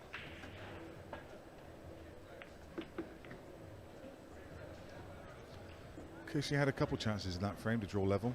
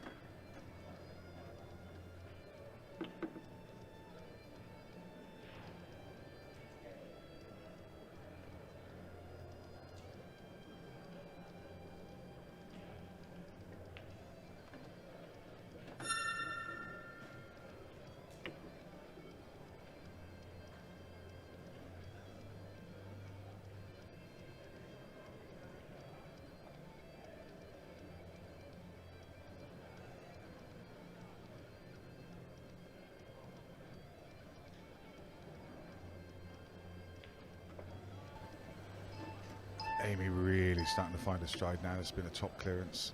Just needs to finish it off. Get a good cue ball on the 8. Don't try and get too cute with it. Just give yourself a half ball shot. Good enough.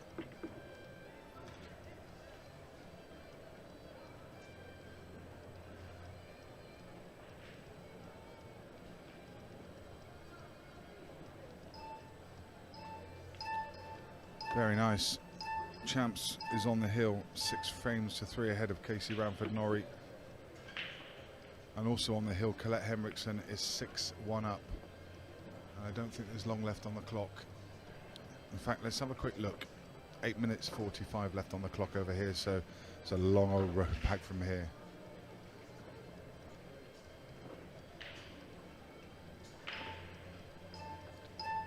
This is obviously the other semi-final.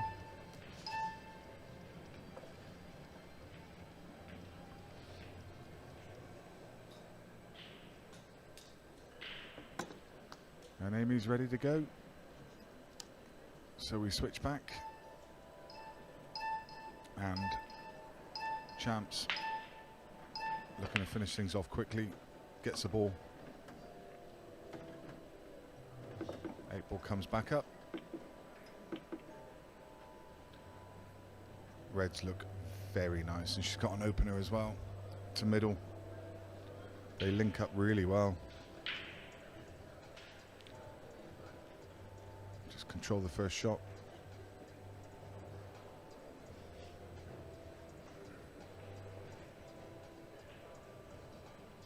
Great chance for a final. And now 6 balls between her and yet another final for Champs.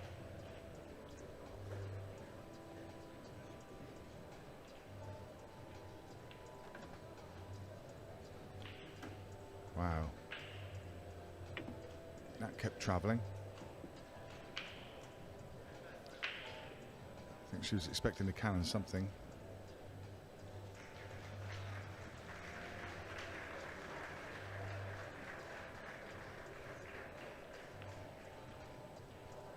Not this visit.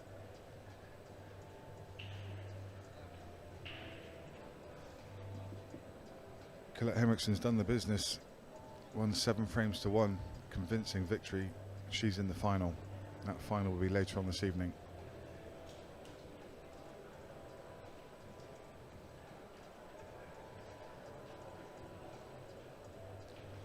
Who will her opponent be?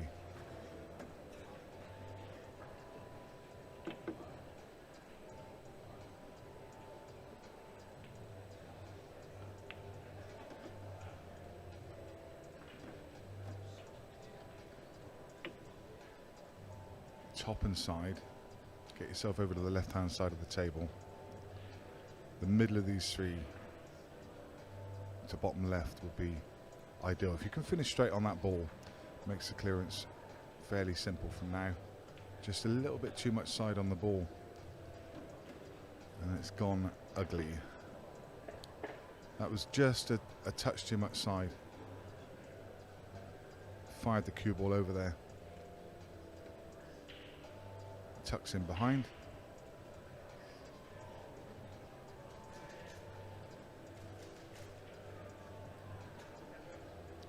Tough snooker to get out of this one.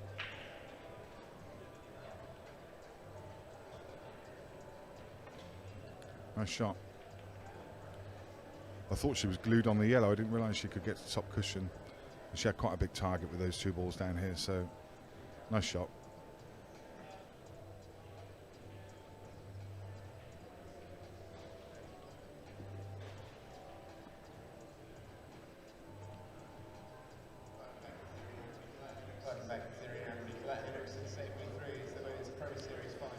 She left the gap for the plant. If she has, it could be curtains. And there's your answer.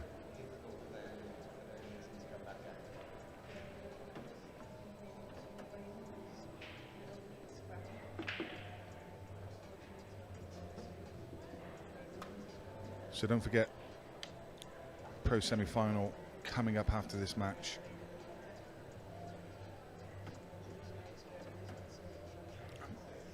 Just let the cue ball go there. I don't know why she didn't get through that shot. Maybe she was worried about the in-off or rattling the ball in the jaws of the pocket.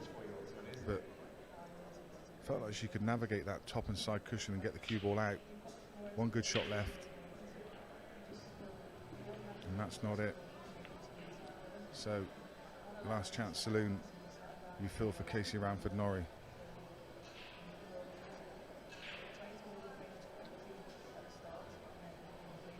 Yeah, Jaden Billingham against Justin Astley coming up in semi-final of Pro 6 on this table after this game. That's well controlled. Bounced back really well in the second event. Must be playing really well too.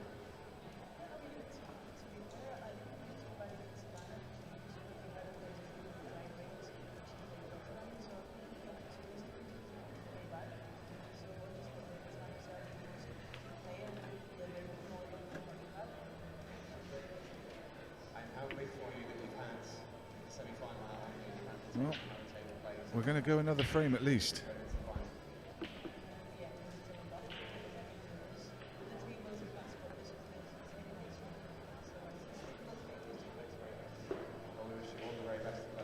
Or are we? Wow, we. I mean, she only had a half a pocket to go for. She catches the red on the way through. Well, I thought I'd given her that one already. She is going to be playing a nasty shot next.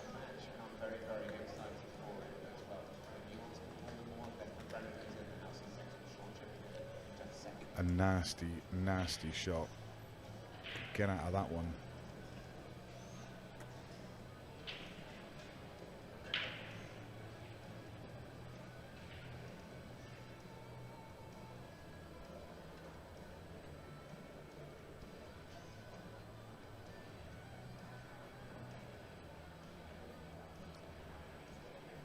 I've seen those given as loss of frame.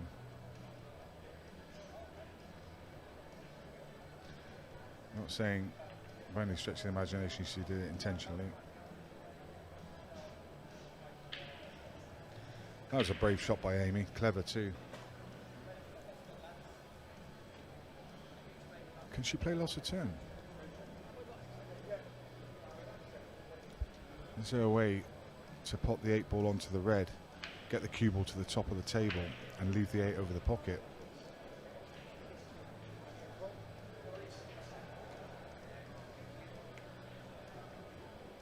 Or can she flick the 8 ball and pop the red and get the cover in? No is the answer.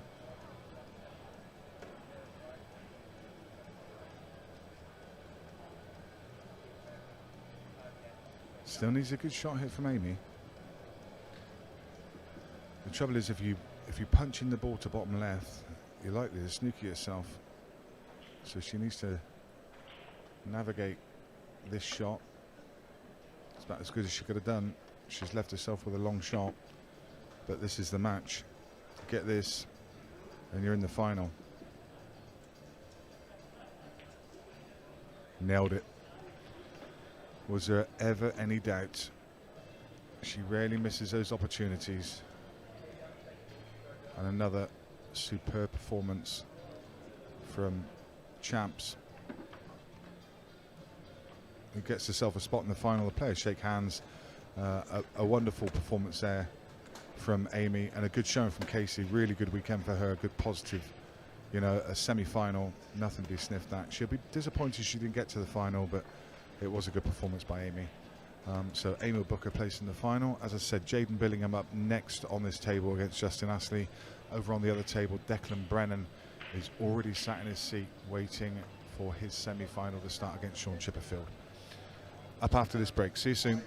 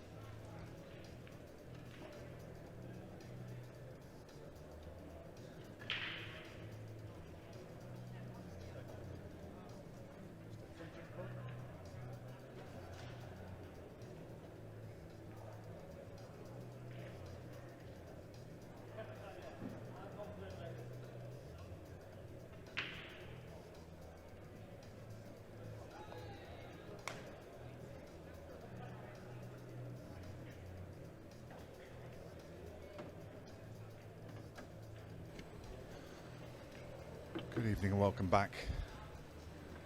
Apologies for the delay. It's a long way to go in the venue to go to the bathroom.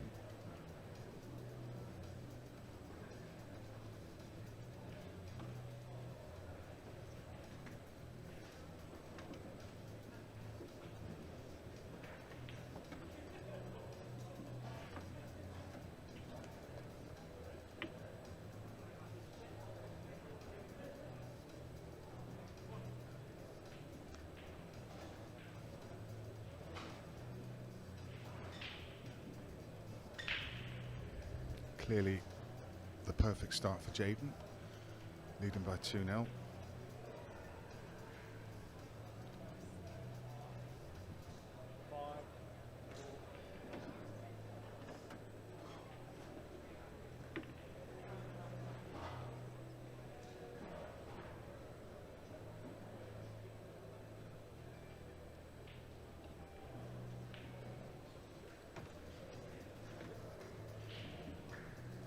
I assume Aidy's referring to the previous match where the players shook hands. That's not actually the case. Frame ends when the ball stops, not when the players shake hands. Interestingly, there was a video up recently from the IRO with that exact situation. Obviously one of their little videos just to highlight the rules. Anyway, this semi-final, the other semi-final, Declan Brennan versus Sean Chipperfield. I think Decky's 3-1 ahead, if I'm not mistaken.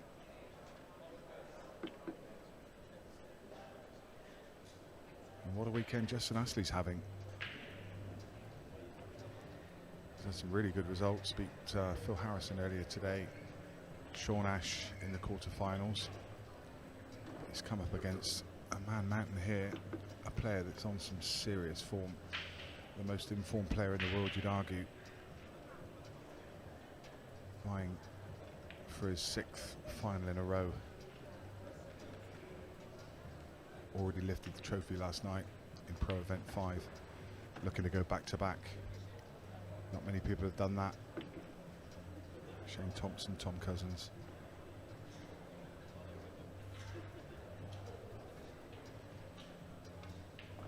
Jaden Billingham looking to do the same.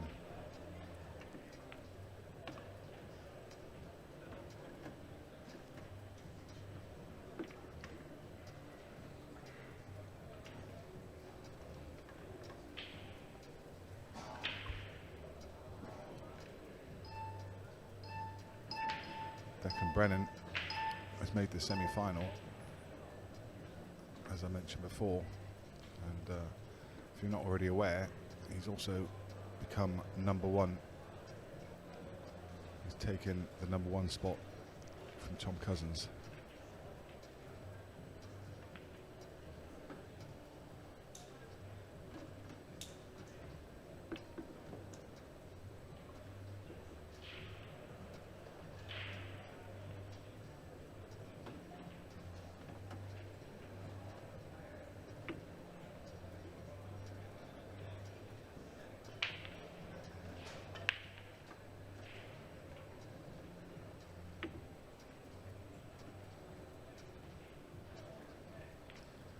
(3-0) Jaden, and now 4-1 Declan against Chippy.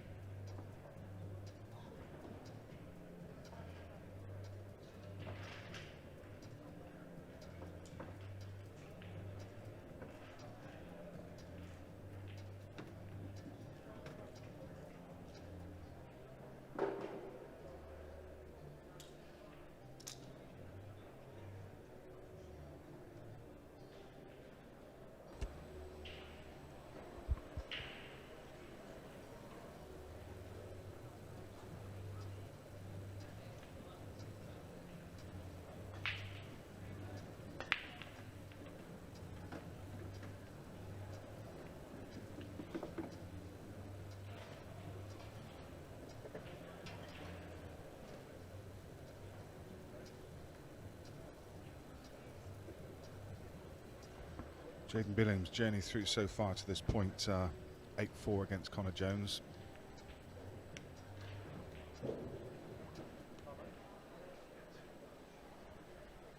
And then the last 32, 8-6 against Shane Thompson. That was early this morning at 9 AM start. Then he beat Chris Day 8 frames to 4 on the stream here. And then in the main arena, he beat Tom Cousins 8 frames to 4. And here he is 3-0 up.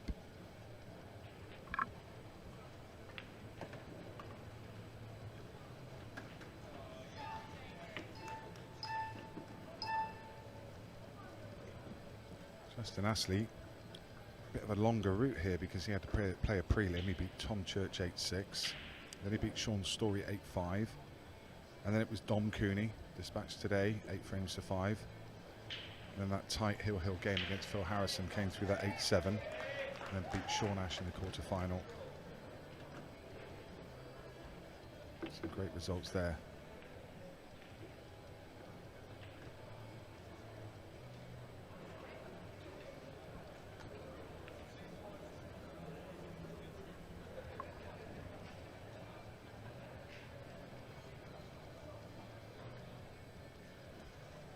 So, chat box, who's your pick from the remaining 4 players?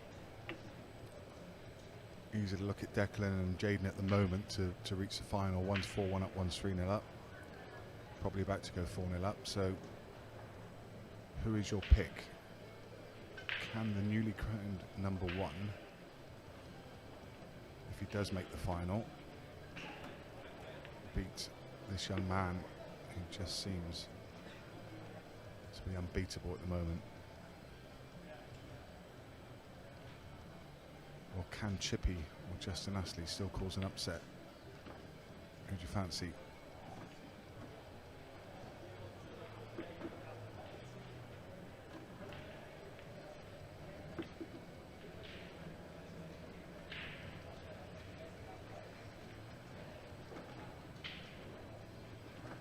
Relentless.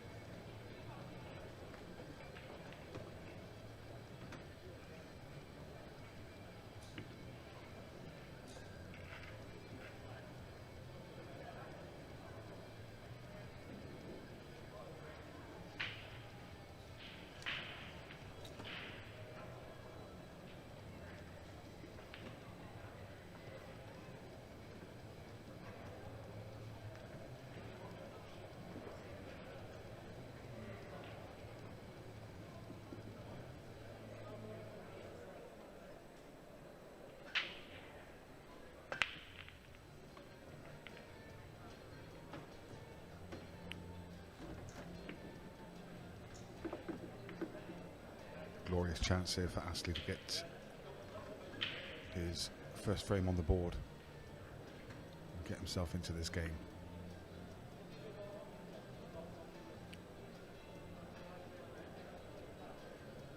Toughest shot he's going to have to take is this one. Get it, and the table's wide open.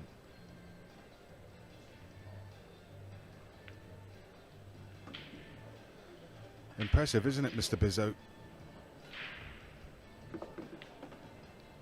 I mean, not only is he not missing, his cue ball is just perfect every time. It just doesn't seem to make any errors, and he seems so calm and collected.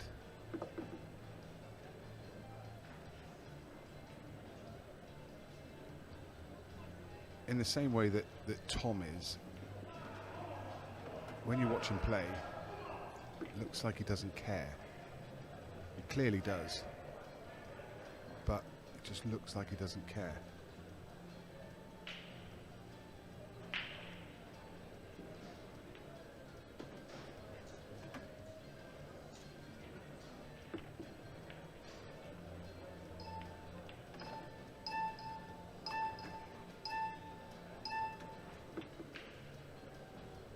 It's the same when he's walking away from the table. You wouldn't know if he's just won or just lost. I can tell you he does care. In the same way Cousins does. It's just such a great attitude to have. Quite unerring for your opponents as well. But you're right. He's a young man that's just got the all-round package.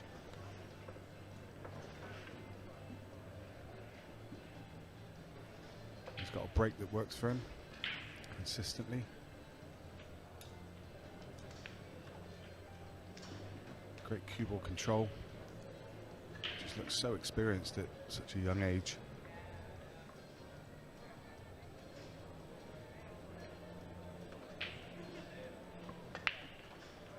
That breaks like a cheat code.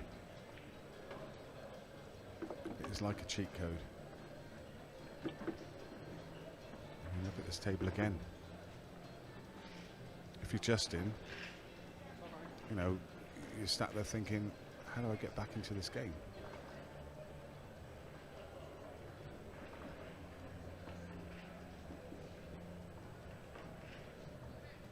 Depending on the opener on the yellows, I think you'd probably prefer to take yellows here, just because the 8-ball's a little bit difficult. Doesn't go to bottom right or bottom left, but I'm not sure. He's got an easy opener. Yeah, so he's going to elect to go reds. So we now just need to think about what's your pattern to get on the 8-ball.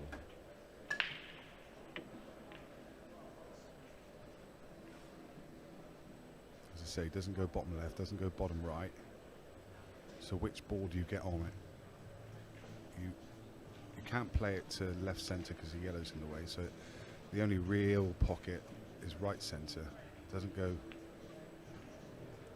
this doesn't go top right. There's a yellow in the way of top left. I think it actually only goes into one pocket.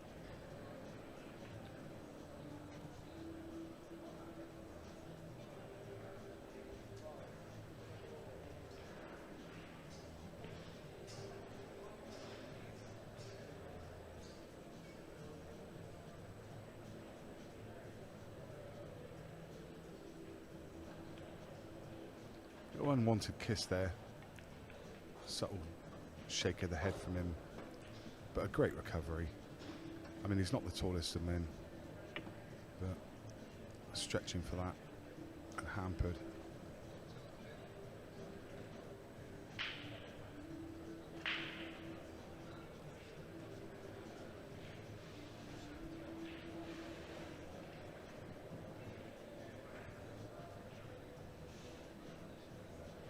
Too much angle on the ball to right centre.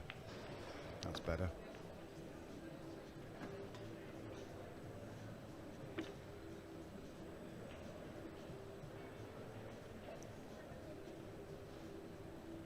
It's always been about the 8-ball, this clearance.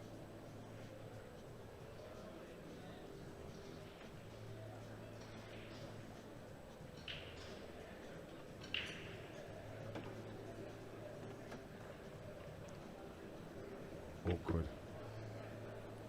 Just off straight, so he's going to have to top this through. Side cushion, bottom cushion, come across the left hand side of the table. 8-ball, right middle. Don't want to be as close to the cushion as he is.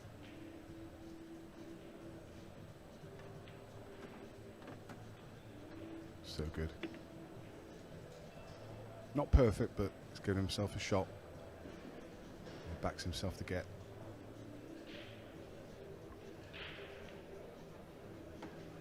Five one.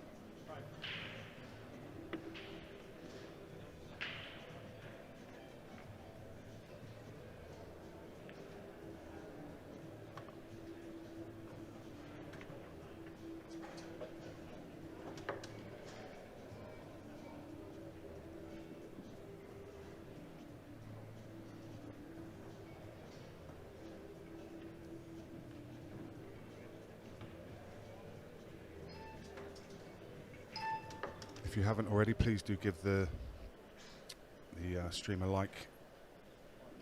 Just under 400 people have. Just give us a thumbs up. Subscribe to the channel. Costs nothing. you'll get notifications for when we go live.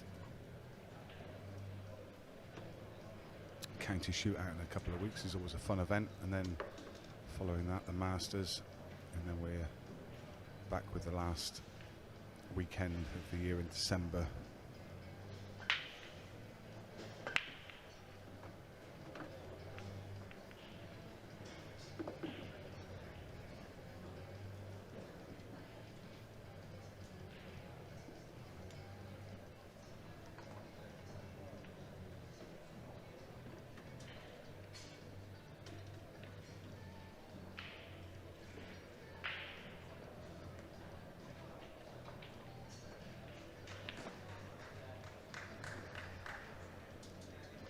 All Justin can do is take the chances that appear in front of him and hope that something goes wrong with Jaden's break.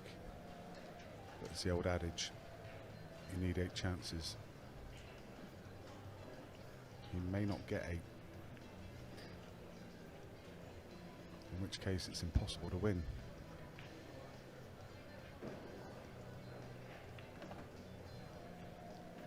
And that kind of shows you the difference a little bit, doesn't it?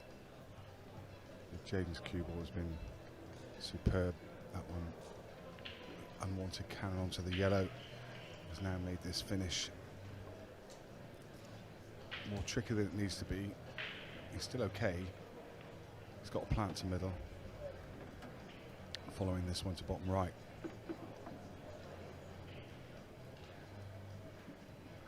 And the 8 ball's across that side of the table, so should still be fine here. As for the clock to be paused, there's someone on the next table just taking a shot.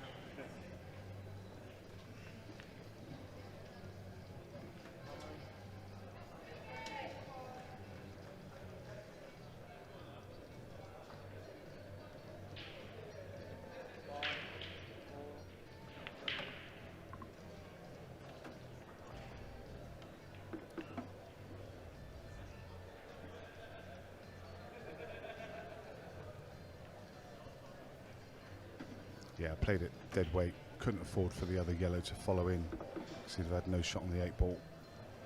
So judge that well.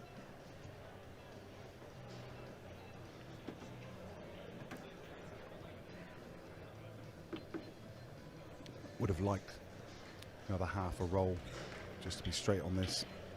Makes it unmissable.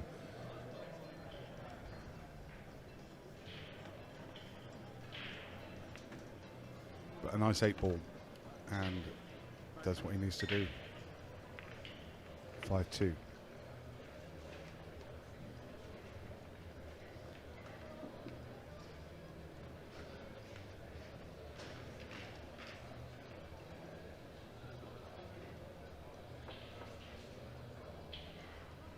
As you can see on the screen,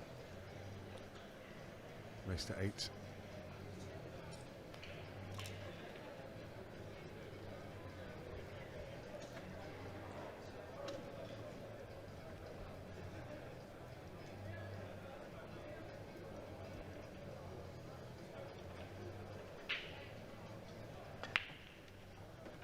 A chink, a tiny chink. Cue ball in off. Is this his route back in?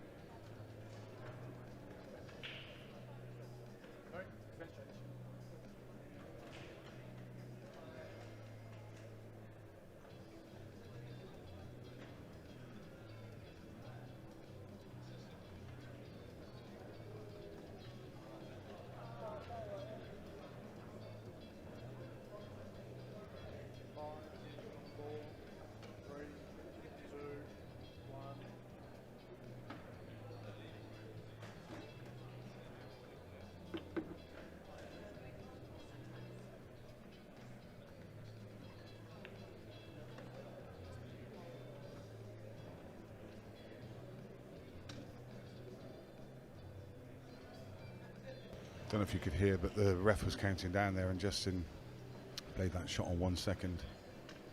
So he was rushed.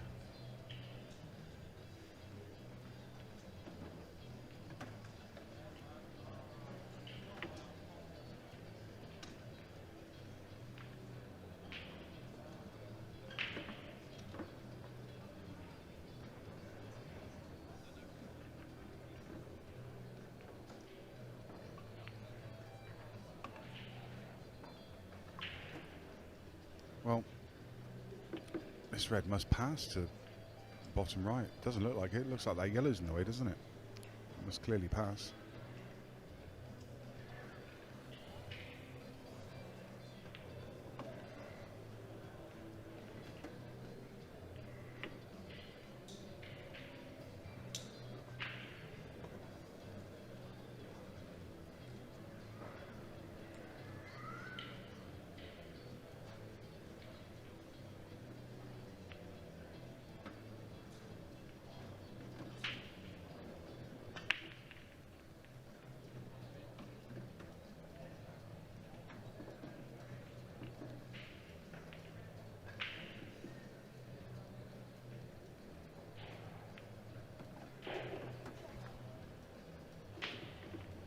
Nice finish here with scoreboard pressure.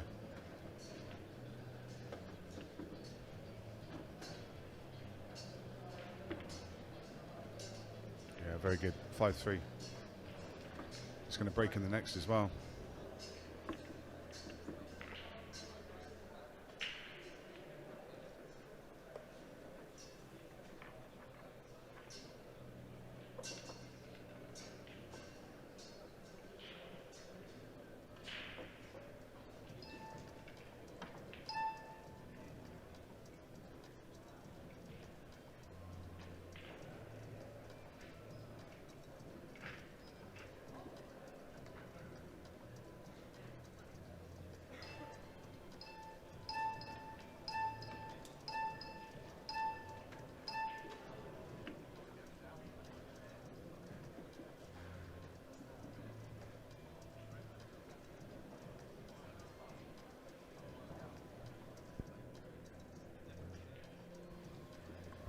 Needs a good break.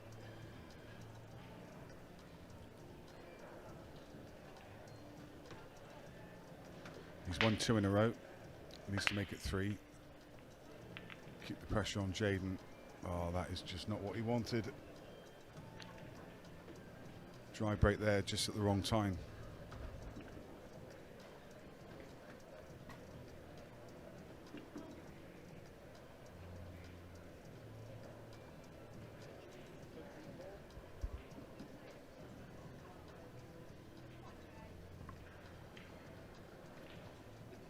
Yellows are going to be the choice. One problem to solve, and a couple of. Oh, he sees it entirely differently.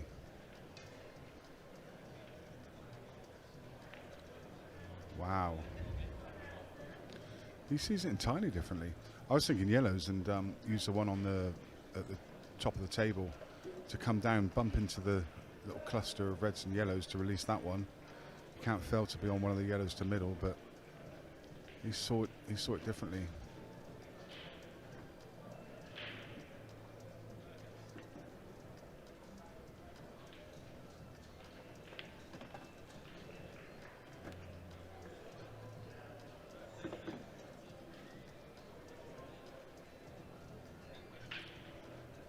It's a rarity though, seeing Jaden miss a ball.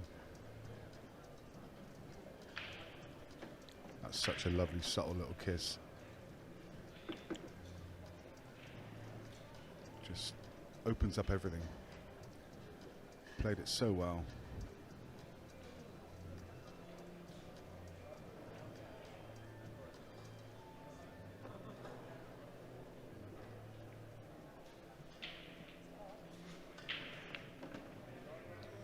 Again, judged the kiss really well, pushes the yellow far enough that it doesn't hamper the next pot. It's things that you can forget.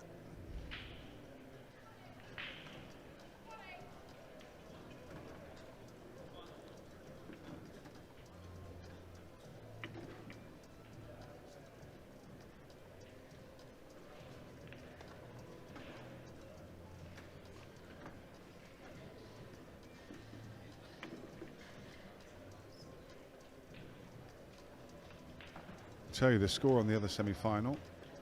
Sean Chipperfield making a comeback. He's 6-4 down. He is at the table. This is a really tidy clearance from Justin.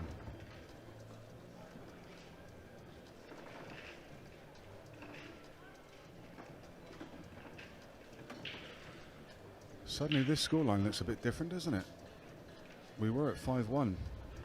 We're now at 5-4. And a couple of chinks in the armour of the duel.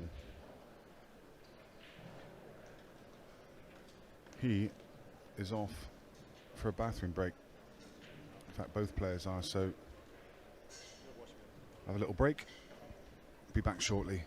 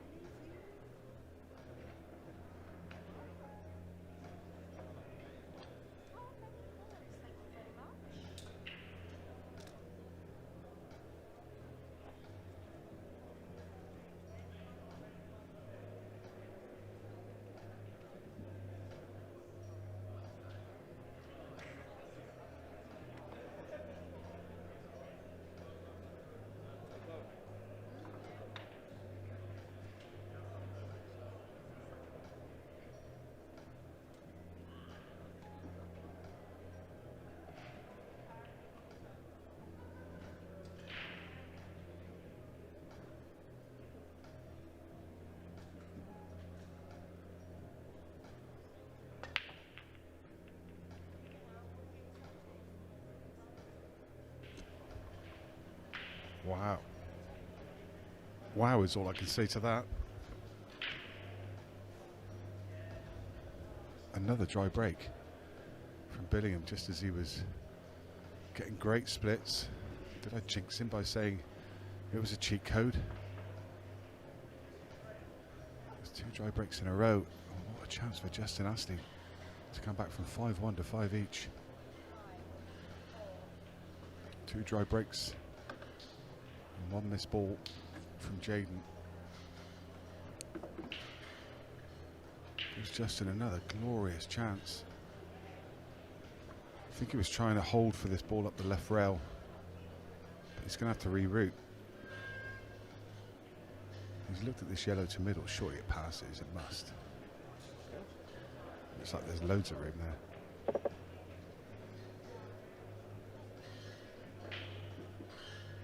He's got several options. Bottom right, top right, middle.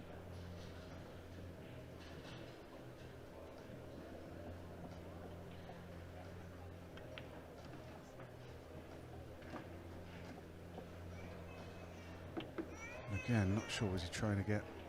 I think he probably wants to, if it's possible, don't know if it is, to leave that ball on the red as his last ball because it connects lovely with the 8 ball.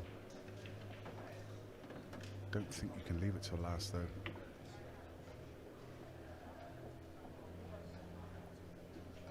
If you leave these 2 balls at the top of the table till last, yeah, he's got to go up for the one in the bulk area now. Because otherwise you can't get from that ball to the one on the rail. Very difficult. So a bit of travelling to do here. Has to play this. Then the one to top corner, navigate the gap.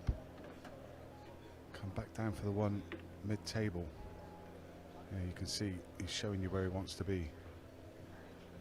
He wants to be just below the yellow to the middle. So you can stun the cue ball back over to the left.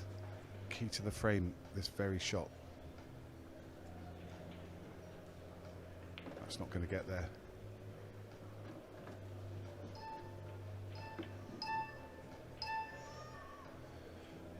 He did nudge the 8 ball out,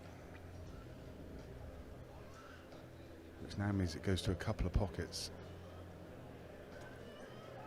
I like taking the one top left now. You've got to, haven't you, surely? And then screw down for this one. Oh, he's going to take this on.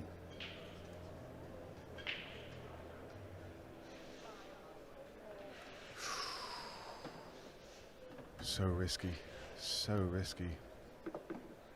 I mean, if he goes top left there and screws down for the one in the middle of the table, surely he can leave an angle to either stun across anywhere on the left-hand side of the table. He's going to have a shot on that 8 ball to top right or middle.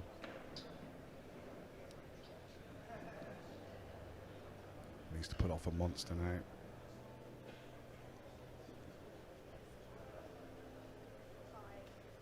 This is such a big frame. Oh, what a shot. And he's on the 8 ball to middle. What a shot. Length of the table from the jaws of the pocket. That is incredible.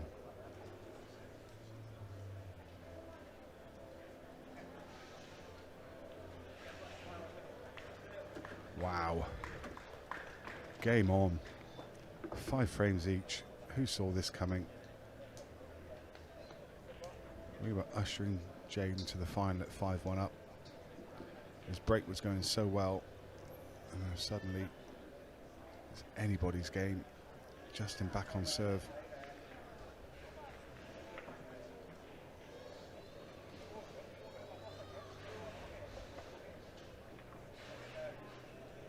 Declan Brennan 7-5 up and in amongst the balls, looking for the winning frame, but it's not an easy clearance, so maybe a bit more life in that match.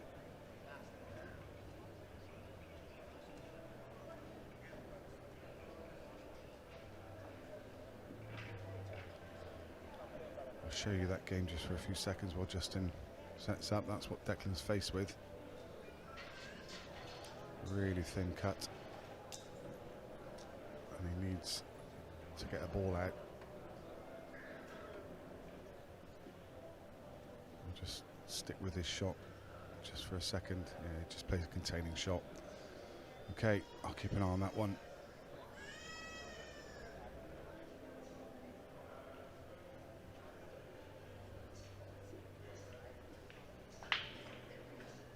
takes the ball. And it looks like a decent split. 8-ball tied up. It looked a decent split for a second, and then everything seemed to come together. Problem is here, if you take reds, how do you get the 8-ball out? If you take yellows, you've got the yellow next to the 8-ball. I think you've got to go yellows here, have you? I mean, there's no natural red to develop the 8.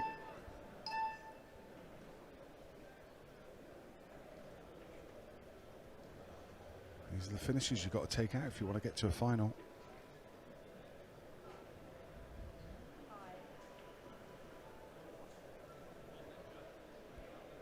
Not there.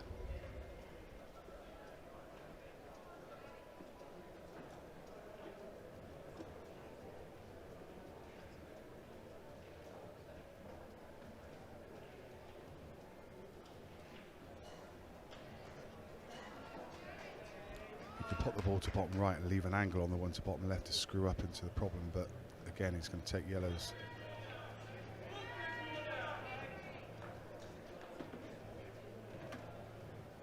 I think yellows are a decent option because obviously in developing that bad yellow, you're going to get the 8-ball out at the same time, so it's just one decent developing shot that you've got to play, and you've got the 2 yellows right above it.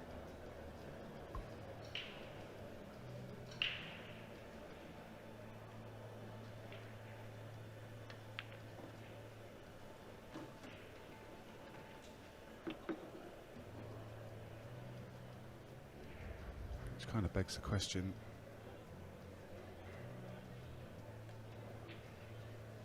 especially if Justin couldn't see all of the red to get it into that pocket on the opening shot. Why didn't he go yellows? Unless the yellow that he was closest to didn't pass, perhaps. I mean, he's still got the cut to top corner, but you may see him take a double.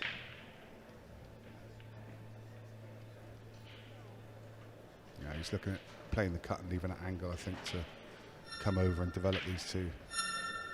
Maybe land on the bottom one, just bump it out and leave himself on the one that's above it. Just needs a good angle here. He was trying to use the red, hold on the red to give him that angle, and he missed the glance. And now he's finished pretty straight, and he may be forced into playing a double.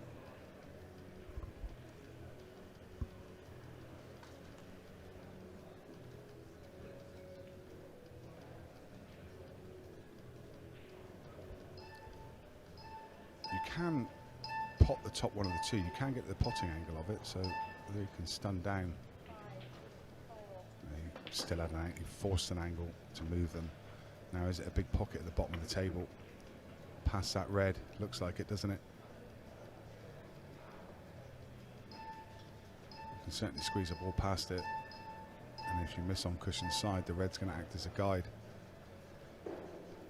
See both of these yellows go in the same pocket. What a massive frame. I think he would have liked to have potted that clean. Unless he can just dribble this in the middle. I think he probably can, actually. Depends what he needs to do with the cue ball. If he can hold the cue ball and the 8-ball goes to bottom right, he'll just drop it in. But if he needs to get the cue ball down table, then he's going to have to play it long. Just depends on the 8. I think he's decided the 8 goes, so he just drops this in. No. He's fooling me, you know. Went long. Obviously decided the 8 didn't go. Well, Justin had a chance there to go ahead for the first time in the match. That is a crucial frame. That cheer in the background is Declan Brennan booking himself a place in the final. 8 frames to 5. You can see the players just shook hands, and there is Decky. And you see the scoreline confirmed. 8-5. Declan Brennan's in the final later tonight.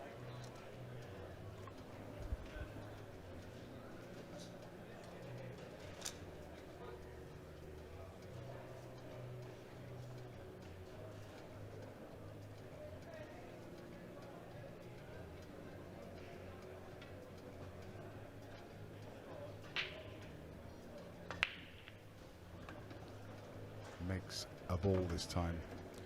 Makes a couple.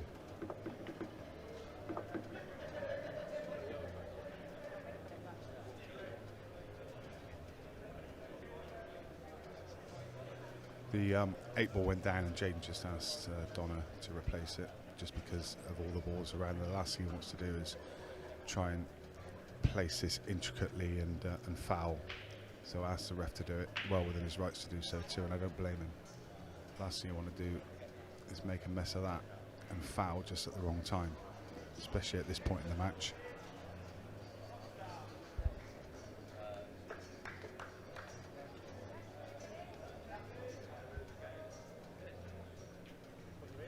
Reds of the ball, one ball buried in the pack. I think he has an angle now to move it. Yep. Didn't like what he saw, so doing the right thing. Pulling back, putting the pressure on Justin.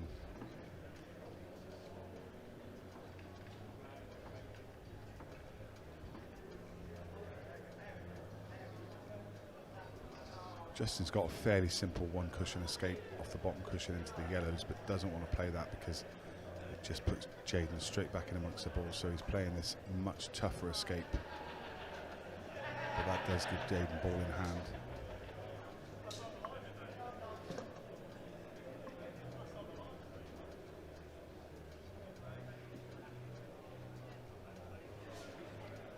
Having ball in hand here big because he can place it anywhere he wants and find the right line to develop the bad ball.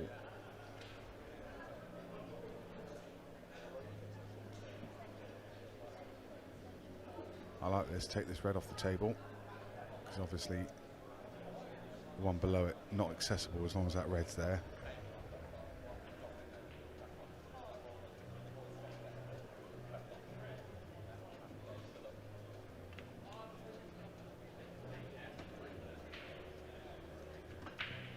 Kieran thinks that's terrible respotting of the black. You'll have to explain why.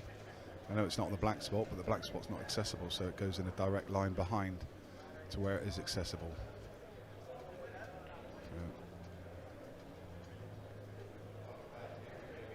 Welcome back, everybody. We have our first Pro Series finalist of 4 at 10-9.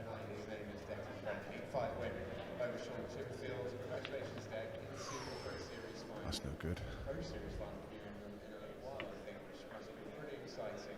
Given the weekend that you've had and given the competition you had to take down, how pleased? Very pleased, obviously. Just one game at a time, but you look at the draw this morning, we've got Stevie Dempsey, this spelling, and then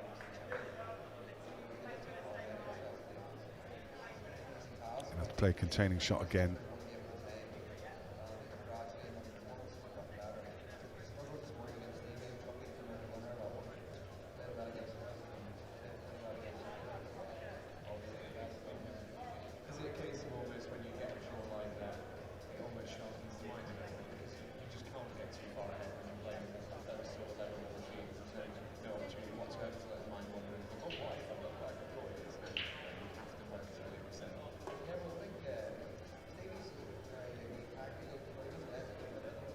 So I think he's decided that Jaden can't cut the red into his bottom left pocket, so he's just looking to find a spot to cover the one on the right. I just wonder.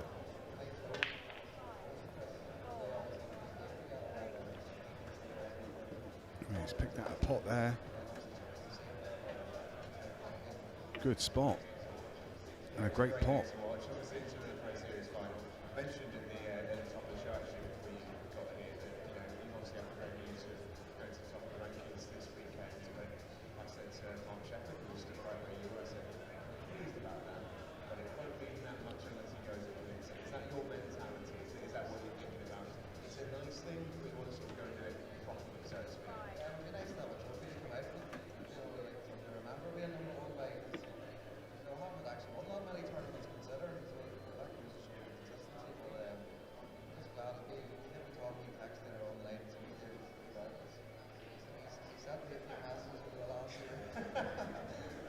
Now you get to do a little bit of fame, I think it must be really nice. Well, whoever you end up playing, very best of luck in the final. Congratulations. Declan Brennan through to the Pro Series final. He'll be taking on either Jaden Bennett or Justin Haskell. first final of the night was due on here on the table. That's the Women's Pro Series final. Number 6 of this season's Colette Henderson taking Amy Meacham from the team.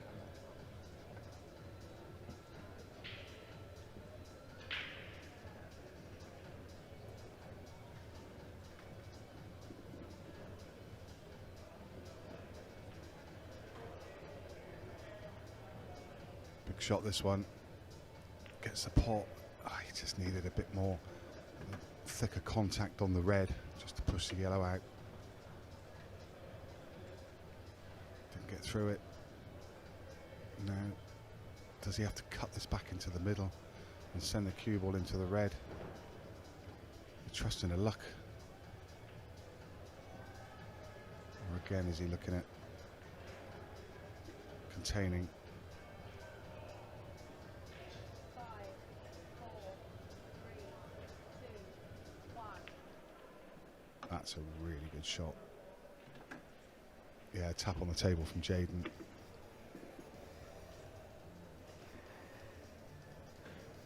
He was rushed into that shot as well. That's so good.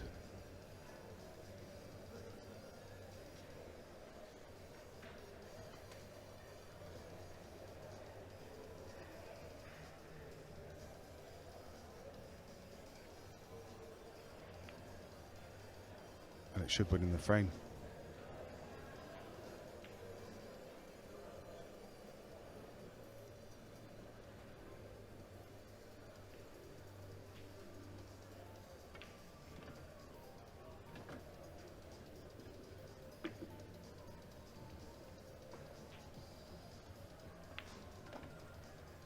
One great loss of turn shot from Justin Astley. The difference in that frame, and we are back level again, 6 frames each.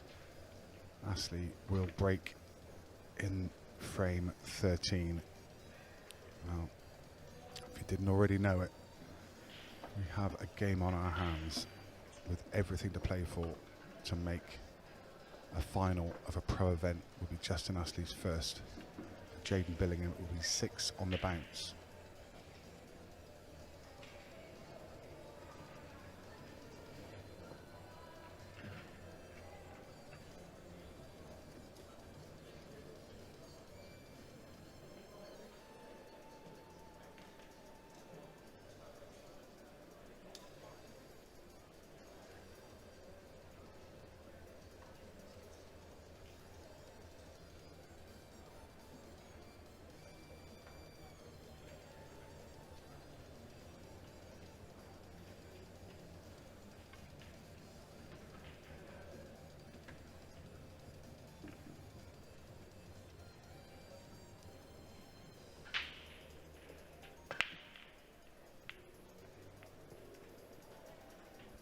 Dear me. The last couple. What a time to go dry. Just at the time where it's so important to pull ahead. Make a ball there, give yourself a chance to get on the hill. Such a frustrating game. One subtle little kiss there and the table wide open for Jaden. So harsh.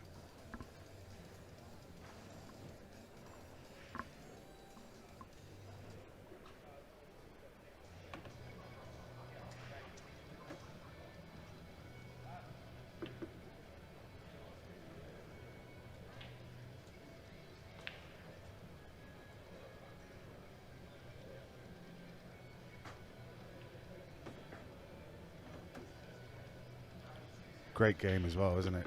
From 5-1 up, coming back to 5 each. It looked like it was just going to be all one-way traffic at one point, but it's just developed into a real tussle, and it's a great game. Worthy of a semi-final. Who's to say we won't go all the way? Justin Astley will certainly be hoping so. Don't think he's going to get back to the table in this frame, but he'll be praying for a chance in the next.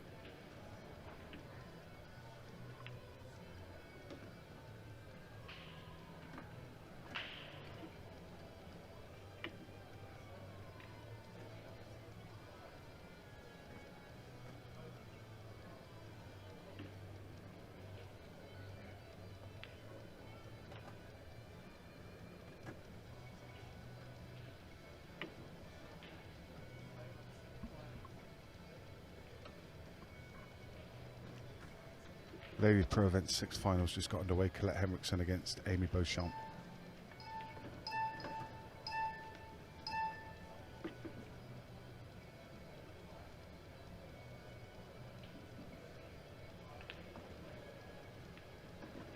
Very harsh, as I mentioned. Ashley going dry there.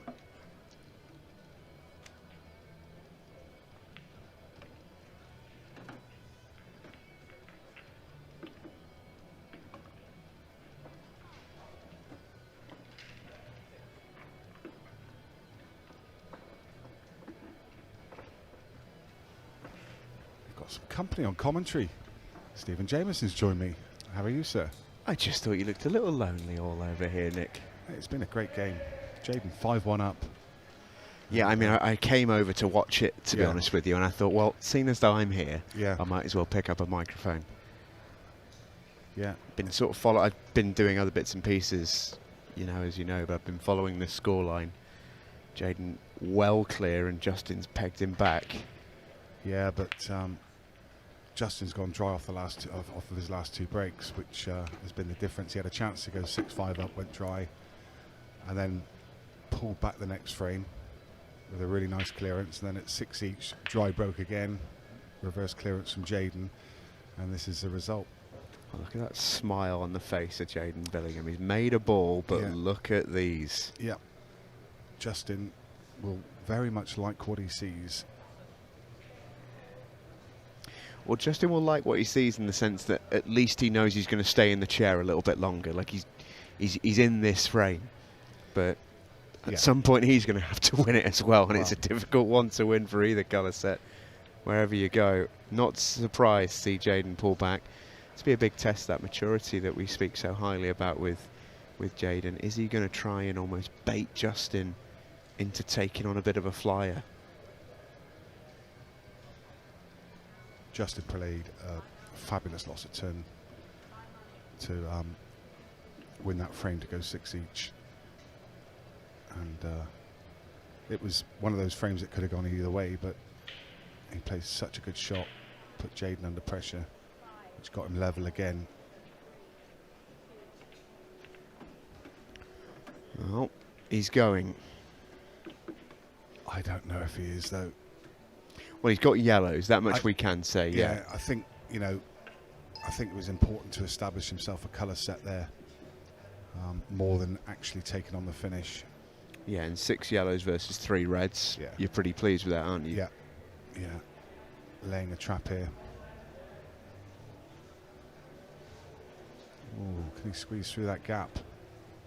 That's a little bit clumsy if he's left the easy shots. It just depends also whether that ball's frozen to the rail. I don't think it is.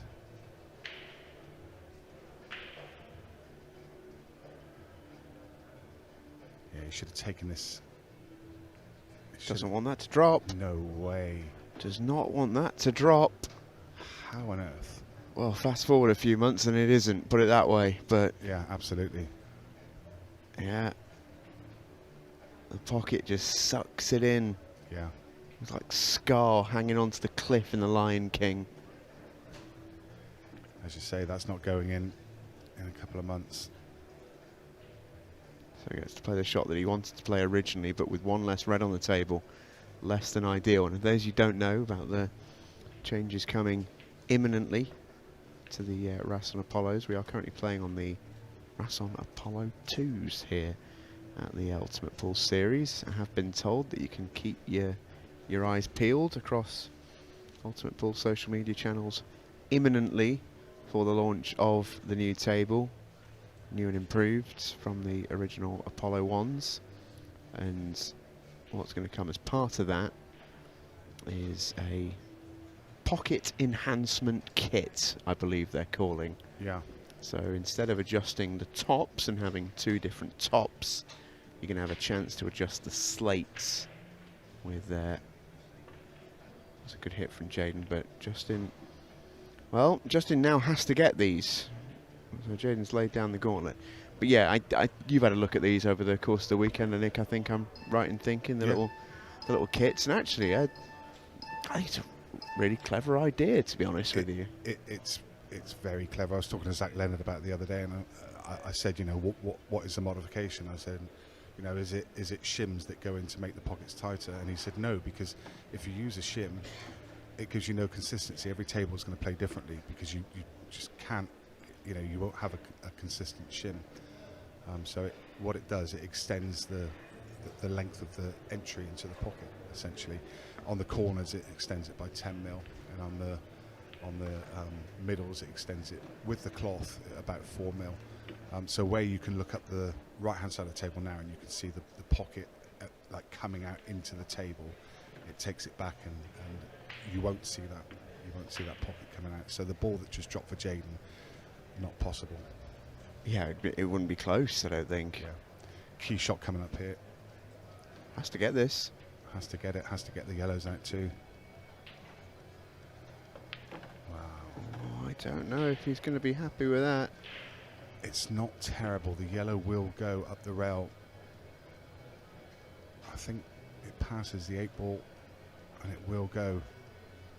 It's not ideal, but he's got a chance. How would you like these to stay in the tournament at this stage of the night? Horrible. He's renowned, Justin Astley, for being a brilliant potter. He is going to need to be. Or is he? No, he's going to play safe. Now, is that going to come back to bite him?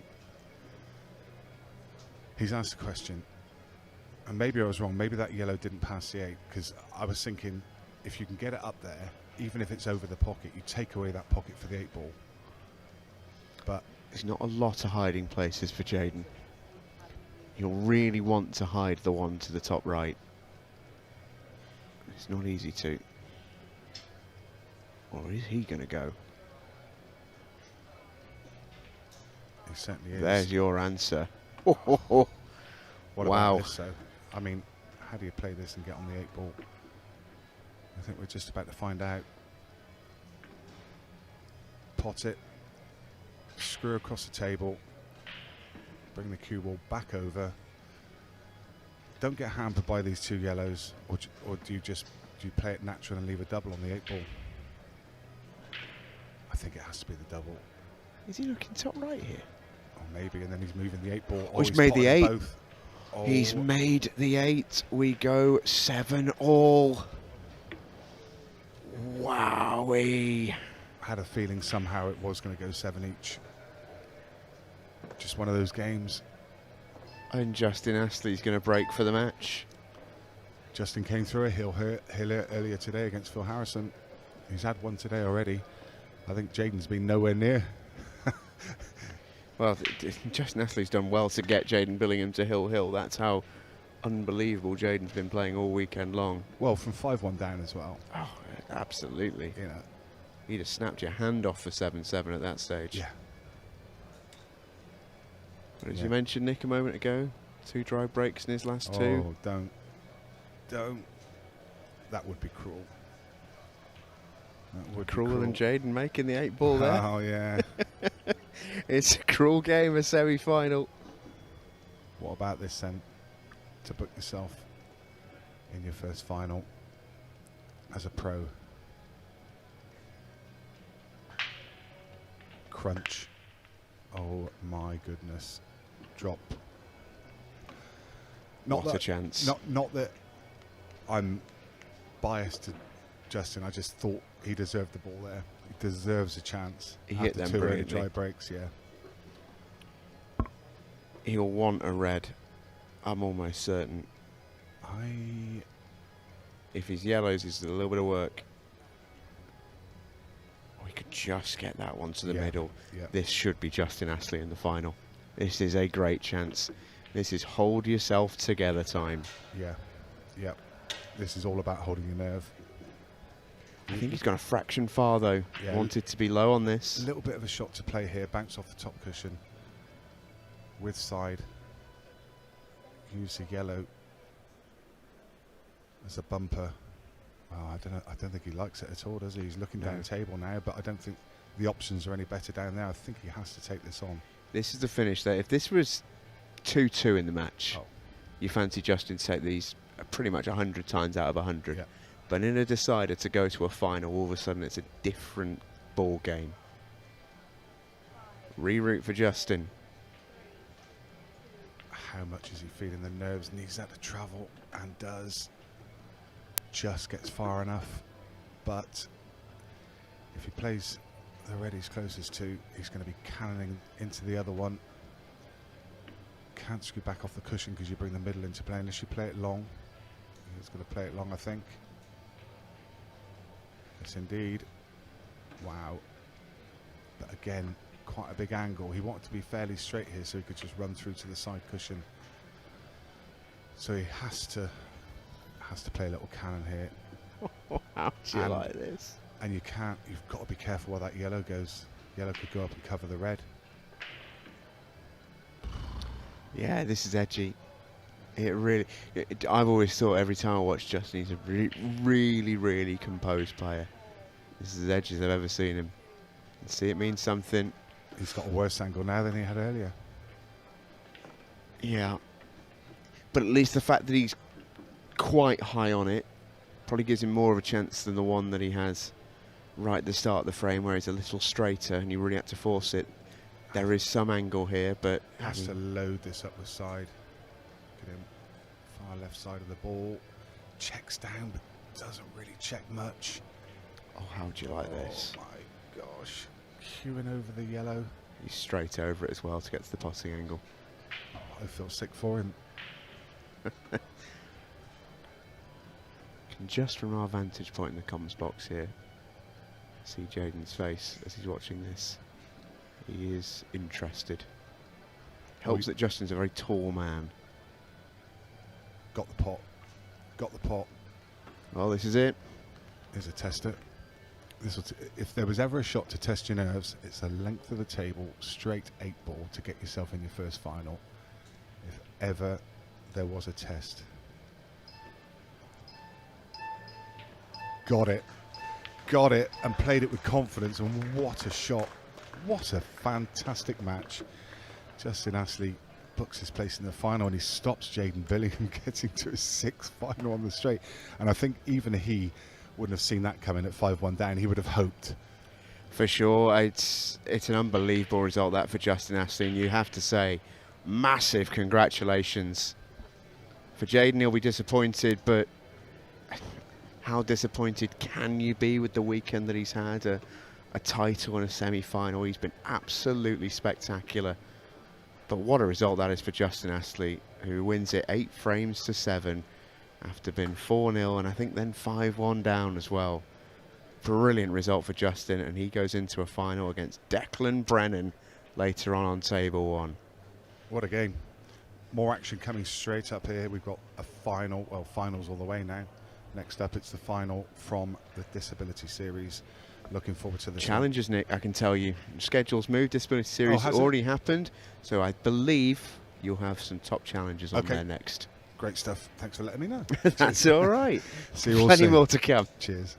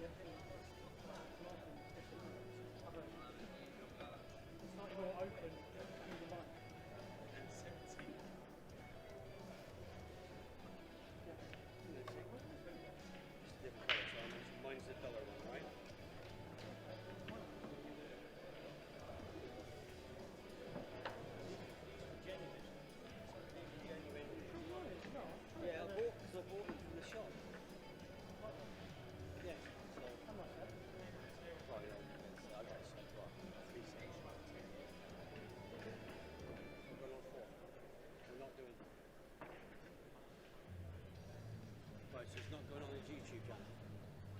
Okay, so YouTube channel. Right, okay. Remove it. Yeah.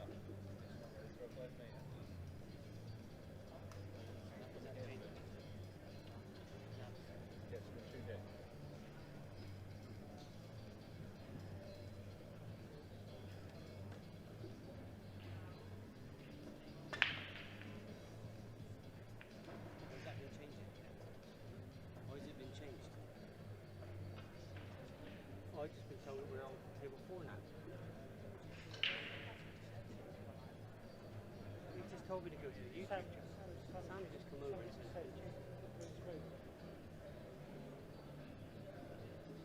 on there. You just check with Lee or Andy with on TD. But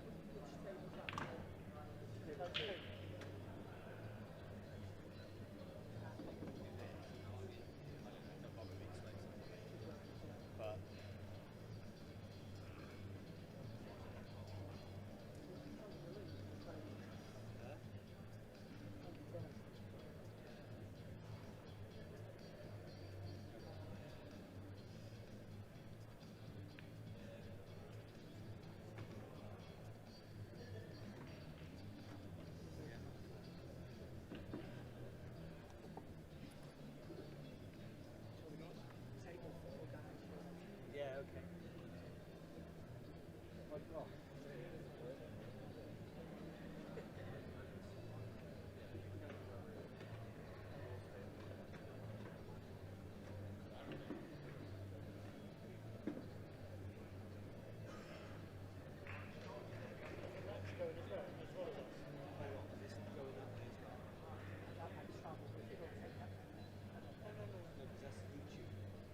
Let's not get stream form on YouTube for us refereeing. But is the same match going over as well? Yeah, behind it. And it's no.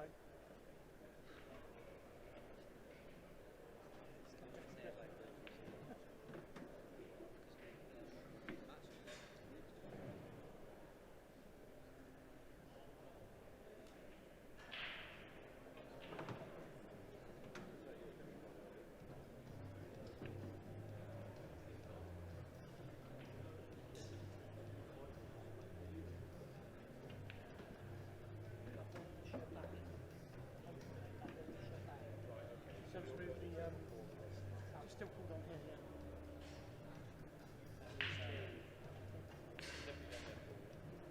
So, yeah.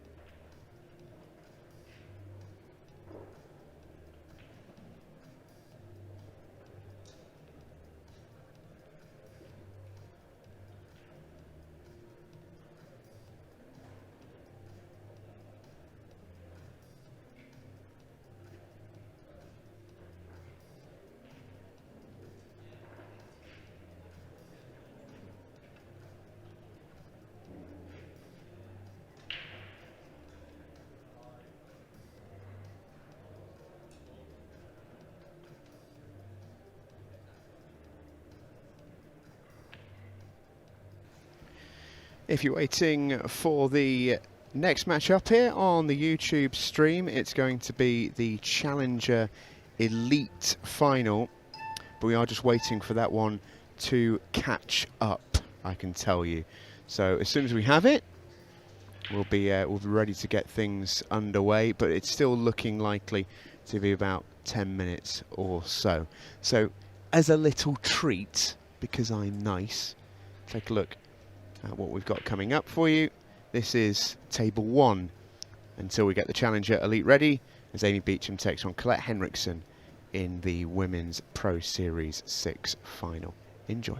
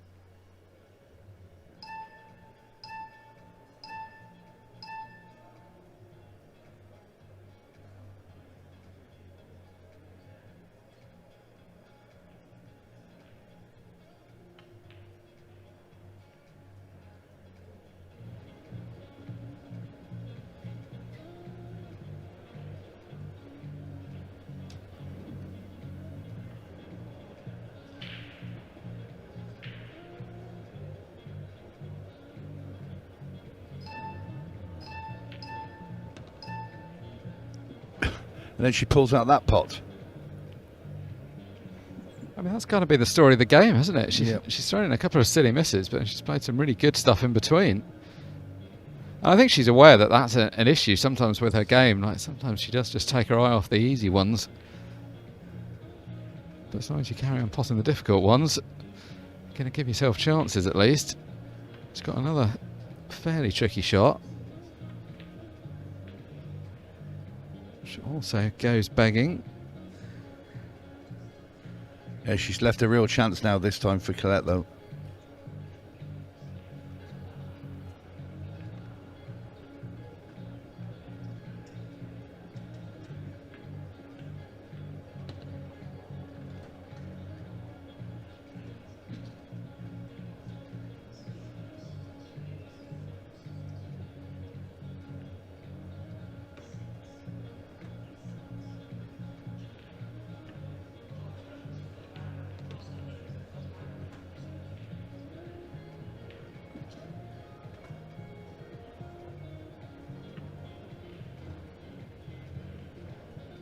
Welcome to viewers on YouTube that are just joining us. We're midway through the Women's Pro Series 6 final. Amy Beecham 4-1 up on Colette Henriksen. Amy's largely had this her own way, but Colette has had a couple of chances. There's been some good stuff, but also a couple of errors by both players. Got to dribble this one in the middle now.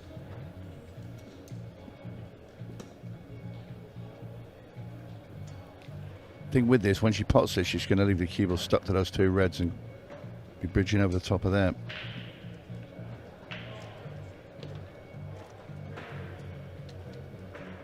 Now she's got to pot this, get past those two reds to get on the black. So you kind of want to play this at a bit of pace. Don't play this too softly. It's a good shot. Yeah, she's managed them well in the end as Colette, so it's going to be 4-2. Still fighting. This is much better from Colette Henriksen. This is the kind of standard she wants to be bringing to this game. Black down, 4-2. Amy Beecham just indicates she'll be leaving the arena for a brief comfort break. So we have a look around, a few people watching on. René Dehan and Hélène Collin from France. Plenty of support for Colette. Just going to have a chat with them while Amy's gone off for a bathroom break.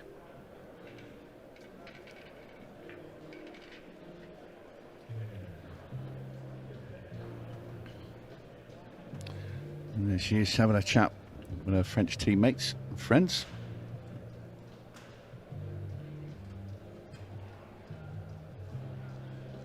It's not been a great start, but I mean 4-2 actually, given the way the match has gone, it's not all bad. She's in good spirits. She's a very strong individual, Colette. Known her for a long, long time. Very solid player. To be fair, as are all the French team as well, the French women. Very good side indeed. So 15 minutes, 31 left. Amy has that 2-frame cushion still. But it's been a mixed bag from Amy. She played brilliantly to go 3-0 up. Didn't miss a ball. But all of a sudden, just a couple of really silly ones have crept in, Mark, haven't they? Yeah, I mean, it's an odd one. It's kind of hard to rationalise. Often people are a bit nervy at the start. I mean, not that you're really expecting Amy to, given her experience at this level. But having got off to that start, it's not often you see people look as comfortable as that for the first few frames and then suddenly looked all at sea. It is a bit contagious though, isn't it? One player misses a ball, you start thinking you're going to get more chances than perhaps you're going to, and it can unravel quite fast. And it did unravel quite fast a couple of frames back. Since then, good clearance from Amy to get her 4th frame, good clearance from Colette to get her 2nd frame. Looks like we're in a better place now from both of them. 15 minutes remaining. It's a race to 8. I think it's a standing we're expecting necessarily to get to 8. I mean, Amy could certainly run away with it, but if it stays close, time going to become a factor. Drop down to the 15-second shot clock as we get into the last 10 minutes of the match. Still some pool being played around the room, but a lot of the competition's now reaching their conclusion. There were 40 tables behind our commentary position. All of those are finished now and are being taken out of the venue. Still a big table of silverware just outside the main arena. Lots of trophies yet to be awarded. The Challenger division splits into multiple divisions. As we see there, some of the women's Challenger finals going on. We're going to be bringing action from the Next Gen Gold final, the highest level of the Next Gen, after this women's final completes. Joshua Fletcher, Oscar Newton. I've commentated on Oscar Newton, British Open, I believe it was, in his group. I'm trying to rack my brains for who he played, but he beat one of our pros. And I said afterwards, I said, has he played, is he like in the under-18? He said, he's 14. I said, you're joking me. He doesn't look 14. You'll see him in a bit anyway. But absolutely brilliant player. As are all these youngsters. They're incredible to watch now. The mind is blown with how well they play this game. Meanwhile, dry break from Amy.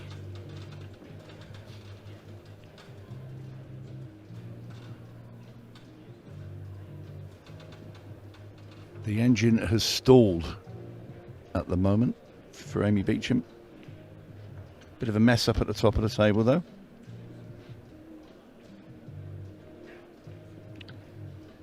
Colette deciding not to bother.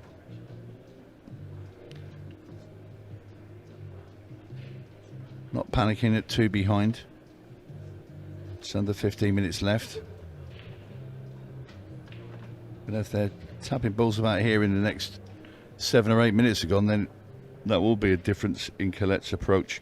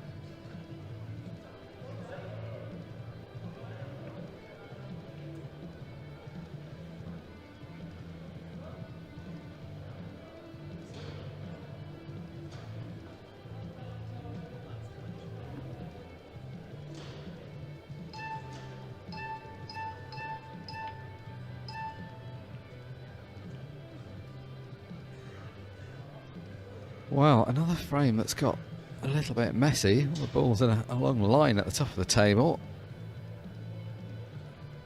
I suppose you could say that Amy doesn't mind too much given that she's got the 2-frame lead, but I don't think a 2-frame lead feels that comfortable.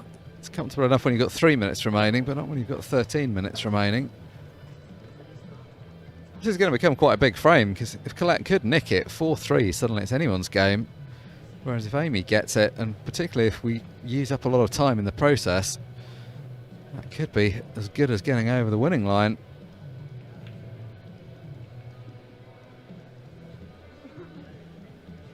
Colette's trying to keep her balls at the bottom of the table in open play because there are so many yellows tied up at the top. She's got a bit of time. She just wants to try and keep everything playable just in case she gets a chance. Amy's going to try and tidy up house a bit at the top of the table. She's going to start getting some of these yellows out.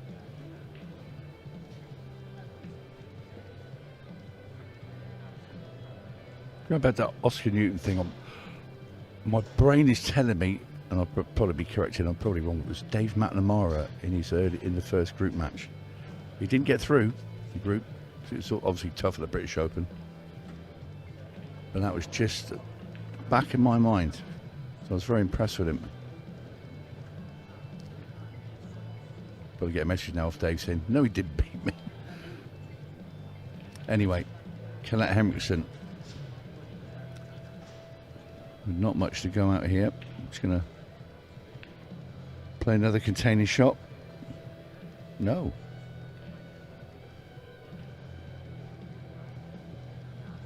There's a chance here for Amy. It's a thin cut with the yellow in the top left corner. But if she gets it, she could open the whole lot up.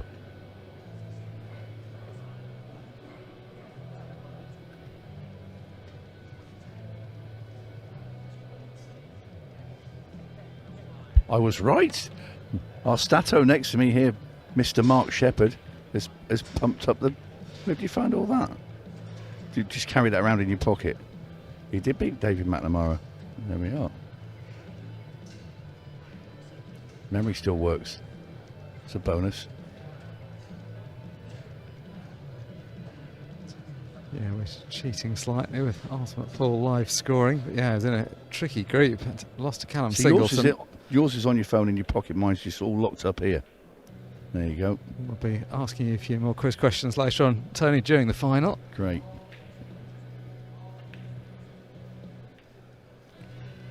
Meanwhile, Amy's still grafting away in this frame, but that yellow goes missing.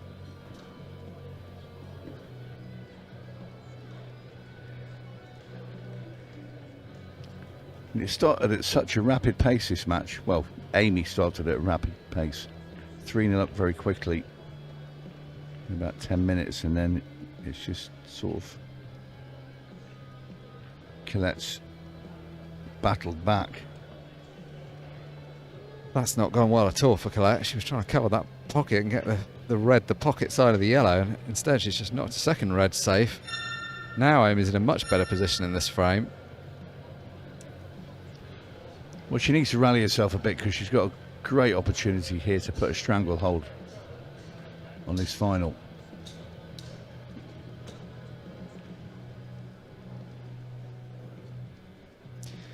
Just heard the bell for 10 minutes. This would be such a good moment to open up a 3-frame lead. It would be so hard to get back from here for Colette. Cue ball's gone wonky again.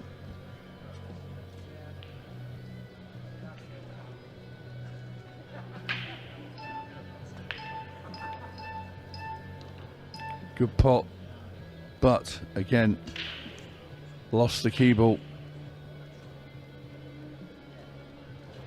Don't know why she played that so pacey. Just a bit edgy at the moment.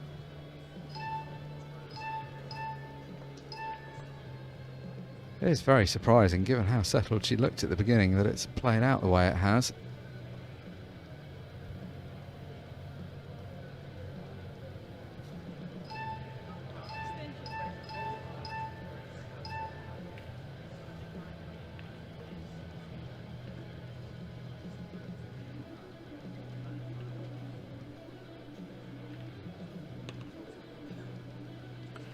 Well, red's in. See the one at the bottom of the table, so she has a chance.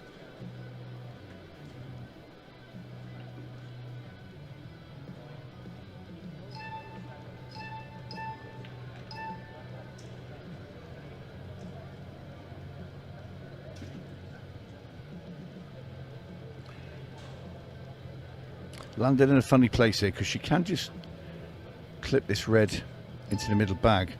It's getting on the next one. Always going to nudge that over there, and she's landed in the gap, so she's okay.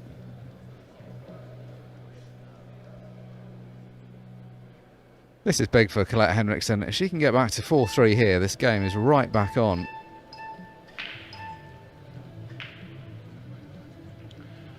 And that's a nice angle. Pot the red at the bottom now. Natural tracking for the cue ball to go up behind the other one up the table.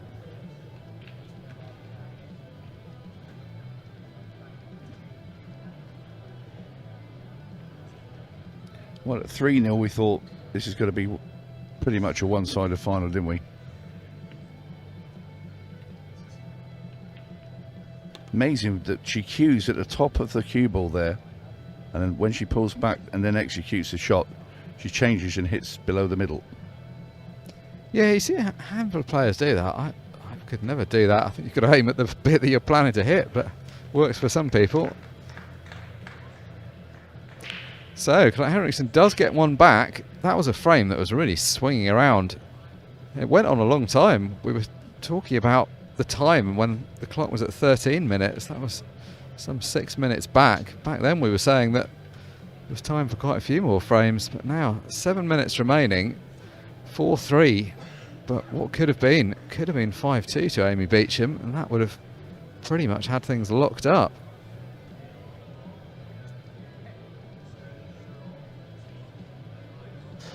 So, great chance now for Colette to get back into this match. Yeah, starting to look the stronger player out of the two in the second half of this match now, Colette. Amy faltering. Yeah, if Amy was to go on and lose this, and that's a big if because she is still ahead in this match, but she's definitely going to be disappointed with the way the second half of the match went. Yeah, and this is a pretty nice break as well.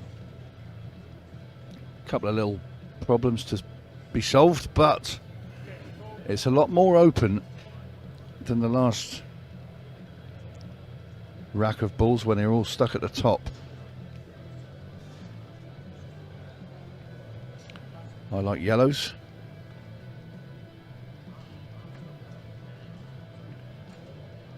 I wouldn't take them, I just like them.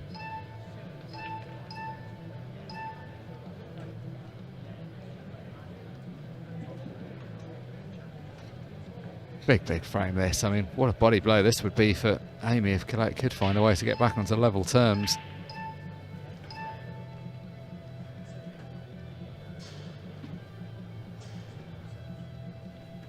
Still see the ball to the top left. Not ideal position.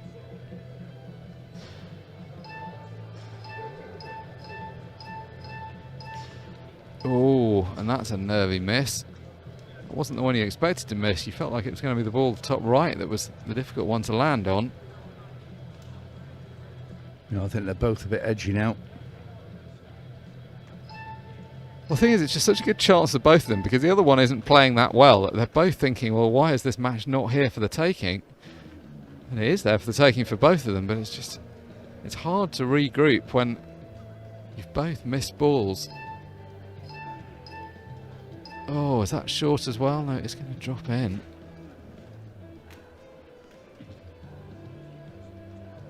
Both of them are finding it a very difficult game of pool.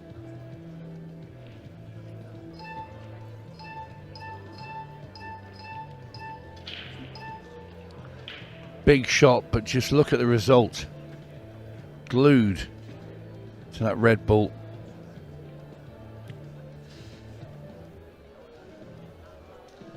Going to try and kick this back in the middle. It's going a bit wide of it. Oh, she's got it. What a great shot. And there's that one. She needs to kickstart herself. She's got to get something going. Who would have thought, having seen the first 3 frames of this match, that we'd Only play another 4 frames in half an hour or so after that.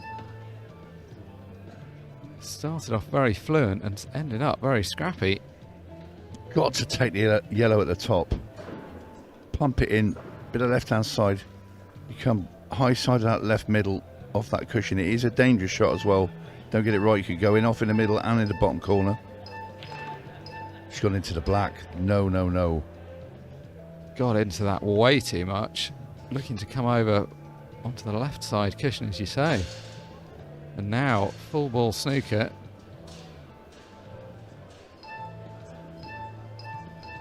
Could do with making this ball. Could do with making this ball and does. How far is that cue ball going to go up? It's at least a double. I mean, you got to play the double. It's got to be easier than the cut there. Yeah, 100%. This is huge. Amy gets it. That is absolutely massive. 5-3. Incredible stuff there. It was looking so much like it was going to be 4-4. Amy potting that last yellow out of snooker incredibly and getting up on the black and doubling it. And with 3 minutes and 32 seconds left, has Amy Beecham just snatched away any chance for Colette Henriksen to lift this title? That's massive. 2 frame lead at this point with only a little bit of clock remaining. Nothing Colette could have done about that. It was all in the lap of the gods.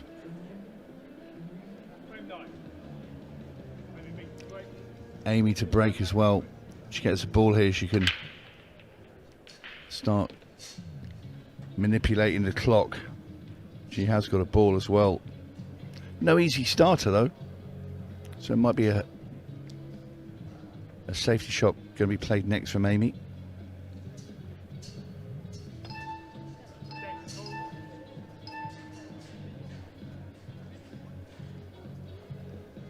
Now she'll use every second that she possibly can, and then she'll tap Colette right behind her yellow.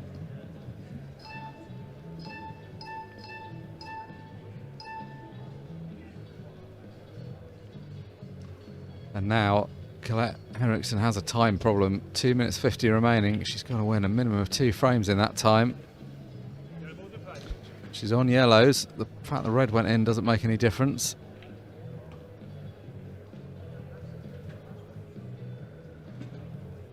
Will this help her? The fact that she hasn't got time to think about this, she's just got to play on instinct. Yeah, but she's on nothing to try and move the bad ones out. It's going to be something wild coming up next. She plot the ball in the middle of the table, but where's she going next? She thinks she can drop on, surely. Well, maybe the outside one does pot. Can she pot and disturb the ball on the left-hand cushion? Oh, how close was that? But now, if she goes past that cluster, she's in real trouble. Goes for the table length double. Not going in.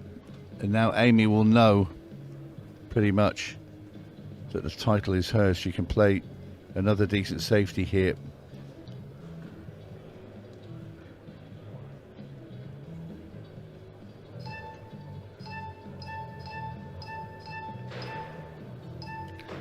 And that would probably do it. 1 minute 30, Colette is snookered.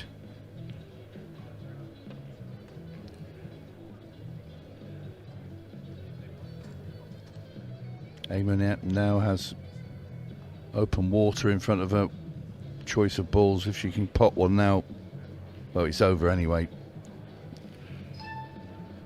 There's no chance of Colette coming back.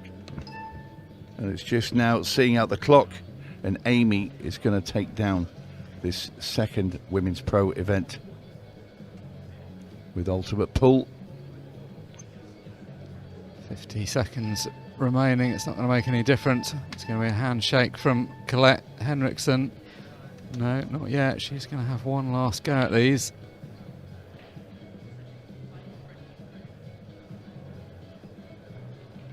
So, not time now, not playing with golden break, so no way back into this for Colette.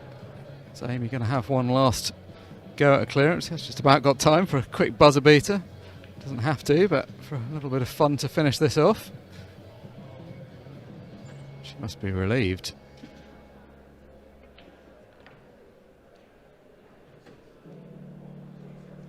Ten seconds remaining, 2 balls to go. Is she going to try and pot the black? Well, she's going to pot the red. Don't know if she's even going to attempt the black. No, she's not. She goes and offers her hand to Colette Henriksen. Amy Beecham gets the job done. She's won this season at the Pro Cup. She's twice reached a Women's Pro Series final before. At the 3rd time of asking in 2026, she adds to her already significant collection. There were some tough moments there. She started well and she ended well, and that's what matters. Amy Beecham is your Women's Pro Series 6 champion.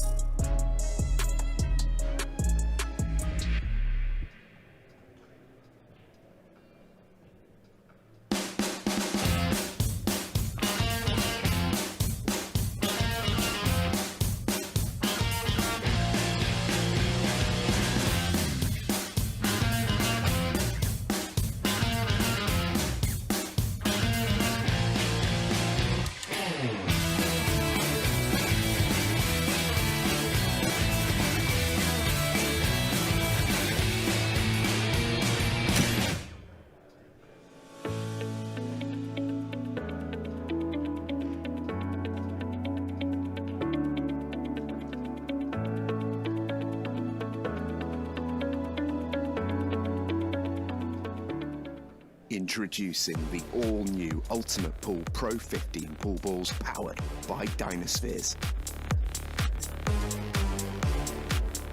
The official ball set for all Ultimate Pool tournaments. Unmatched consistency and precision with perfect roll technology. Developed with the best players in the world to elevate their game and your game. Available exclusively in the UK at ultimatepoolshop.com or from your authorised Dynaspheres retailer.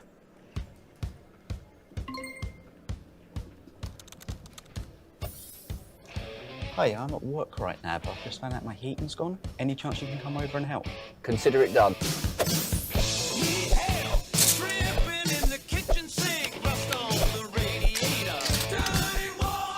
Welcome back into the arena, everybody, where it's presentation time in the Women's Pro Series 6 event. Before we hear from our champion, let's hear it for our runner-up. She is Colette Henriksen.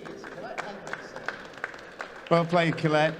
A really, really good final to watch. I'm not sure how much you sort of could take it all in when you were playing, but what were your emotions at the end of that one? It was tough because I was never really in the match. So the whole time I was just trying to stay in there and hope maybe something could happen. She'd done 3 clearances from the break and I was struggling, so I just thought, well, if I just stick in there, something might happen. And then it could have went 4 each, but she played an amazing shot, so not much I can do about that. Great to see you in another final, though, Colette. Obviously, still right at the top of the game. Must take a lot of strength and confidence from this going on into the rest of the season as well. Yeah.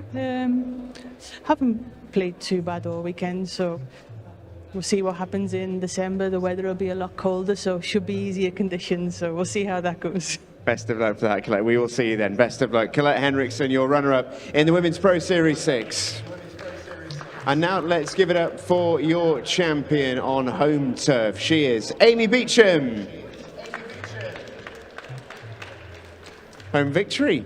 Job done. I wanted to ask you about the sort of the victory, because it must mean a lot. Obviously, you've had a couple of, well, the last weekend we were here in the Pro Series, you had a defeat, which I know didn't taste particularly sweet, but this time you got it done.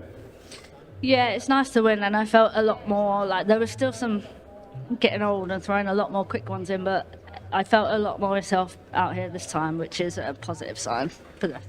Yeah, for sure. There were a few brilliant finishes towards the start of it, but don't really want to talk about those. There's one I really want to talk about, which is the finish you pulled out towards the end, which was a bit of a dagger for Colette in the end. Obviously, I know you would have rather not had to pull out the worldie shot on the yellow, but to get that yellow and 8-ball was pretty special at that stage of the match.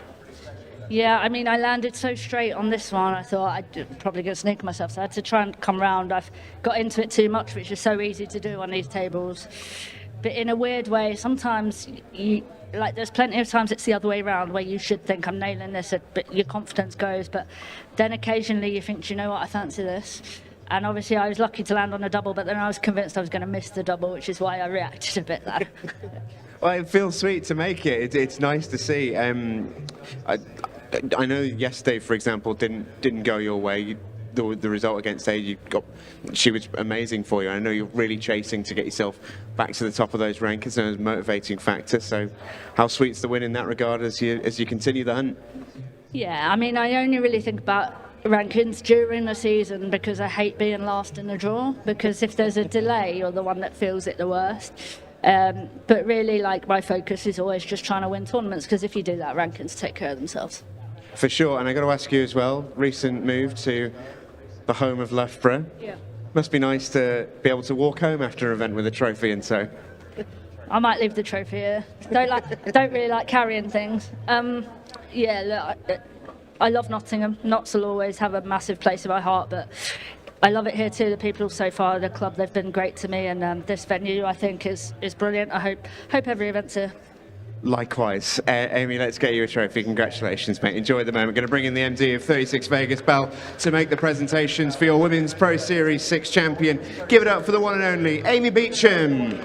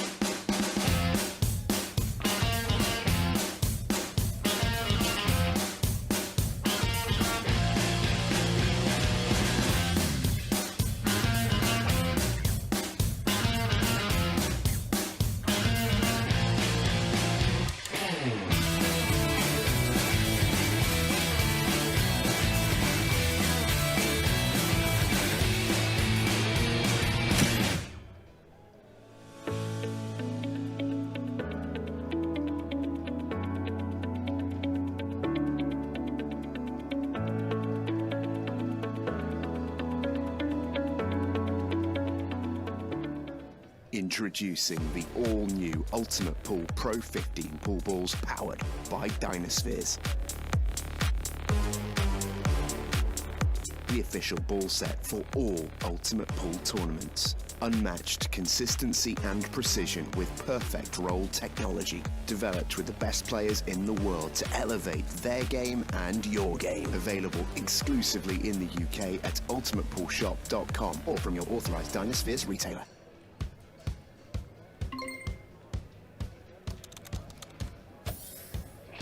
Hi, I'm at work right now, but I've just found out my heating's gone. Any chance you can come over and help?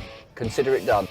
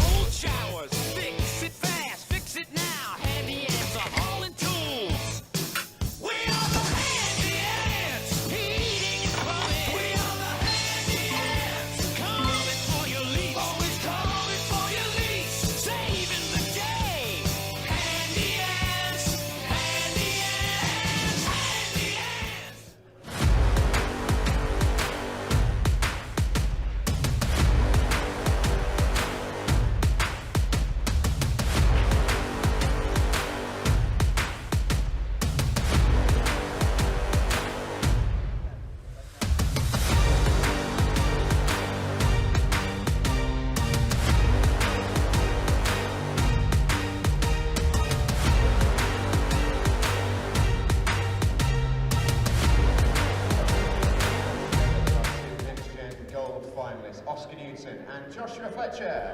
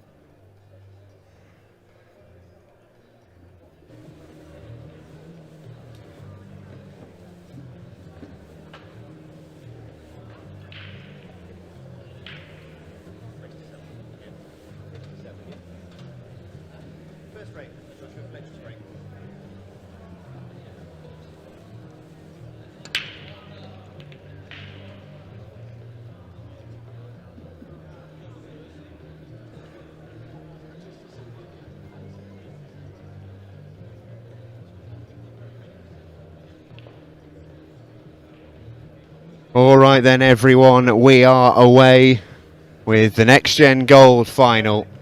Oscar Newton taking on Joshua Fletcher for the big title. 50 minutes on the match clock, a race to 7 for these nippers. And speaking of nippers, Liam White has joined me on the commentary. We're reunited, Liam. You've come back from Paphos. You're looking an entirely different nationality, but you're looking fantastic, mate. Great to have you back. Thanks for having me back, mate. And a little Monday night preview for everyone for this final. But really looking forward to it, and I was buzzing to be asked to be on comms for this one because I know both players well, and they both represent Staffordshire as well. Yeah, and I haven't seen a huge amount of Joshua Fletcher. That's something that can often happen in a next-gen competition, but I've seen a little bit of Oscar Newton, and what I have seen of Oscar Newton is that kid looks like a machine. What do you make of Joshua Fletcher in that sense? This is going to go close. Josh So you regard him pretty highly then? Yeah, he's an England international. He plays for England under 18s. I know he's just missed there, a little nervy one, but when he practices, Josh has got all the ability in the world, and there's not a lot separating both Josh and Oscar. I think the one that could favour Oscar here is the fact that he's been out there in this TV arena before, and he'll need to use that experience against Josh to win this match. Yeah, especially at this age, you feel like that experience differential could be really, really big. It might work the other way. We've seen plenty of pretty fearless-looking young'uns go out there and just act like they're down the club. And to be honest, the last time I saw Oscar on the arena table, that's exactly what I thought. He absolutely, well, he gave Dave McNamara a drilling at the British Open on the arena table. Dave didn't get many shots. He kept him off. That was how impressive it was. And I think he's still just 14, which is incredible, really. Yeah, he's got a big future, and what's good about both of these two players is the parents are really supportive and really take them to the events, and without that you don't build a future in pool if you don't have that network behind you. They've all got good practice partners. I've practiced with both of these two players as well, and they in practice. Sorry, I thought you said they had good practice partners. Oh, ouch. Ouch. If we could do a mic drop, it's just happened. I tell you what, how's this for a first frame, by the way? Came to the table, it's a decent chance, but there was work to do. And this has been surgical from Oscar Newton. How was that for a confident start? I really like the authority that he's played that black down the rail. There was no rolling it and just making sure he pumped that in and sent an early message to Josh Fletcher. We might need to be a little bit careful in this final, though. There could be damage to the TV table. Josh, in one of his earlier rounds, had a nosebleed. Oh. While he was on a shot, and he's been suffering from them today. So watch out, Jen, ladies. And we'll have the paramedics on standby. I also get nosebleeds when playing pool. It's a real pain. Anytime I make 5 balls in a row.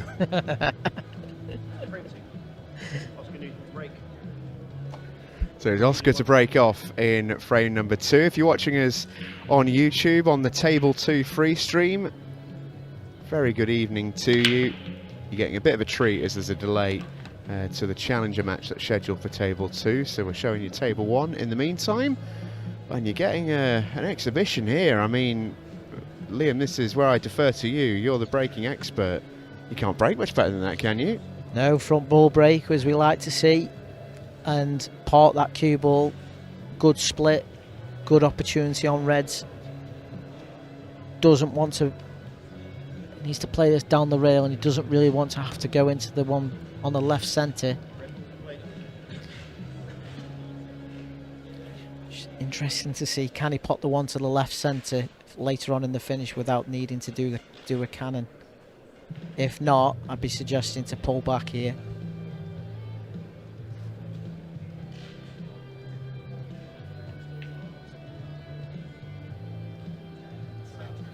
One of the things I've been really impressed with, and we talk about young players, you know, let's talk a little bit about Jaden Billingham, who is only, well, he's only 5 years older than Oscar, which is pretty terrifying what he's managed to do and achieve this weekend. But one of the things that jumps out is his maturity and his decision making.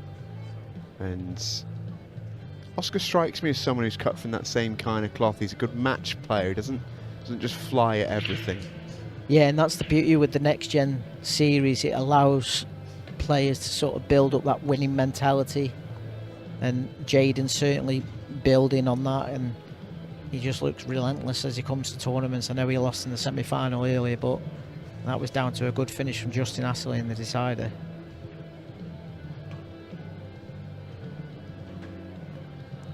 Oscar's... Here's a tester. Yeah, he's pushing the boat out a little bit here. I think he played for it as well, because I don't think the red that he's closest to goes up the table, so I think he's accepted his medicine here and just left himself a shot. This one's the top right. He does play a lot of snooker, so he will back his cue action.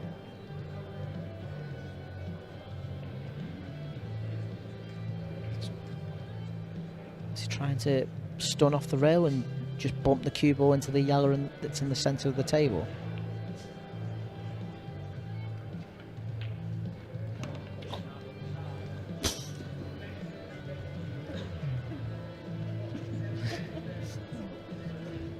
He's 14.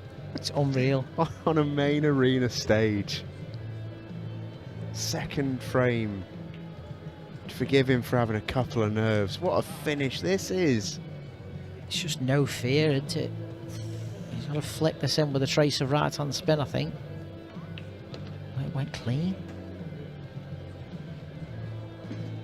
Well, if Josh didn't think he was in a game, he certainly is now. This 8-ball for a 2-0 lead, and well, that is the only thing I can say is that is a finish that anybody here this weekend, pros, next gen, women, to say anybody would have been proud of that one. That was top quality. 100% in. Well, the star of the show. Well, there's a good crew there, to be honest. They've all become little good pals around the arena. You see him, Jack Swinnerton, nice. Teddy. Yeah, Jack Swinnerton on the left there. He's a former Next Gen champion, I think, isn't he? Yeah, silver. I think he won. Teddy White, of course, the better of the whites. He's like El Nino now. He's heard he beat you in a semi-final on holiday, Liam. Yeah, he's I tried to win the Paphos Pool League Championship and got done by an 11-year-old. That's why I tried to jump off the boat in the sea. So a brilliant start from Oscar Newton. Joshua Fletcher, I'm sure he did already, but he definitely knows now that he's in a real fight. And up to him to see if he can match it. It's a good break from Josh. I suppose, you know, how old Josh is, do you, Liam? I think he's about 16, 17 now. Well, he's definitely older than... Yeah, he's probably about 16. I know he's just started to work at Alton Towers, so we could be in for a ride on this final. I think earlier in the week, he was actually looking after Jude Bellingham at Alton Towers. Wow. So that was a nice little treat for him. I'll put it this way. I fear, unless Josh gets started quickly, that he might have run into his nemesis. Wow. Yellow off yellow. Ain't great shot. Is he on it? He's been a touch unfortunate there. He's been a touch unfortunate. Could have come out a lot nicer. If you're being hypercritical, you could say he needed to have a backup for where that cue ball in yellow was coming, and maybe an insurance ball somewhere else on the table, but you're hard pressed for the yellow to land exactly there and leave yourself pretty much nothing. Yeah, is he trying to pot this top left and come round 3 rails? Good shot. Oh, hello. Oh. And that is a great effort. He's so unlucky there.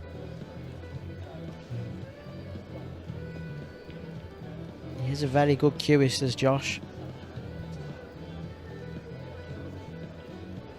We've been saying for a number of months now that this is the arena that Josh should be playing in, and he should have made a final sooner than now, to be honest. He's got all the ability.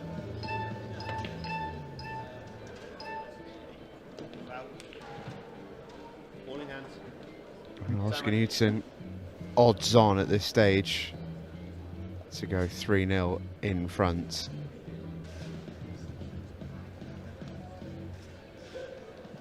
And this is what Oscar's getting better and better at, is punishing them mistakes. He's just developing that ruthless nature. As you say, he's had a number of scalps against the pros already. You can see why. It's not just that he's good, and you can see that he's good straight away, that he's a really, really good player. Yeah, you can just see he's got it. But a lot of players can play like this in practice, more than maybe you think. I think it's one of the great sources of frustration amongst the absolute cream of the crop on the Ultimate Pool Pro Series, is they're so used to playing like God all the time in practice, that when you run into tournament mode and it's a little bit harder and a bit more difficult, it can be tough to show your best. The fact that he's this good on the main arena table, he's played it twice. Yeah, and he looks like he's played it there all his life. Yeah, he just looks really at home, and you just saw a clip on that shot and how solid and straight he is on his cue action. He's well supported by Potters and Tamworth, and I know they big supporters of Oscar, and they know he's got a bright future. But just the way he's gone about this finish, the thing I like most is his vision, to see the developing shot that he played earlier on the 8 ball. And he's got a tricky one here. He's got to play this with bottom right and come round 3. Or does he take his medicine and just pot it and just screw on and off the side rail? Yeah, that threw on him. See that straight away. He was checking his cue. Playing a sort of quarter ball cut with rakes at bottom right, you're talking that's high tariff. Yeah. I mean, just the fact that he's taking it on shows the confidence that he's got, but that was really, really tough. Yeah, it's a Malin special, but Josh has overscrewed that one by some way, and it will catch him out a little bit. It is more reactive on this TV table. Oh, he's not behind the red, is he? Oh, he's perfect. Good shot. Just roll this in and come off the side rail for the 8 ball in the middle. No. No, love that. Great shot. Pump it in. 8 ball waiting. Really pleased for Joshua Fletcher. He's on the board. He can feel like he's a part of the final now. Seen it in previous Next Gen finals. If you struggle to get that start, it can be really, really tough to sort of work your way into the game. But yeah, we got ourselves a ball game. High standard so far. Best compliment I can give these two is it feels like we could be watching any game on the Pro Series right now. Yeah, and that's what the standard is going to be. And just a quick question for yourself, Jamie: is it the same rules as the pros, where if it's tied and when the match clock runs out, I'm almost certain it is. Yeah, I don't know that for an absolute fact, but I think that was essentially the only time we see a 6-red shootout will be on a Monday night, or a sort of shootout event, if you like. Pretty sure that's the ruling. I will get that checked, but because I'm predicting this is going the distance. Yeah, match clock may well come into it. Although to be fair, they're both playing pretty quickly, so maybe not.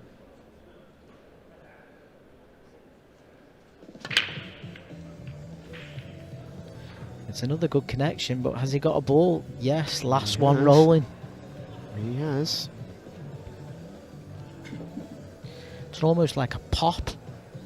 Just they're taking 20% power off the brake, but just controlling that cue ball, and you can get a ball like that and leave splits. Why not? Look at these reds. Took the difficult red early. It's the correct shot and cued it well.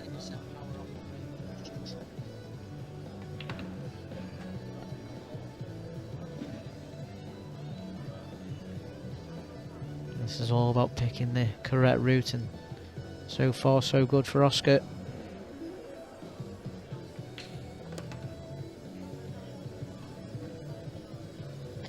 And the red below the 8 ball probably should be his last.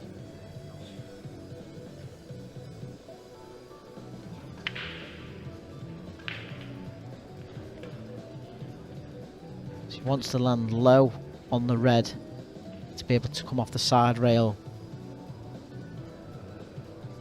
and back out for the 8. Needs to be low, and he's perfect. I think, can he play it with a little bit of top right? Just don't want to throw the cue ball too much. Perfect. I mean, that'll do. Brave shot. Let's get that right.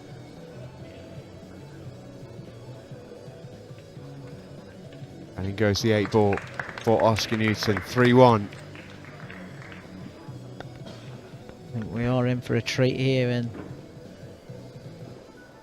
how long before these two were knocking on the door of the Pro Series? Are we looking at one of these two becoming the next Jaden Billingham or Charlie Earnshaw? It could easily be the case. I do think, though. I don't know what you think, but I think the way Jaden has performed this weekend has been a little bit terrifying. Well, he's 19. He's going to get better as well. Yeah. He's not going to get worse at 19. Do you know what I mean? He may not get. It's difficult to imagine him getting much better. He's so good already, but you'd imagine sort of that's how it works. But even to be so good as he is at 19, I mean, you've been around this game a long time. You've seen all the greats and all the rest of it. One of the biggest compliments you can pay to Jaden Billingham is that if you're thinking about anybody else who was as good as he is now at 19, the names that come out of people's mouth are Mick Hill and Gareth Potts. Yeah. Like, that's the level he's operating at right now. Yeah, it is. And I was talking to someone over the weekend about this weekend about Jaden, and they said one of one of the biggest compliments. He practices a lot with Rob Chilton, and Rob Chilton turned round to this person and said, "Trust me, this guy is the real deal. He operates in the right way. He's dedicated, and his vision and the way he understands the game is beyond his years and beyond what even some of the top pros have got. He's just got that." That's almost a weird thing, because a lot of young players that come through. It's another lovely shot by Oscar. He ran too far. No, he's perfect.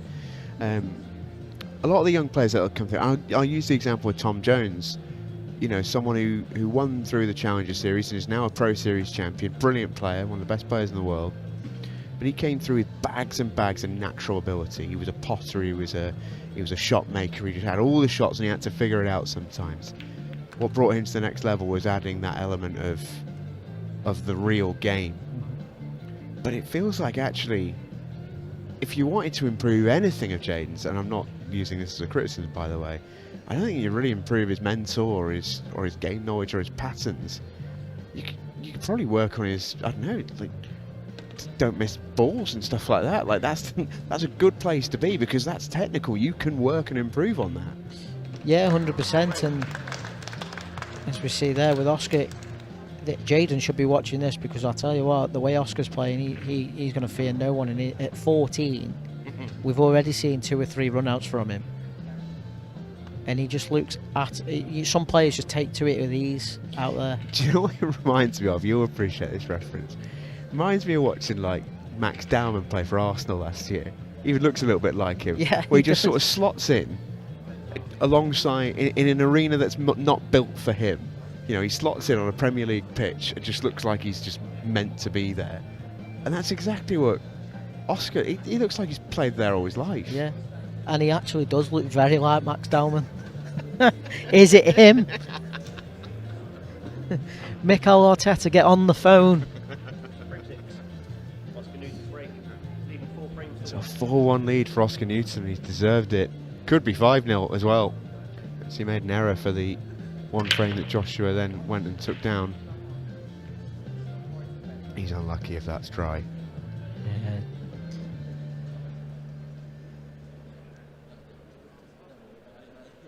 Yeah, it's a really good strike. Cue ball was tracking towards the top left pocket. Just missed it. And feels like it's a must-win frame for Josh.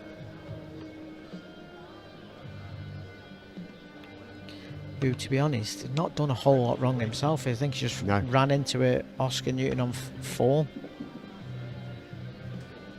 Yeah, agreed.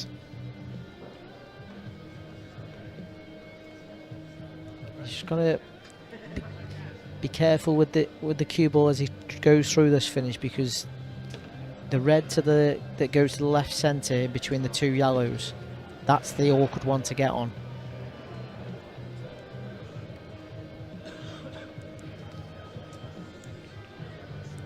The bit I like, when we're going back to Jaden, the bit I like with his game is how methodical he is about his finishes, and he really plans his routes and works out his cannons. There's no crash bang wallop with him, essentially.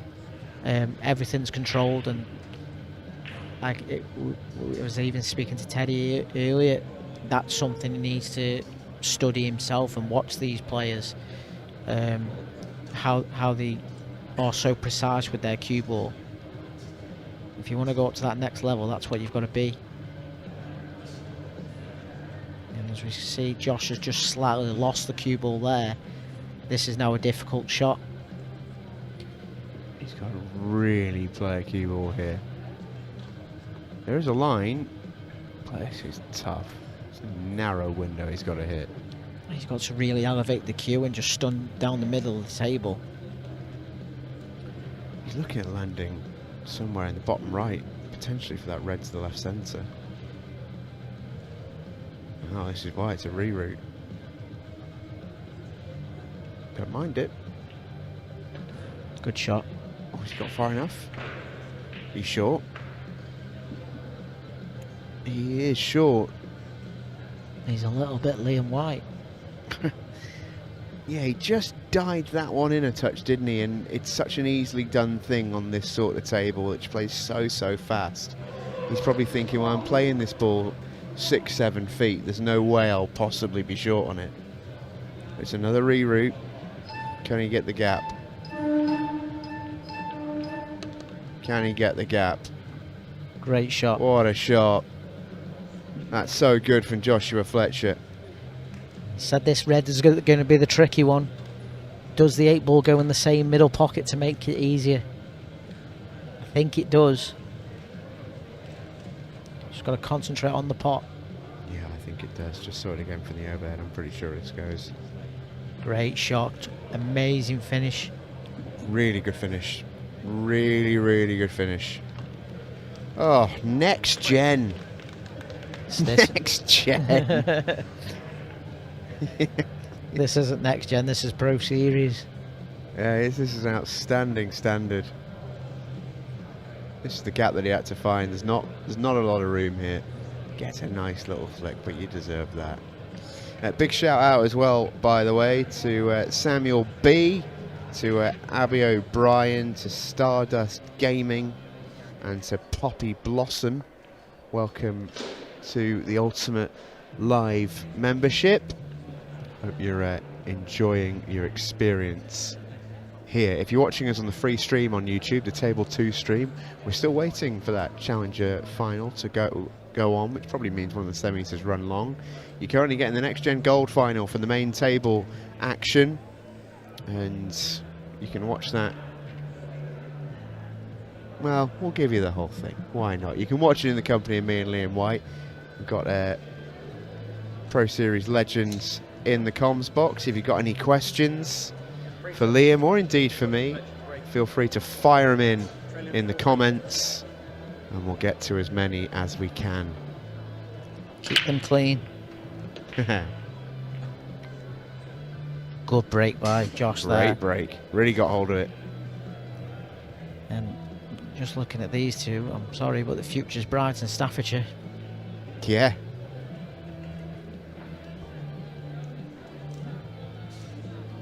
And that's testament to all the pool clubs in the Staffordshire area that really support the junior circuit. Well, there we talk about the maturity of these young players. Holding back from going for a finish there is a brave call. Not many players would have done that.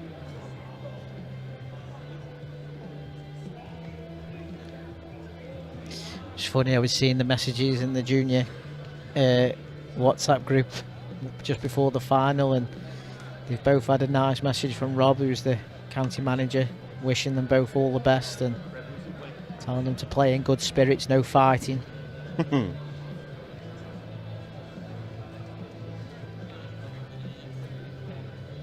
Oscar's just lost the cue ball a little bit on that cannon there and needs to pull back, but I think he's struggling to find that safety. He could be forced to carry on attacking. Yeah, I think he goes. I'm going to clip the red into the cue ball into the yellow and try to plant the red over the pocket. That's pretty good. He's going to keep on digging. I think he's on the one to the right centre. It's a great shot and vision again.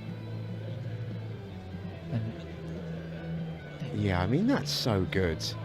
Does he come off the top rail into the yellow above the red, or does it go clean? The awkward thing with this shot here is he can't get position on the red on the rail, so he needs to come back out, and the yellow in the centre of the table plays big to block the one to the bottom right as well. So he really needs to take care on this shot. Wants to clip the yellow thin. Perfect. This was a really tricky finish. And now he's still 3 balls away, but I think he's favourite to get him.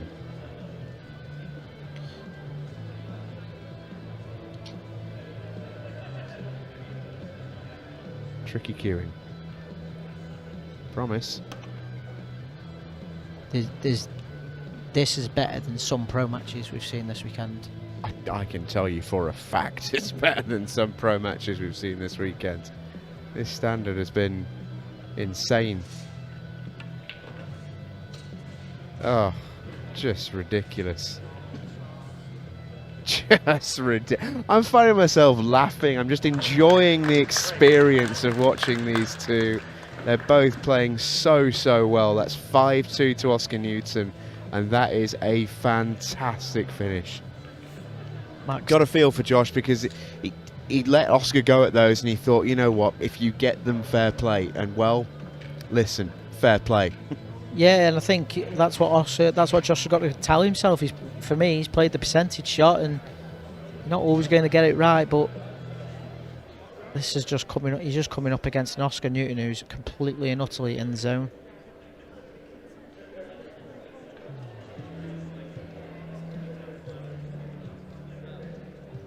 The interesting is he's approaching. It is a race to 7, and Oscar's getting closer to that finishing line.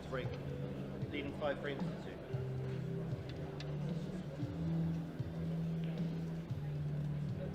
2.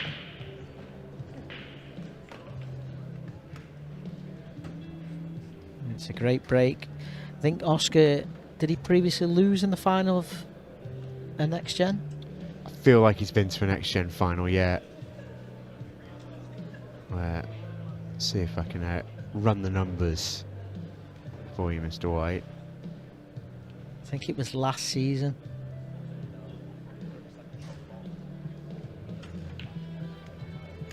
Oh, another amazing shot from Oscar Newton.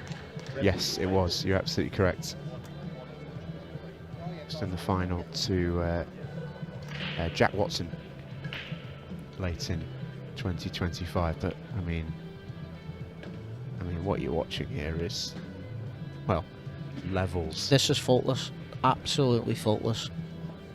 And he could have been playing in the Pro Series final today, and the standard he's played at, and any run-outs he's done, he would be winning. Yeah.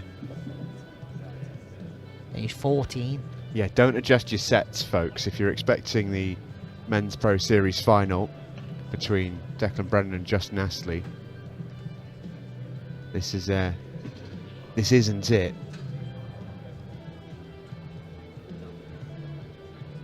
We've got the upcoming tournament with the pros and the Future Stars. Future Stars. Who's pulled this lad out of the hat? I'm backing him. I think at this rate he could carry me in that tournament.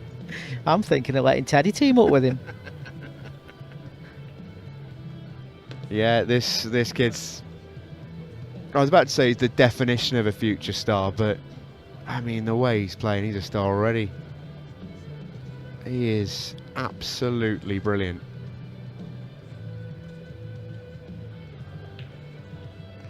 We've seen so many players play on this table over the course of this weekend. I don't think any of them have played much better than this. No, it's Oscar unreal. Newton is playing some brilliant stuff out there. There have been players, don't get me wrong, that have played this level. This is ultimately the biggest stage in this game. You know, Jaden Billingham, Stevie Dempsey, Chris Mellon, Craig Waddingham, they've all put in performances at this level. But this kid's 14. I've honestly, that is from all the Next Gen matches that I've seen, this is hands down the best performance, and to do it in a final, he's 1 frame away from the title, and you have to feel for Josh Fletcher here as well, because whilst the scoreline suggests it's 6-2 and it's a demolition, he's not played bad at all. Sometimes you just run into him, and he's got to keep saying to himself, the hardest frames to win is the one to lift the title. So if he can make it hard for Oscar and stick in there, I'm sure he will. Big break coming up.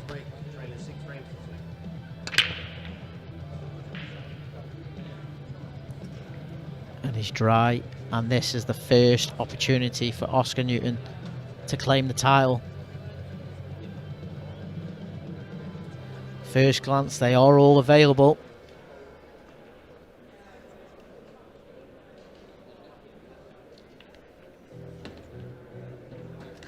And he's just flipped that red, it's tied up a little bit. Does he have to cannon it, or does it go in the right centre?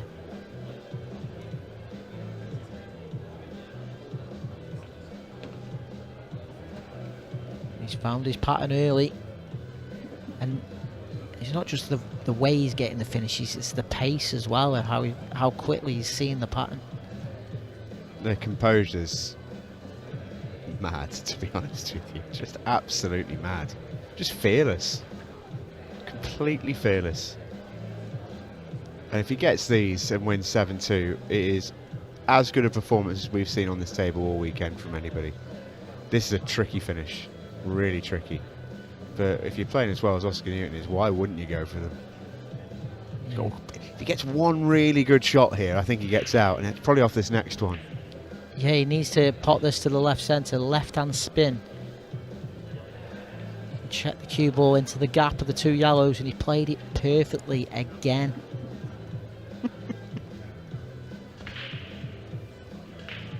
Needs to pot this, and I think he can avoid the red on the left-hand rail and just draw the cue ball back. Oh, he's got a chance, but needs a nice nudge on this red here.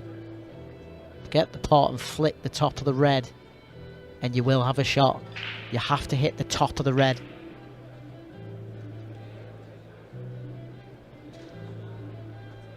Just sent a little message in our... is he lucky? He's got a shot, I think. I think he's got the double, maybe. Oh my days. Double, two rails.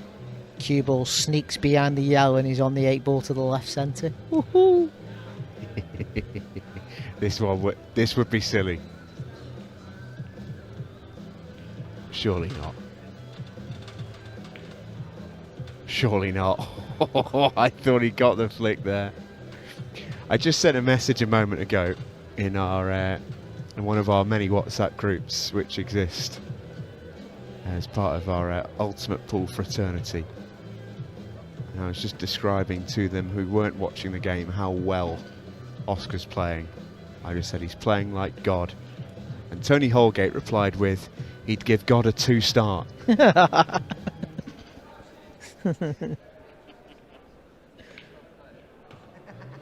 Well, that one wiped its feet, but it's gone in.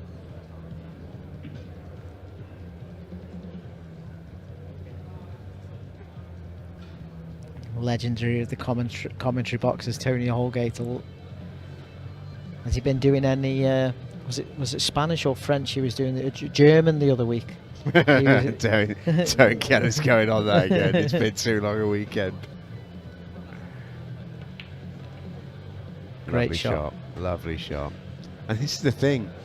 Oscar's played so well. Josh has not played badly at all. He's made maybe 1 or 2 mistakes that he'd like back.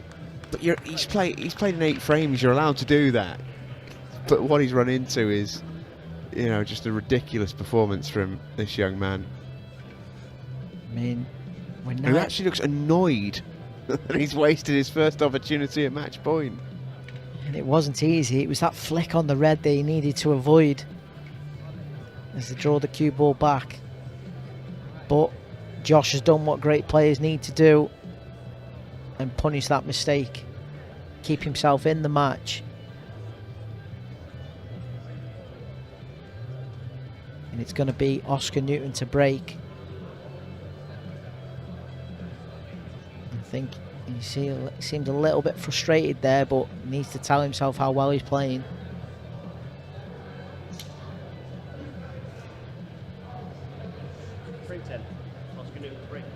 Unbelievable standard. Oscar Newton breaking for the match. Match point number 2.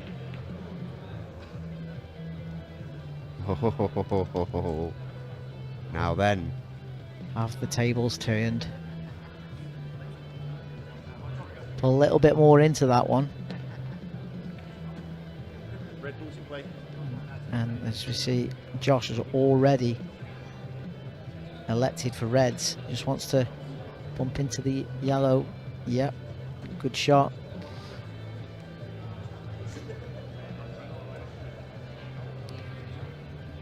I think Josh needs to take the one on the rail now, not this one.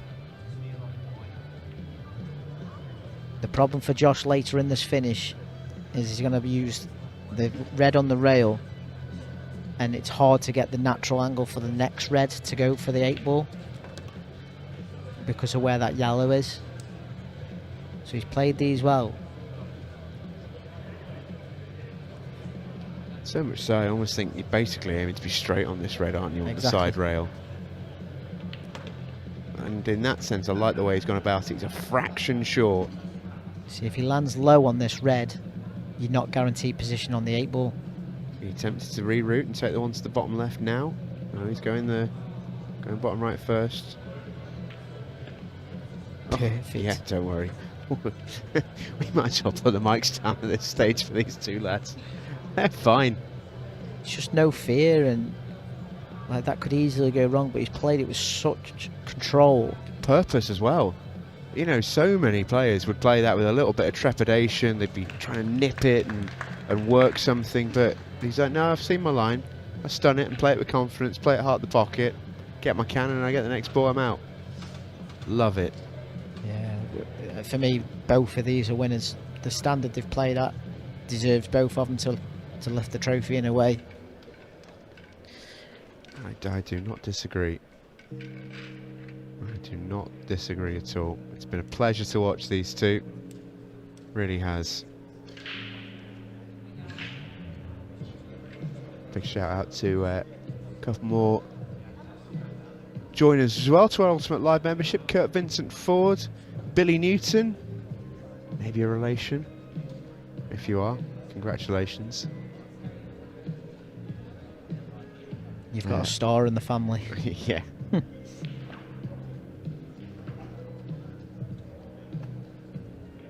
I think he is actually a good footballer, Oscar, you know. Yeah, he looks like one of those really, really annoying kids at school who are unbelievable at everything. Yeah. We all knew one. I can see that.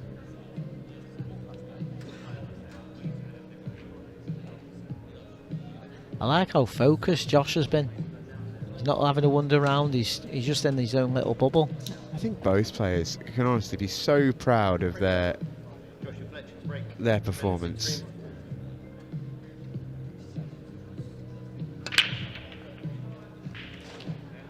Oh, last ball rolling, gets one. Tricky layout, but he's at the table. And if he can pull it back to 6-5, will Oscar begin to feel a bit of doubt? He's had heartbreak in the past. These yellows are gettable. Not now. Oh, that's tricky. I just wonder, can he carry on here? Bottom rail, side rail, into it. Oh. Yeah. That is the one thing he did not want to happen. Not only burns his chance, but in burning it, cue ball in hand to Oscar Newton, and it puts him on the only ball that he needs to worry about. Direct. The wizard gives his shoulders a little puff, composes himself, and these should be away for 7-4. Yeah, and it's been a wizardry performance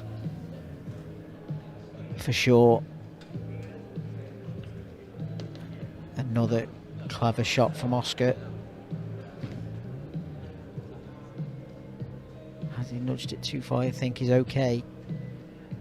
The tricky one is, does the red on the right that's in the open, does it go clean? That's why he's played on the one on the rail now. Just really enjoy the shot selection from Oscar here. Draw the cue ball back a few inches. Oh, it's thin. This is the key shot. He's getting very close to this red. He may have to play to nudge it. With how quick the table is.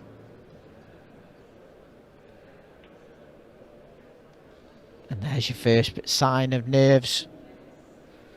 Yeah, he's actually... correct me if I'm wrong here, Lynn, but it almost looks like in playing that the way that he has, he's so wary of overrunning that shot. And in trying to play it at such a trickly pace, he's jabbed a little bit at it and thrown one in. Yeah, he's tried to sort of trap the cue ball as he's played it, and it's so easy as you sort of take your eye off the pot. But that's really happened because Josh hasn't given up, and Oscar knows that. Yeah, we've got a game for as well as Oscar played to go. What was it, 6-2 in front? Josh is here. Josh has not gone away. Josh is going 6-5. Or is he? Oh, Josh. He almost conceded then. He was so frustrated. Oh, that's going to hurt. Yeah. He'll be so annoyed with himself. Does Oscar fancy the double? Or does he want to play positions the right shot? He's using the top of the table, using the big pocket. Clever. How many times do you see players hit the jaw and miss the yellow?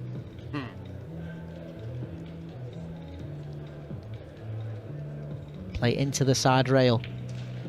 Oh, he's just pot it clean. Just drill it clean. Don't you worry about that. Well, he is some player, Oscar Newton. Take a bow. Take a bow. Standing out in the arena here in Loughborough. And quite right too. Two absolute stars right there. Big shout out to Joshua Fletcher because he played his part in that final. He played really, really well. Can be really proud of the performance and indeed the run to the final. But goodness me, Oscar Newton. He looks, well, put it this way, he might be 14, but I don't think he's next gen. He's coming for the here and now. We'll get a word with him in a second and we'll crown him our next gen champion when we come back after this quick break.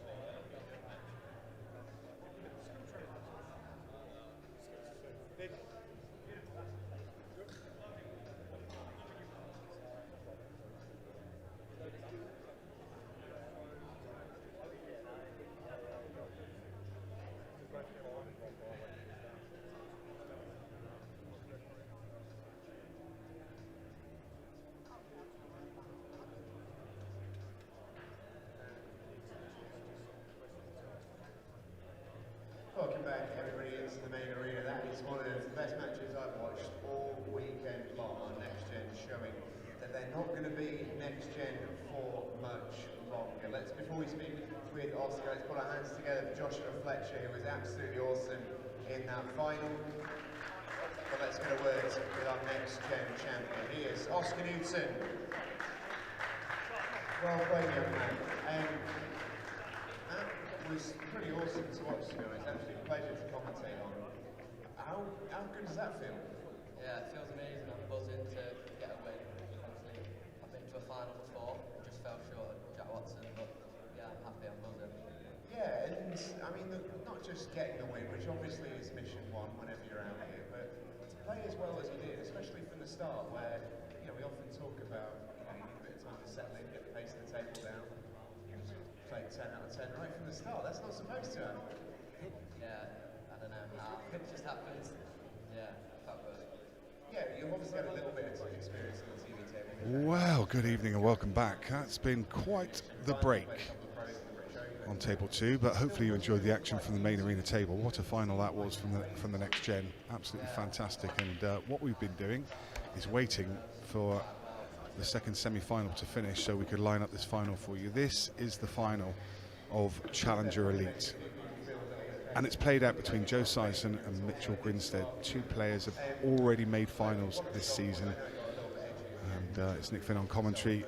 Got some company for this one as well. Hayden Pinney, how are you, sir? Hello, mate. Yeah, long time no see. It is. Good to Yeah, see you. yeah. Nice to see you this weekend. I did hear on day one. I met William Muckers and said that you were here this weekend. So good to see you having a bash. Yeah, it's been a while to play competitively, but yeah, I loved it. I've had, as you know, 2 years as a snooker pro, and it's been tough. So I've really enjoyed it, really. Good. And obviously you've got a vested interest in this as well. Mitchell, from your neck of the woods, from Plymouth. Yeah, so Mitchell, amazing really. It originally was a snooker player himself, really good amateur, and took this game up properly only 3-4 years. And amazing back-to-back finals. He's won one already, so pretty much a pro next year, I think, if I'm right saying. Yeah. And plays at the club, Legends Lounge now, and yeah, it's amazing really. It's really impressive. And interestingly, these are second and third in the rankings, so they say cream rises to the top. I mean, it certainly is here, isn't it? I mean, Joe Sison made a final in the first weekend. He was beaten in the final by the #1 player at the moment, Connor Tracy, a former pro. No surprise to see him at the top of the rankings.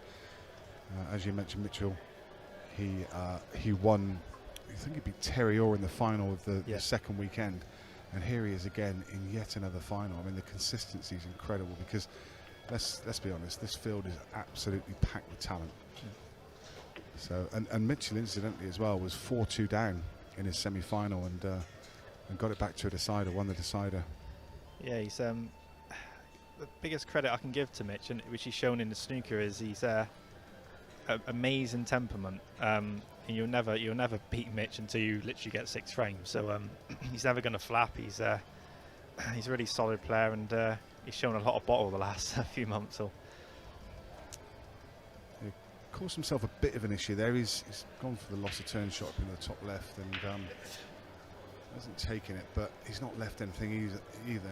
Joe Sison, originally from up north, up around the Newcastle area, and now resides down in Basingstoke. With these two in the final, would that make much difference in the rankings now? Would that put Mitch first, I'm guessing, or? I think so. Yeah, I think whoever wins this would go top of the rankings. Fairly sure. You'd like to think, obviously, with 2 finals, you'd be not be far off that, would you? I'm guessing. Yeah. I mean, it's been a long day, a long hot day in here. I mean, I won't like to say it's going to be perfect, Paul. Who knows? But no, understandably, they're missing a couple of balls early doors. I mean, and also, it's a big one. They've both been in finals already, so they are kind of seasoned to this. But at the same time, it's a massive game. Yeah. As you say, it's been a long day. They would have started. Probably some of these guys have been going since 9 o'clock this morning, and it's hot in here as well. It really does drain you. think it's this to be is a 6th game, is it possibly? Is that right? Yeah, I think reckon, today. yeah. Yeah, it's a long day, so I mean, I like to think he's probably going to play the Lusitania. And probably try and snooker him at the same time. Joe beat another one from the West Country in the quarter-final, Rob Sim. Okay. Rob's from down that way, isn't he? Pretty sure. We had another lad from Legends Lounge got to the quarters as well today, Sam Borthwick, which is his best run ever, and like elite or tier 1 as you can call it as well. So it was amazing from Sam as well. It's, like I say, really showed coming of age really of Sam, even though he's he's 39 now, but he was amazing all week, so on weekend. So yeah, fair play to Sam as well. Good to see a nice showing from the West Country. Obviously, Greg Batten ran deep as well, played really well. It's really strong at the minute, Southwest. I mean, you still got Shane about, you got Greg and Jez, and now Mitch is going to be pro and a quarter-finalist today. So yeah, it's really strong in Plymouth and Southwest for Paul now.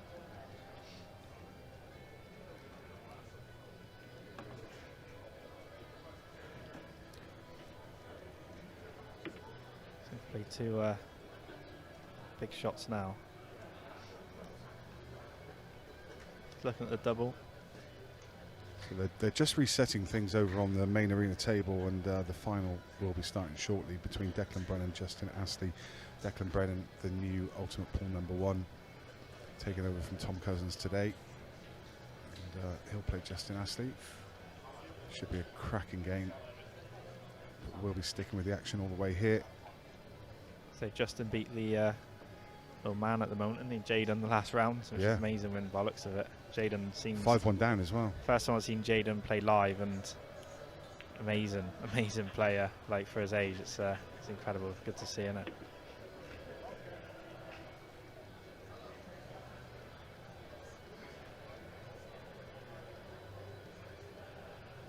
You know, the only thing we're missing to reel back the years is we need Pepsi in the chat box. That's Do we really? Whatever. Maybe in a short dose, possibly. I think he does live in Weston-super-Mare now, doesn't he? So, does he? Yeah, he's moved back from the Middle East. Yeah, he thinks Western must be better than Qatar or something like that. But yeah, he is around playing the seniors and stuff like that. So I'm sure he'll pop up one of these events one day. Carl Beer tuning in and cheering on Mitch. Mark Paul Smith, he's cheering on Joe. Scrappy start from both players. It's kind of expected, really. Yep. They'll both settle. We see this quite often in these Challenger finals. It can be quite a slow start, but you see the players grow into the game, and as soon as they start their flow, they show what they're capable of. Still drops in the middle. Should be. I think you'll get close to this. Looks thick. Well, yeah, that was a tough shot. Looking like could be 1-0 down. Bit of a typical story from Mitch. He forgot to bring his trousers for this event. So he's borrowed a pair. So he's had to go back and wear his roommate's dirty ones. Oh no! So he's had a good start to the final, Mitch. But that is sometimes Mitch, that sums him up. But that's what makes him lovable.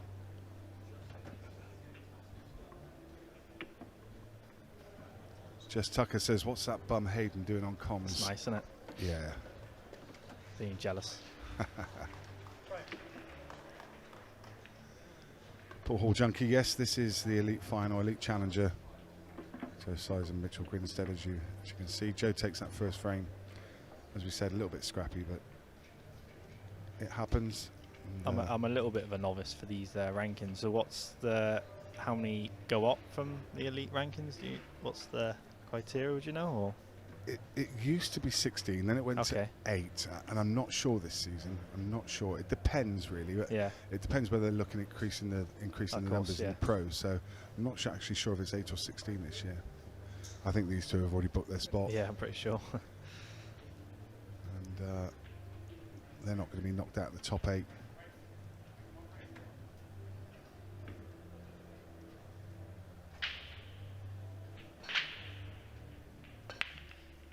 So Mitch has a really, really good cut break.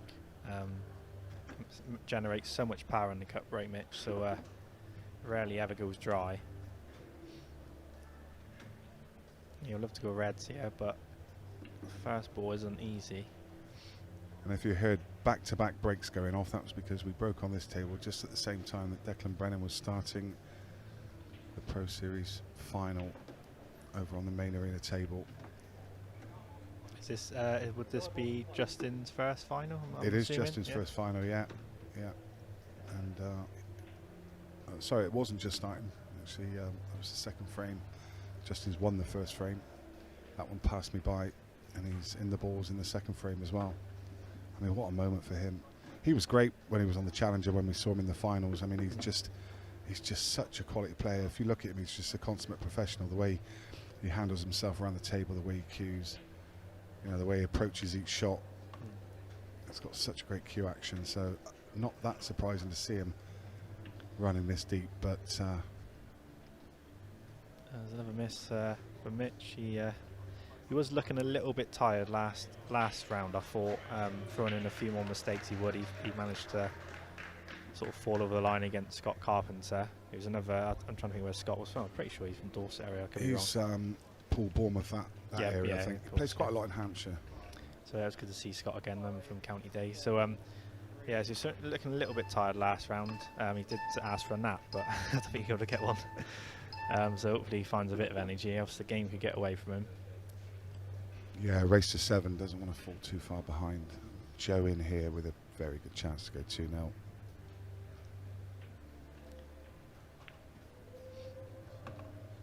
You know, obviously I played in this myself, and I give credit to getting back-to-back finals, because you know, races are 6 at this level, and obviously the tables are nice potting tables. It's tough to do that consistently and keep winning. It's really impressive, to be fair.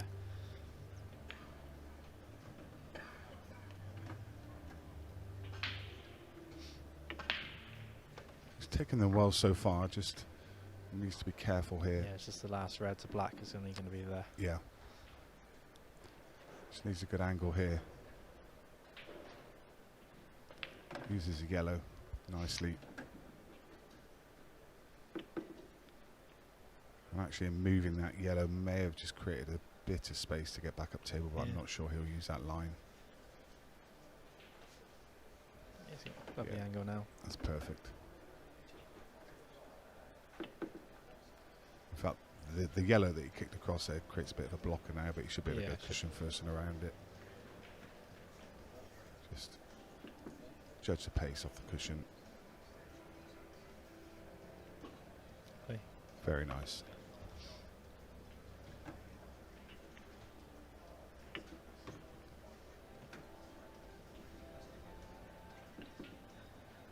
It's a better frame from Joe. More solid, wasn't it? He jumps over that miss, and he's 2-0 up. As I mentioned, Mitch was behind in his semi-final. The alarm bells won't be ringing yet. He's got time. Like I said, he's temperament-wise, he's brilliant. He ain't gonna flap too soon, really. Yeah, I'm sure he'll find his way back in. So he's just started playing county pool. He never played it before, and he seems to love the team event, and the Devon boys, I'm sure, cheering him on right now.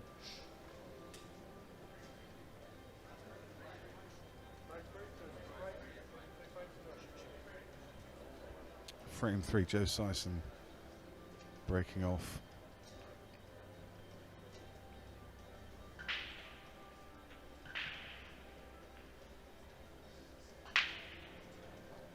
Oh, it's a monster. That is a huge break.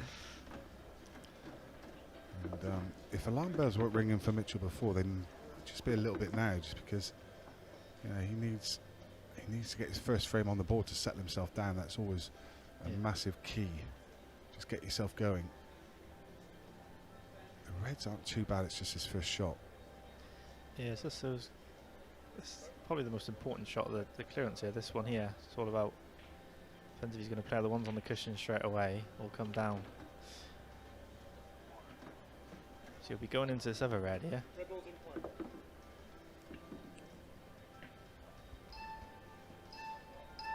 Yeah, it's whether he can just nip it back and just flick Yeah, the just red miss and it. Should be alright.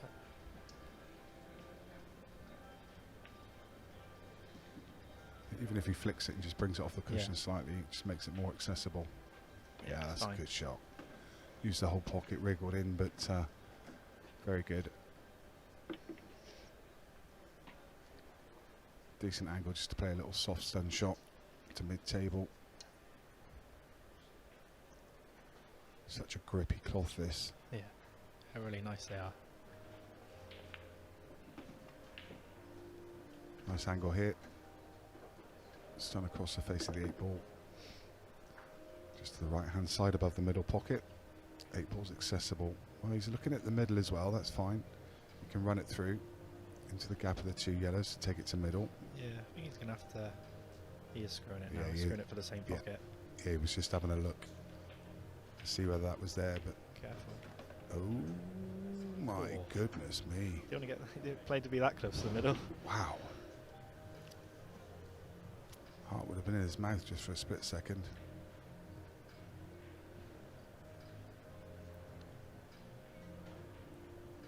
So they want to be He's close missed. to that middle as well. Oh, I thought he'd missed for a second. It looked like it was pushing towards that right knuckle, but just Thing grazes it and goes in. The cloths are beautiful, and you can so easily lose the white.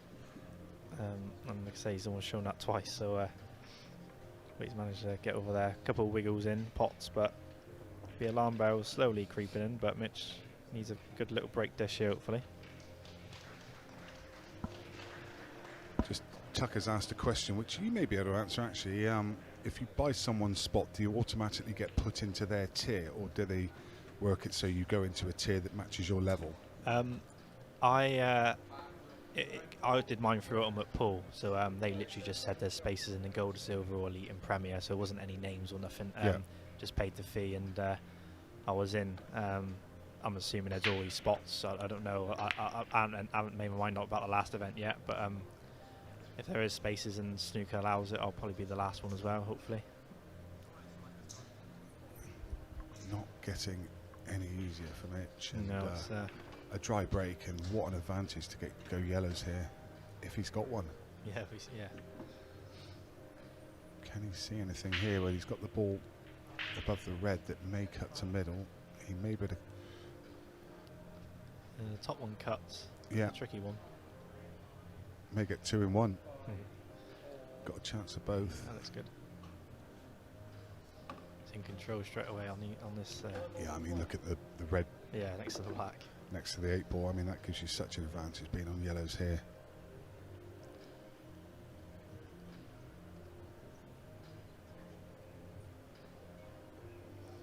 I think, in answer to that, Tucker, that if someone advertises their spot, I think they tend to sell them back through UP anyway. But if you take one off someone, I think the fields are big enough that they can slot you in to your level. They're not going to force you into, just because the player you buy it from is elite. You know, they're not going to force you into that tier and be out of your depth.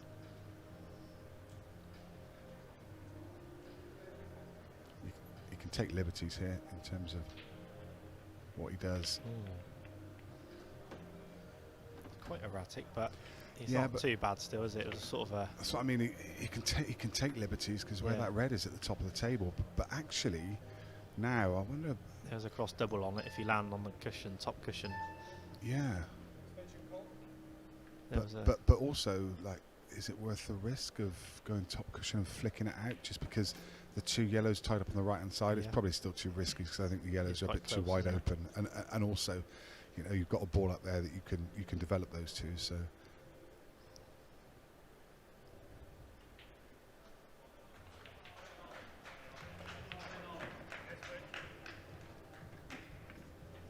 Still got one in the bottom corner here.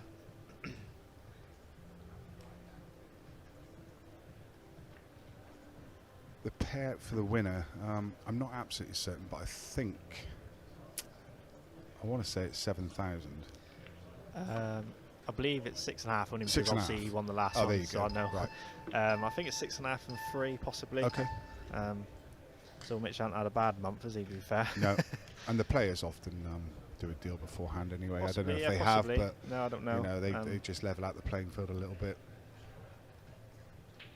Obviously, I like probably if both of them know each other quite well, they probably would. Maybe Yeah. if they're complete strangers, may not happen. But, Yeah.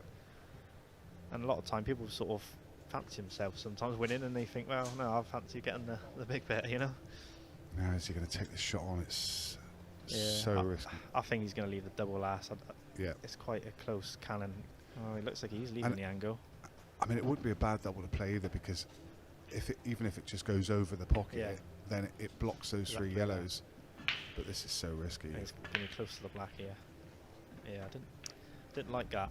I didn't like leaving him that.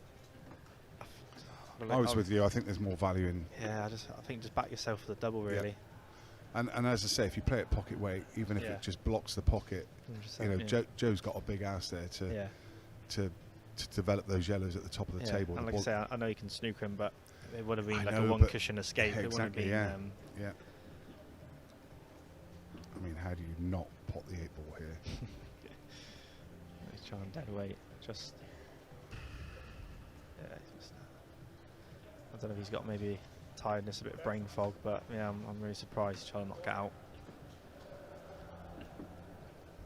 It's looking like a 4-0 here, really. Like to hopefully Mitch can turn up and sort of show. Obviously, don't need to. He's obviously won one already, but it'd be nice to see him. Well, that's the point in that. I mean, people might watch on having never seen him before Yeah, and say, you know, he's not. He got here. yeah, but you know, Yeah. he's already lifted a trophy, Exactly, so we already know his we quality. know, but yeah, it'd be nice to see him show a little bit, you know. But there's obvious reasons, like we've already mentioned, the heat and just. I mean, it really has. I've done nothing all weekend apart from sit here and talk about pool, and it is absolutely zapped me. It is. I am It's been frazzled. tiring. It has been tiring, I must admit.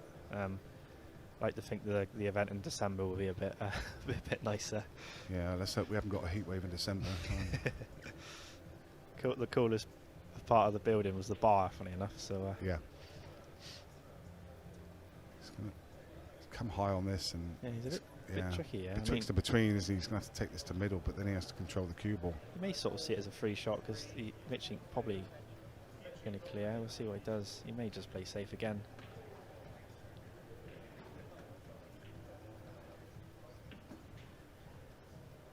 Yeah. I don't blame him. He's got the oh, it's just gone. I mean, the only problem with that is it could give him just sort of hit and open, get lucky. But well, I mean, top cushion. Yeah. And kick it. You know, we've seen players get these quite often, but I just wonder if the yellow might be in the way of the kick into the middle. Yeah. He is looking at maybe even a double, kind of like what he's looking at there. But Yeah.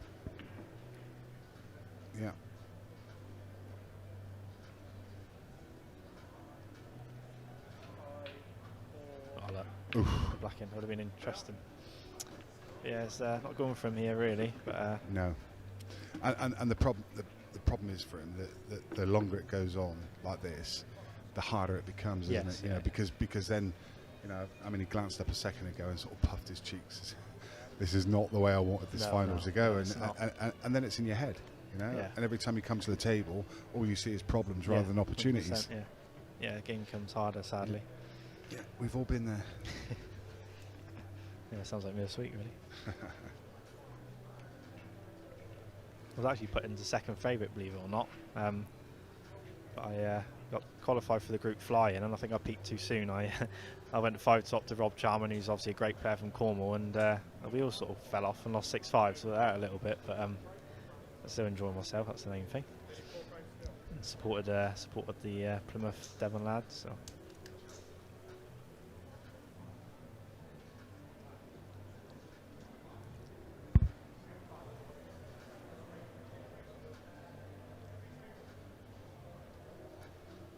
See if we can get another monster here.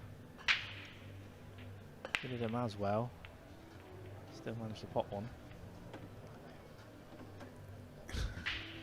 Same messy. Top right. I mean, he'll probably drop the one along with Rayo and then maybe cut the red back and go into him.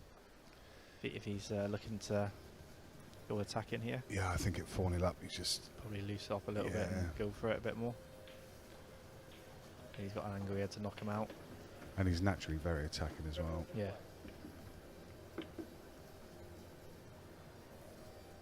He hasn't got to this final playing safety shots, I'll tell you that much.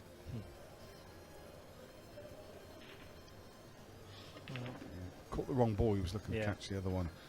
I wonder if he's on the double. The ball he's closest to.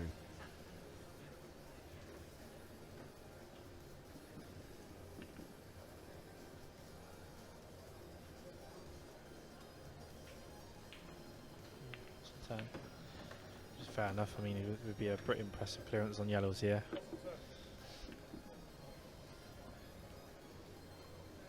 I think Mitch will probably not go for this and try and look for a safety.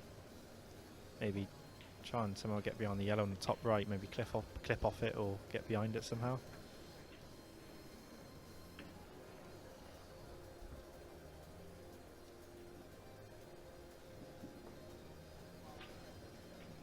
Yeah, he's all out C at the minute. He's not even trying to play that off the yellow. Just looking a little bit, flagging a little bit here.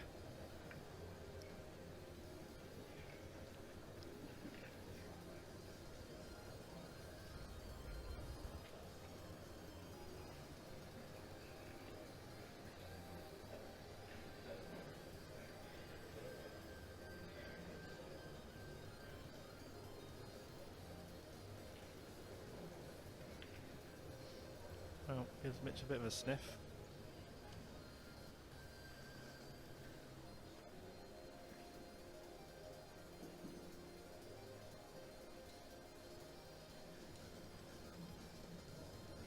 I mean, this is the obviously first one I've been to. Is this the?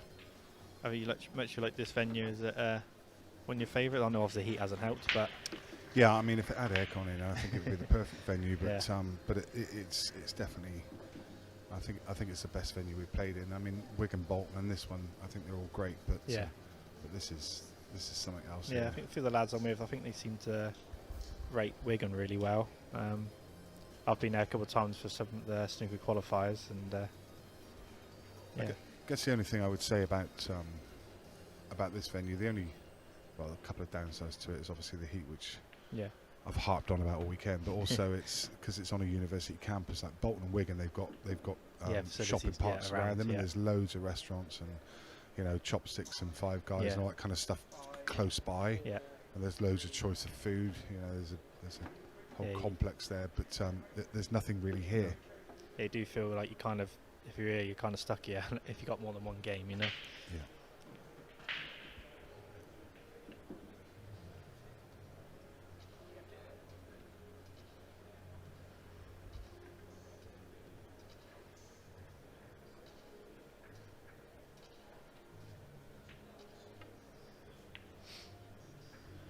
I say he's super attacking. I mean, he's playing defensively at the moment, but you actually can't blame him. He's playing the percentages, and quite rightly so. Not the time to be going out and out gung ho. Mitch should be the one, obviously, trying to force things here. Yeah. Yeah, he's the one under pressure that needs to get a frame on the board. He's played that nicely because that can go off the red now.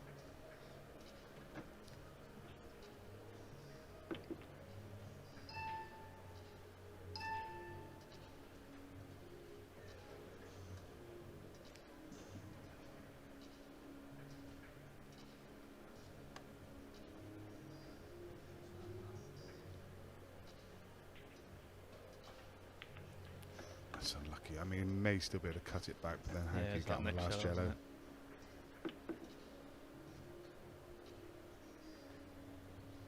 Maybe off the... I don't know if he can get through to it, but I wondered if he could play it off the yellow again. Yeah, I did look at that. It looks quite, maybe a bit too high. I mean, the only other shot is cutting it in and trying to sort of come back up and down in a straight line and cannon the black, basically, off the top cushion. There's only a couple of shots I can see, really. He's playing at the top, so maybe he's trying to play it off the yellow. It did go. Oh, what a shot. How's it going to land? He got a shot. I think so. Again, really. Wow. When it rains, it pours. Yeah, literally. Deserved the result there, let's be honest. Yeah, so those couple of shots were great. That's like another hit and hope coming up.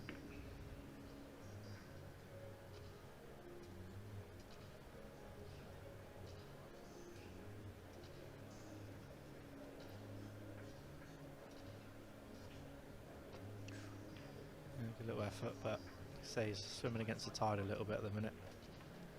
Yeah.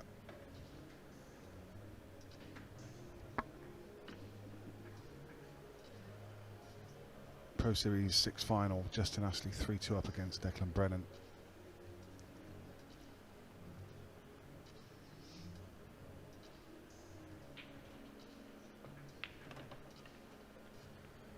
Got a few results has been for Justin Ashley. He beat Phil Harrison today, and obviously beat the man of the moment, Jaden Billingham. He's playing well.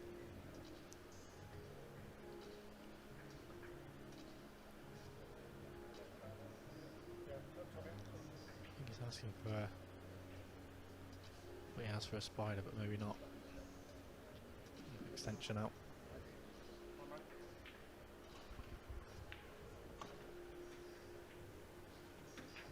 It's a foul. Yeah, got the red. Now then, things like this can be turning points in games. they certainly can. That can absolutely be a momentum shifter.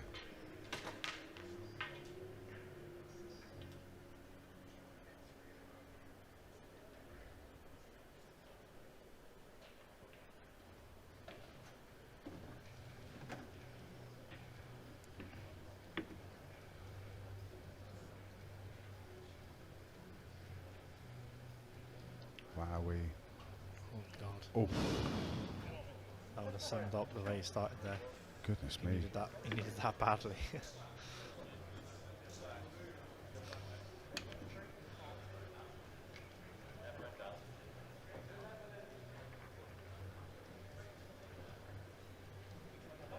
I had to watch that back because I have no idea how that's dropped. No.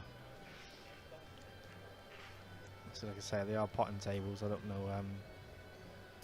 They are changing them. Yeah, I did hear that. I don't say. That is quite astonishing because he caught the jaw, like, I mean, almost at the knuckle rather than. I mean, you don't, like I say, you don't mind a bit of slide of cloth and balls, but sometimes it can be a little bit too much, really. Yeah, that's insane.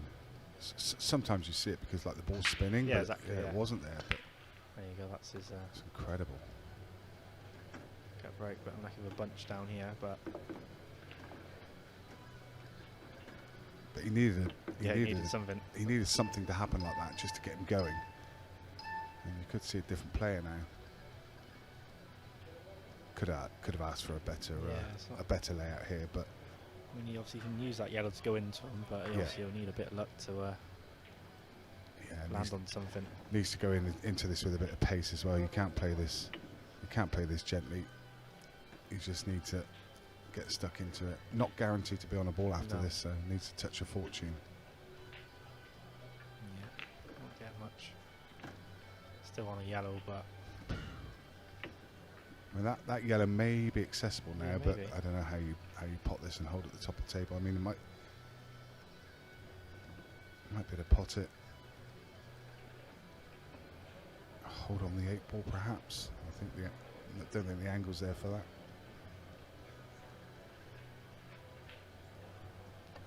Pot, but yeah, he'll be playing snooker here, I'm assuming. Yeah, surely must. Surprised if he goes for it.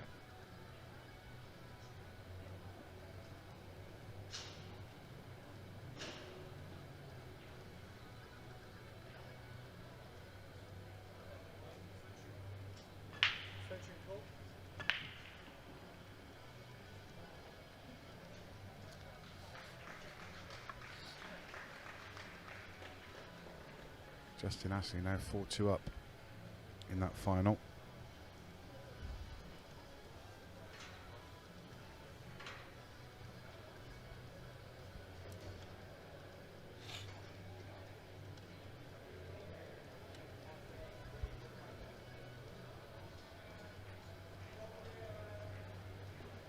Tough snooker to judge this one. Fine shot. Yeah, nice hit. Just drag the cue ball in behind the 8. Perhaps.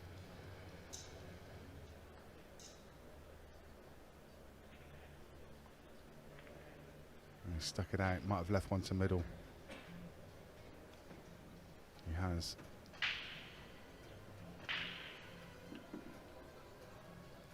Still a really awkward table. Yeah, interesting to see how he's going to approach it now. Of course, he just won a frame. Is he going to go all out on red? Yeah, go for it all. Starting to miss a few as well. Yeah. Like I say, it's kind of expected, but I'll just wonder if I can see if he can get to this yellow. He's aiming up for it. So Yeah, I think he can. I mean, it's a big shot. That was massive.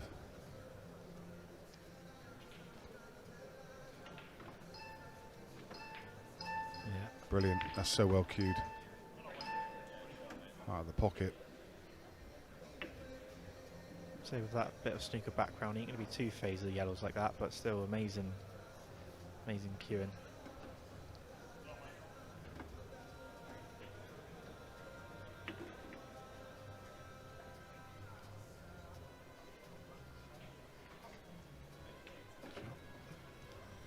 Yeah, that's more like it.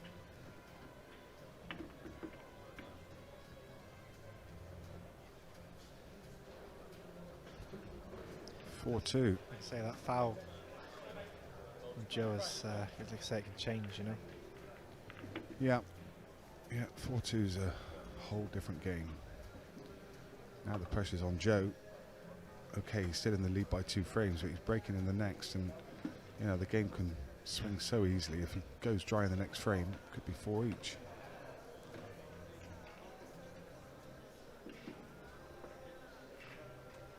He's had a hammer break so far, though.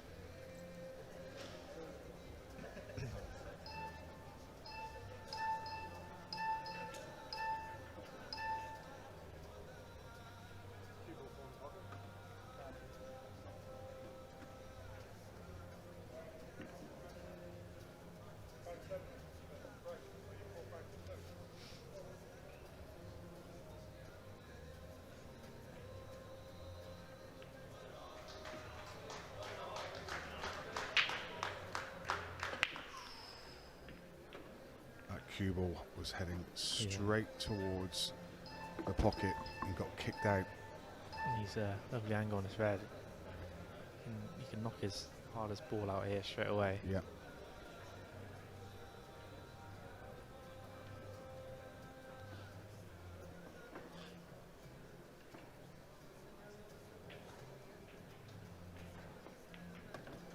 Is he on anything? Well, he is, yeah. The red to middle is plumb on it. And yellow's obviously blocked the one down the rail, but I think he's got an angle, hasn't he? Yeah, he probably knock it out now again. Yeah.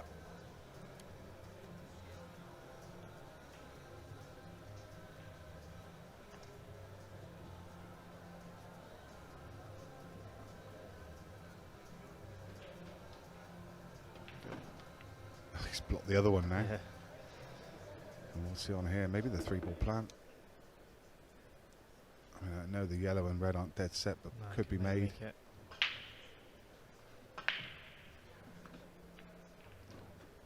And you can cue into the gap of the yellow and the red.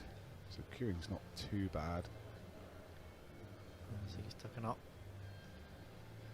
Yeah, it didn't even look like he looked at the plant, so maybe the angle wasn't there.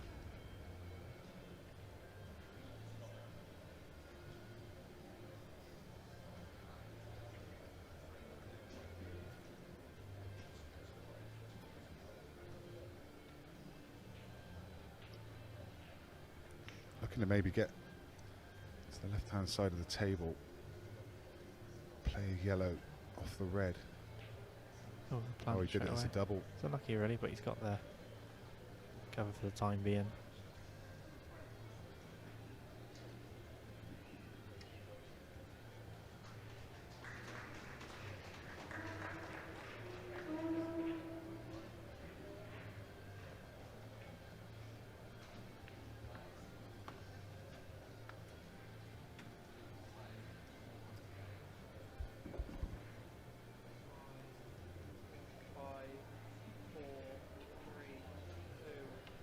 Let's see what he does here.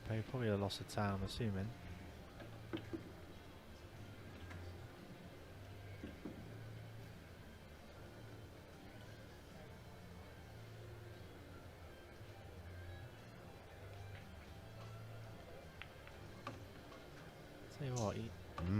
think he may have played the skill shot.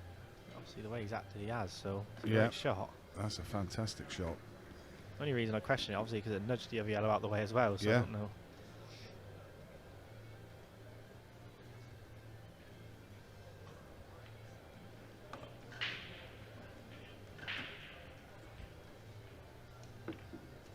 That's a big frame. Yeah, stops the rot a little bit. Played that great, mind. Just but come too far. to the middle. Yeah, it was a bit of a blocker. It's not too bad.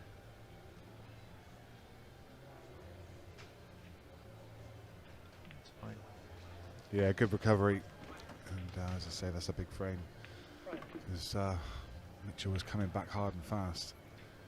5-2 re-establishes a 3-frame cushion.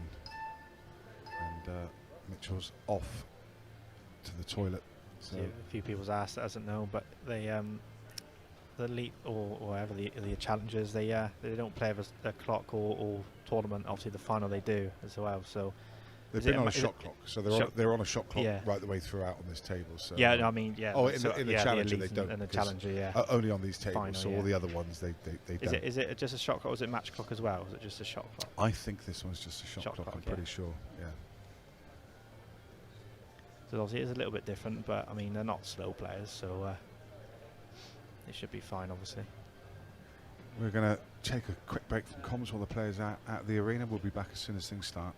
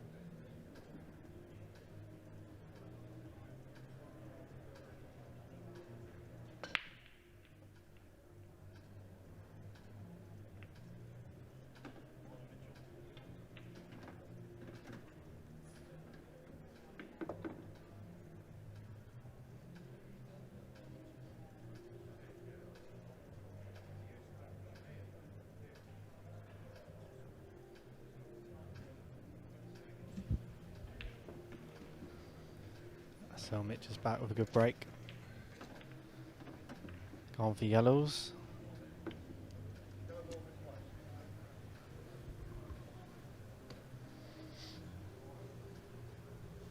obviously got one awkward ball he needs to think about.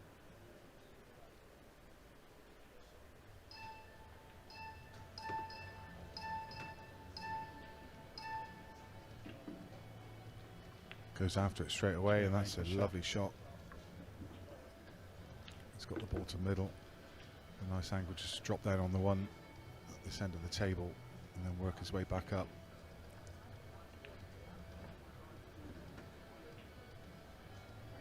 He's looking at the thin cut, but surely not the shot. I mean, this is slightly hampered, but Yeah, it's not an easy shot, but just commit to it, you'll be on a yellow. Yeah. nice. Clean.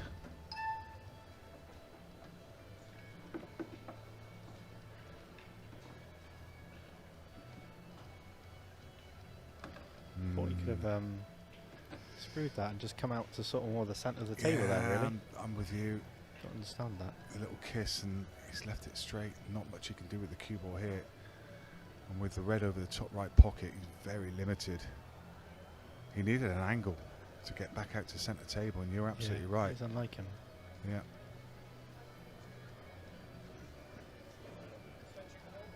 As we've said a few times, though, totally understandable. These players must be exhausted. They're all going to sleep well tonight, I can tell you that.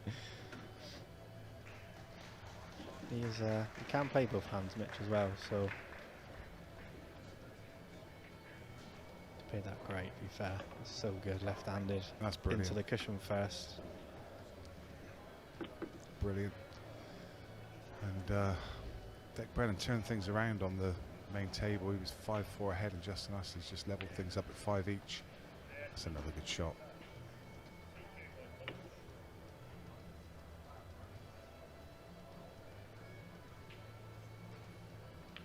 It's a cue ball to run. Just gets there. Tricky, but you still expect them to get it. Yeah.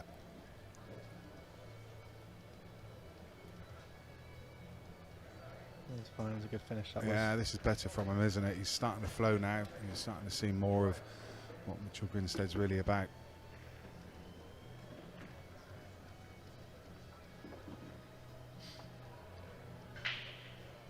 He'll feel much happier as well. You know, at 4-0 down and everything going wrong.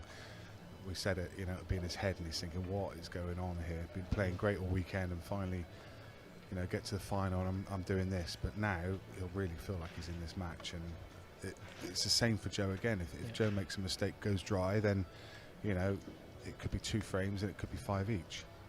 Yeah, like I say, they're probably in obviously a similar boat, aren't they? So, you know, they're both probably professionals now, so maybe they not to say relax, maybe, but they are humans. They want to win. They're not going to, you know, relax too much, and they want another tight one under their belt, obviously.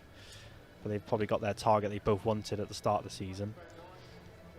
Billy Freestone tuning in, cheering on Mitch, giving it the woof.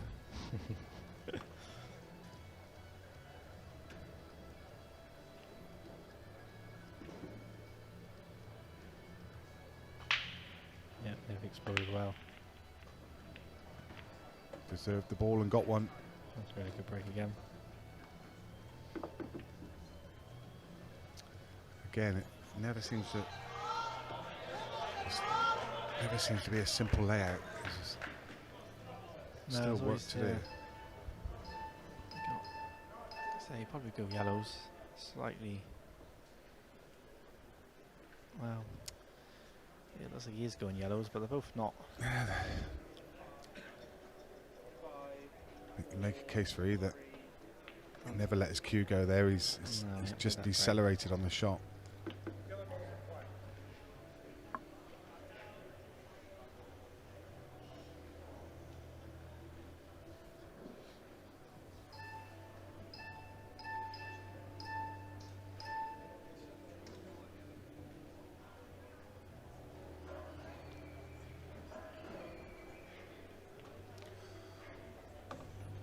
He's held his hand up, obviously. Yeah, just so close to going in off. I think he's not left anything here. Obviously, yellow does go, obviously, but it's just about his position next. Yeah. It's tight, this as well.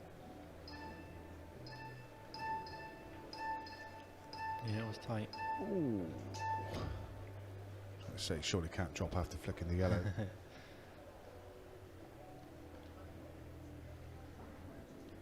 I just wonder if he could flick off that red, play the loss of 10, but still have that red to block the 2 yellows across.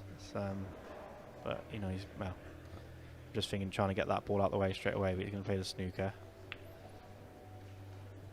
which is fine.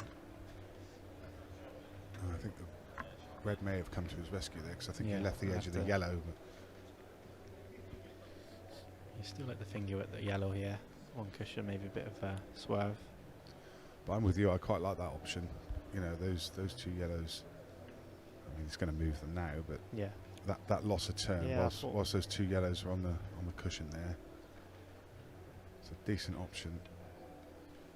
We do it for him, yeah. No. I mean, it's still not a bad thing to do now, really. Well, look at where the yellow's gone on the left side cushion. I mean, that's in no man's land.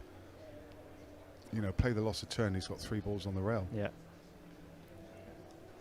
And a pocket covered. He's not seem to be looking at it. I don't understand it really.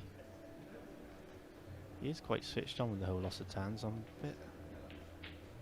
Yeah, I just don't think he's thinking straight, really. Obviously, I know he's backing himself to pot that and maybe play the skill shot, but I just can't. If he plays the loss of 10, I can't see him how he's going to lose that frame. Yeah.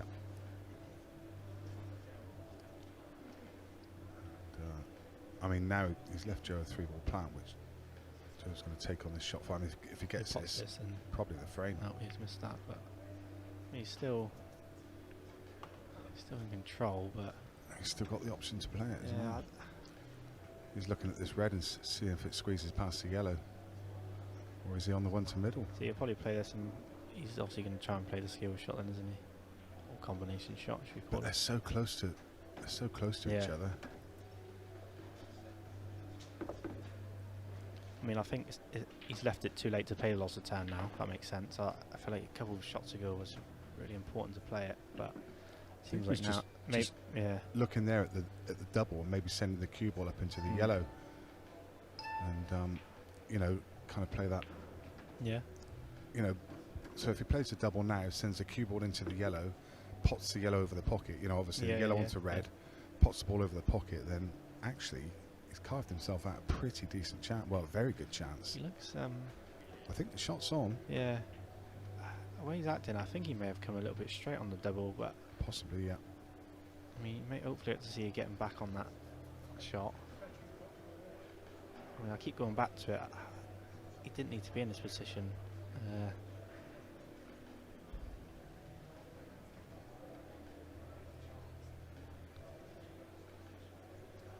I think he's got the angle on this double, you know, and now he's going to play it. See, now I feel like, I know he's still favourite to win this. I just feel like it's a little bit, a couple of shots too late. It is, yeah. Because he's got the plant now. The plant wasn't on before.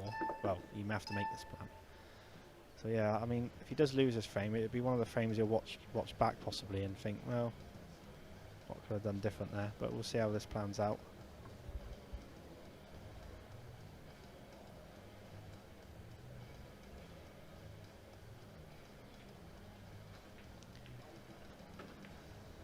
It's not too bad though, Mitch. Yeah. I mean, could he play the contact as the red plays big in the middle pocket, which he's eyeing up? Look. Yeah. He spotted it. Maybe a snooker player, but I've seen a lot of pool.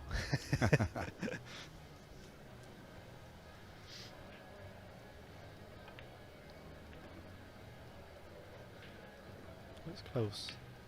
Looks very close. Oh, I see him. What a shot. See, Mitch will be. I mean, he's not over yet, but I think he'll be kicking himself if he watches his back.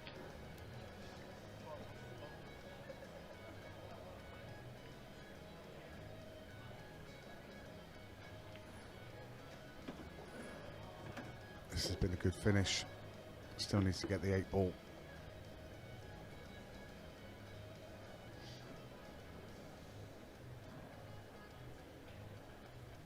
And does. Yeah, good.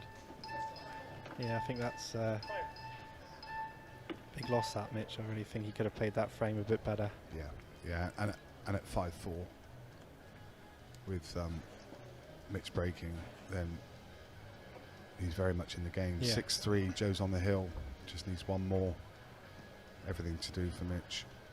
I won't tell him after that, but when I see him in the club, I'll tell him. Where'd you play out of now? So it's at Legends Lounge. You'll see a lot of us sort of are gathering together. It's a good like 10 to 12 people from sort of our club that comes up in these events. So we, because you've got a few down there, haven't you? You've got Plaza. Yeah, Plaza's sort of out of the sort of the still Jez in there. Jez so me and Jez were at Legends Lounge along with Jordan, Jez's nephew, and obviously Sam Borthwick. I just said about got to the final, quarters final. Sorry. So yeah, it's all of us. Jez sadly don't work anymore. So yeah, it's just me, Sam, and Jordan at the minute. But yeah, it's a really amazing club. And Darren's got another club in Plymouth. Club down there, like a snooker club or something. Yeah, isn't it? yeah. Well, to be fair, it's more pool now than snooker. I think they've had a bit of a switch around, but Darren McVicker we're talking about, like. Yeah, so I mean, like I say, it's I think Mitch is really struggling now. I think he's sort of checked out a little bit, but yeah, Plymouth strong at the minute, really. And to be fair, it always has been, really, and the Southwest has always been strong, as you know.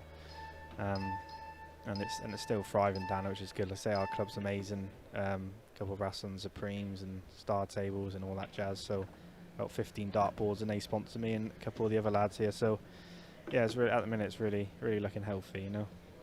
That's great to hear. Always been a hotbed of pool down there. So many good players. Yeah, I think sadly Mitch has really ran out of steam now. He's had a couple of really tough, grueling. I think he had back-to-back deciders in the quarters and semis, and it has kind of shown here, really. I mean, he would never miss that red ever. So it's a bit sad to see, but like I say, he's had an amazing month. Back-to-back finals and picking up his first big title. So it's absolutely. And take nothing away from Joe Syson though, because he has been so consistent over the last couple of years, and it just makes deep runs consistently. A man from the south, from, as I say, from Basingstoke, or resides there now, and he's a nice guy as well. And he made a final earlier in the year and lost, and it looks like he is going to go one better. Just needs to hold it together for these last few shots. Yeah, he's lost it a little bit, but I mean, he'll probably take the one up to the top left. Anything with this one, he would have to swing it around off two, which isn't a problem, unless he can miss the two yellows. No, he swung it around. It was just a great travel shot, to be fair. Oh, that's perfect. Very nice. He's done all the hard work.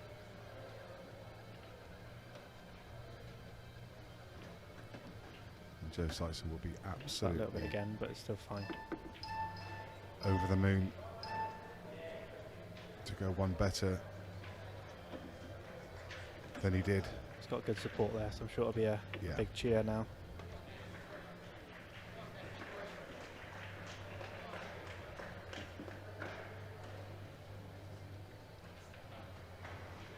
Great stuff from Joe Syson. Fantastic. Really good performance. Mitch, as we said, Hayden, never really got going. No. Probably tiredness and it just took over for him. But yes, he'll be back. Yeah, definitely. And like I say, he'll be looking forward to next season already with that title.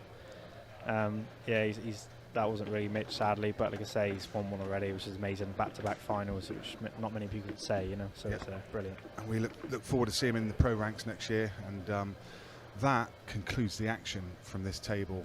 You can go across the main arena and see the conclusion of Justin Astley against Declan Brennan, and that will conclude the action for the weekend. But as I say, that's it from here. Hayden, absolute pleasure to have you on comms. Yeah, and you, man, and you. Very nice to catch up. And it's been a pleasure being here all weekend and talking through this table. It's been fairly brutal, the conditions here, but what an amazing venue, and I'm sure we'll be back here. We are back with action on Ultimate Pool in 2 weeks for the county shootout, which always is such fun. Looking forward to that one. And then it's the Masters in October, and we're back up north, I think Wigan, in December. So as the season draws to a close, that brings this weekend to a close, and it's been a pleasure being with you all weekend. Thank you very much, and a very good night.